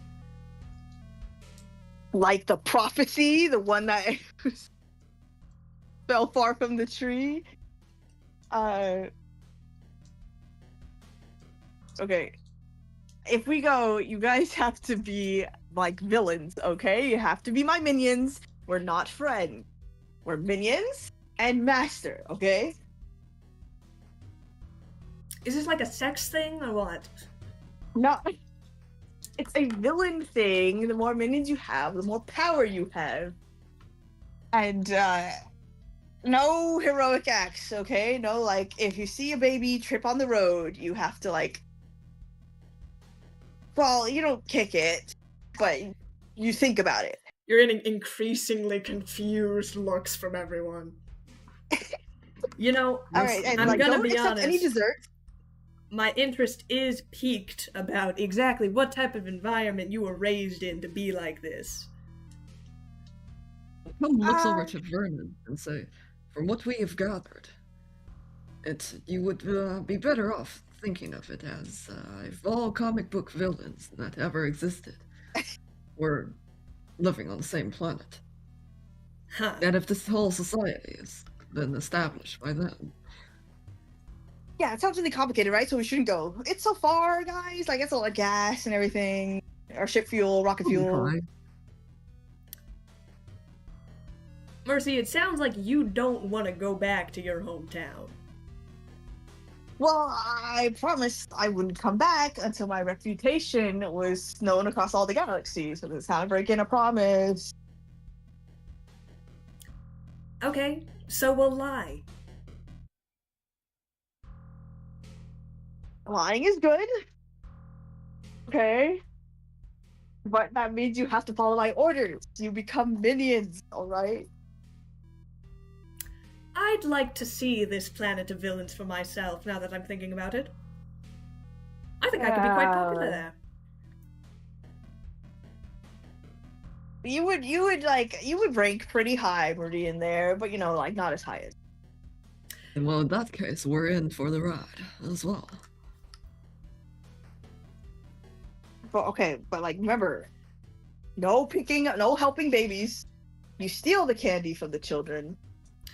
Don't eat any desserts that anybody gives you. Do not. You know, Mercy, I They think it will might kill be you. very helpful for all of us, lowly outsiders. If you wrote a pamphlet guide about Validity 101, I think it'd be very useful. That is a good idea. Good job, Minion. You can do it I'll on the go you can do it get on the started ship on ride. What? She starts ushering everyone towards the ship. By the way, look, there are probably 100+ other rangers that are currently looking into Elm's death. If we want to get ahead of the curve, especially if one of them is the murderer, then I think we don't have any time to delay. But our ship hasn't been repaired. You know, like, you guys need a training session.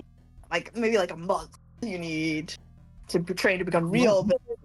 A month? Minions. The swarm might have eaten the rest of the galaxy in a month. But, you know, like, Validity is a place, you know? You gotta be prepared, you know? Mercy, we just got off of, let's see, we've been to Eox, the planet of undead. Just got off of Idari, where we, maneuvered through various different security turrets that were firing at us at high speeds. Almost got eaten by, a giant Kaon back in outer space. Beat the shit out of a Hell Knight Lictor. Yes, also fought an unexplainable space dust creature that trapped us in an infinite time loop. We think we'd be just fine. Yeah, we had a pretty big rap There's sheet, no don't we? rules on Validity. No, that hasn't stopped us before. No, hard it was for me to learn about rules. Boundaries. Well, if it's no rules, then we just go up there, guns blazing, demand to know whoever's in contact with someone on Absalom Station, and then kill him if need be. That's true. That is the Validity way. Then it sounds like we're already fitting it. Okay.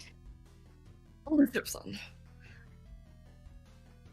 Yeah, I mean, if you just don't die, okay? That's my only rule. Not die, which Validity will make it very easy to do because they do not like outsiders, okay? You are my minions. Look, we have a local. We'll be fine. We'll see. That's so much pressure. Oh, Mercy, like, runs into her. Are we at the ship yet? Yes, I would say you guys are at the ship. Mercy is going to make a very thorough guide because there's so much pressure. Now she, like, literally all of her comrades could die. Mercy rushes into her room as the rest of the crew begins to make their provisions before the ship heads out. Ship is still damaged. Yes, so if you guys would like to repair the ship before you leave, that is a choice. You were gonna make us leave without it. You were gonna remind us. I would say any provisions you would like to do before either shopping or ship fixing, etc., you may do so while you are still on Absalom Station. Please get medical items. Mercy is busy.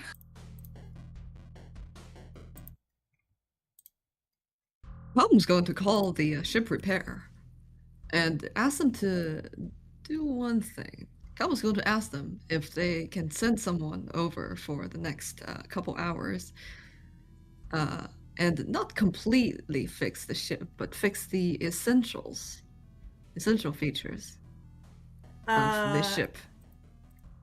Yeah, we can get all of your ship systems working, and we can get hull integrity up to 80%, maybe in a couple hours. Cost for that would be about 1,100 credits.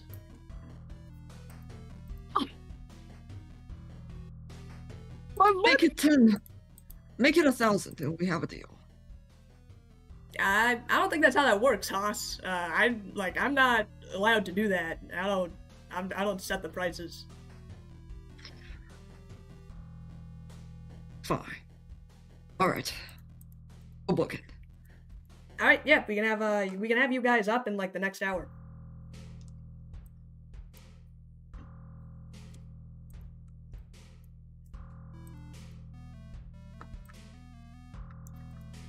So you guys What get the your fuck? ship repaired. We don't have money for meds now. I will say, Kamu, that you pay for the ship repair, but you notice you only pay 1,000.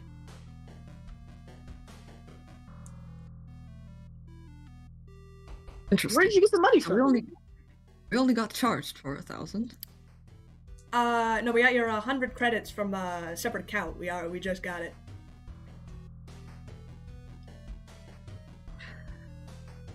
Come looks over to their crewmate. You see Meridian has just put her comms terminal down.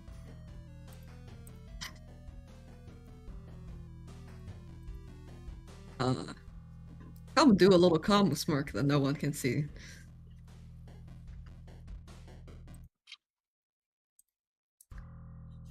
Would you guys like to do any shopping? With what money? Well, I'm just asking, man. Wait, Cabo, you had enough? I thought you said you had 500 or something. No, we had a lot. We have like Oh. we have like 2,700 at the beginning of the session. See. We didn't spend it on anything. Please buy medical supplies. If you want, I will Fine, put Mercy, what do you the need? medical treatment. This is the medical wing. No, does medical treatment put my health back to full? I want full health. If you did rapid medical treatment service, yeah. Yes? Okay, Mercy bursts out of her room. Like, it's not the. Alright, guys, the pamphlet's not done. Hold on, I gotta go heal myself. It is 700 credits. Oh my gosh, you should have said that before I left. Mercy runs to the medical bay, sees the costs for, Fine, bro. Fine. This is gonna be a hard place to live in, so I'll do it. Okay. You might make that Do I see transaction Hawk and there? give yourself full health. Sorry, what'd you say? Do I see Hawk there? No, Hawk is on the ship with the rest of you guys. Okay. Or Okay, actually, they'll you know, come yeah, back Hawk is, when she since can. you guys, because you guys aren't taking off just yet, so you guys, kind of disperse to do your necessary, you know, getting geared Provision? up before, yeah, your pre-mission, your pre-gaming. So Hawk actually is at the, medical stage, the medical wing, I will say. Oh. Mercy just says hi. He sees you rush in, you say hi, and you rush into rapid medical treatment.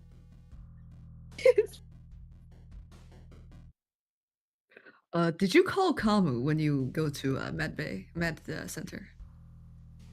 If you want me to, sure. Sure. Oh, no, just asking. Okay, I'll say yes. Kabu, I'm going to medbay. Get medical supplies if you have money. Okay. In which case, Kamu will see Hawk. In which case, as you are walking by, you see, yeah, Hawk is, he kind of looks over where Mercy had just run through, into the, emergency medical supplies. Hawk, you're here too. Oh, hey, Kamu. Hey, Hawk, you're, this is our second time meeting you in Medbay. Looking for anything? Yeah, I mean, I usually come by here, pick up prescription. I decided to get a couple of serums of healing also because, well, Mercy seems kind of shaken up about this whole going home thing. And I know she kind of exaggerates, but better safe than sorry.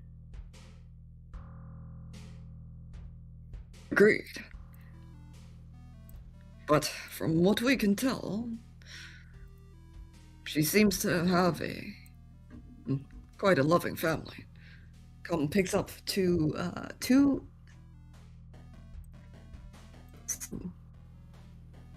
which is 850.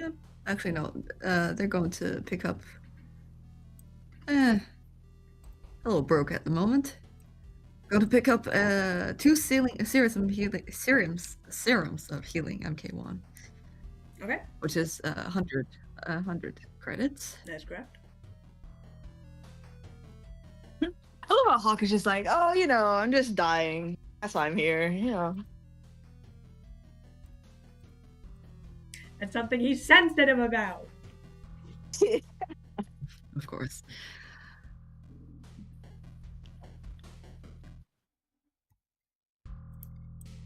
So, this asthma, quite persistent, huh? Yeah. Well, let's, Do you... sorry if this is kind of insensitive, but do you, breathe? Do you have, lungs? It's the whole lack of face thing, so I don't know if it's, through your skin or something. Some, amphibians do, breathe through your skin, so I don't know if that's, with you? We're more of a... how do I describe it? Collective cells. Each of these cells have, come out of the arm. Have their own way of breathing. Huh. So yes, we do breathe. Okay, good to know. But it's in a very different way than perhaps other organics and Galarians. I mean, yeah, I bet. Lots of different aliens out here in the Pact Worlds. I guess that's why they call it, the grand melting pot of Absalom Station.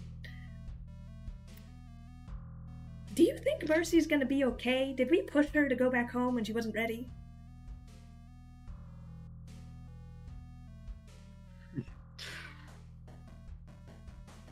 Well, that is a insightful question.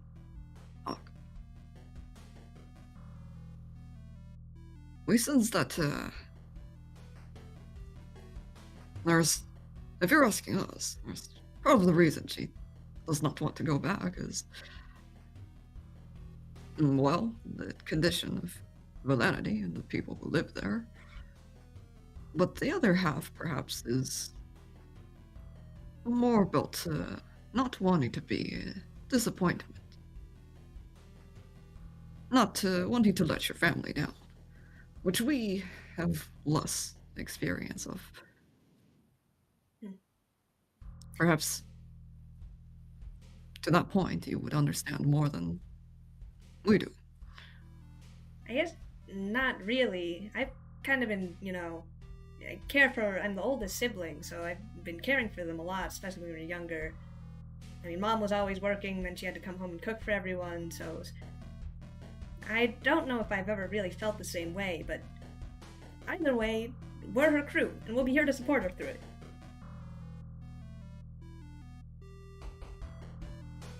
Yes. I mean, villain or no, I think she's a pretty great captain, all things considered.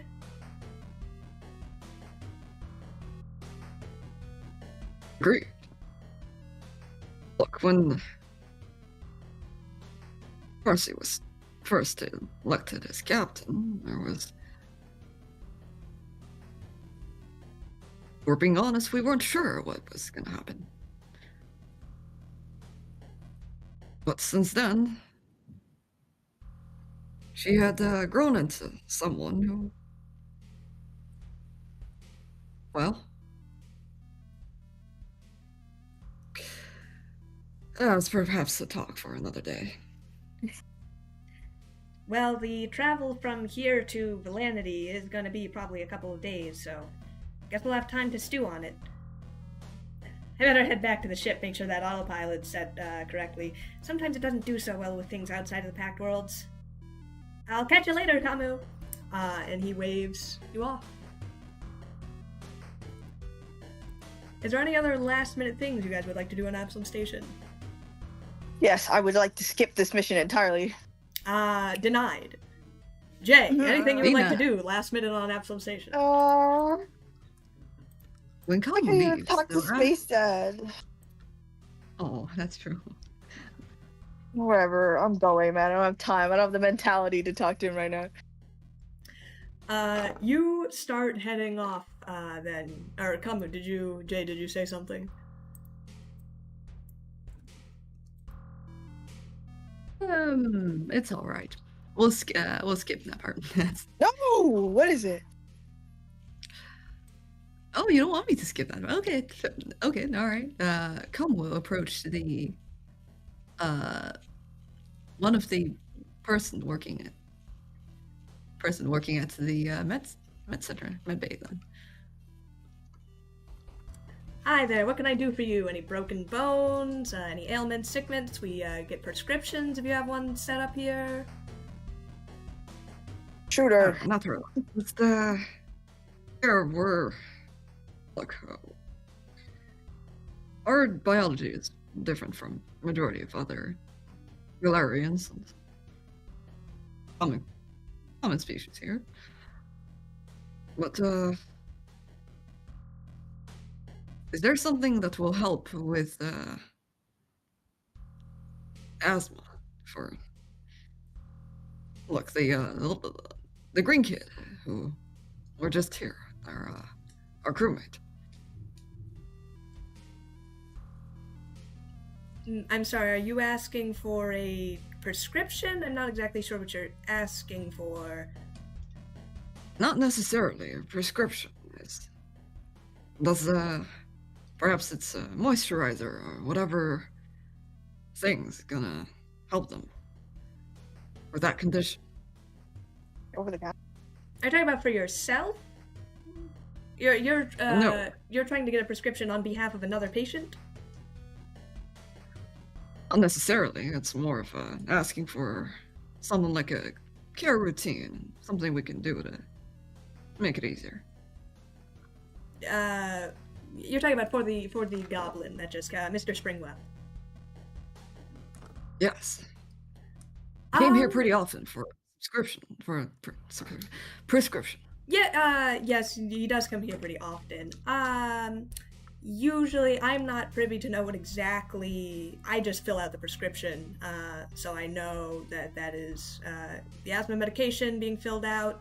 Not entire. And what is your relationship to the patient? Roommates or co-workers. And I friends. see. Well, I can tell you what brand of inhaler that Mr. Springwell uses. If you would like to pay for his medical costs on behalf of him, that would probably be the most beneficial thing. I can't exactly prescribe additional things, but usually for most patients I see with asthma, keeping a decent percent of humidity within there, not too saturated, not too dry. Keeping the air free of, dust particles and that sort of thing. Air quality is really a big one. So I don't know if you have any sort of ventilation systems on your ship, but having them run at full capacity would probably help them out the most. We'll look out for it. Thank you. Of course. And come, we'll leave. And with that, you guys coalesce back on the ship. Mercy furiously scribbling a guide as Hawk puts in a very far destination, Valanity, outside of the Packed Worlds, as you guys load up onto your ship, leaving the atmosphere of Absalom Station. You see the kind of security measures put into place everywhere fall further and further behind as you head out, for one of you, home. And whatever happens on Valanity is something you will have to find out next time on The Sound of Static.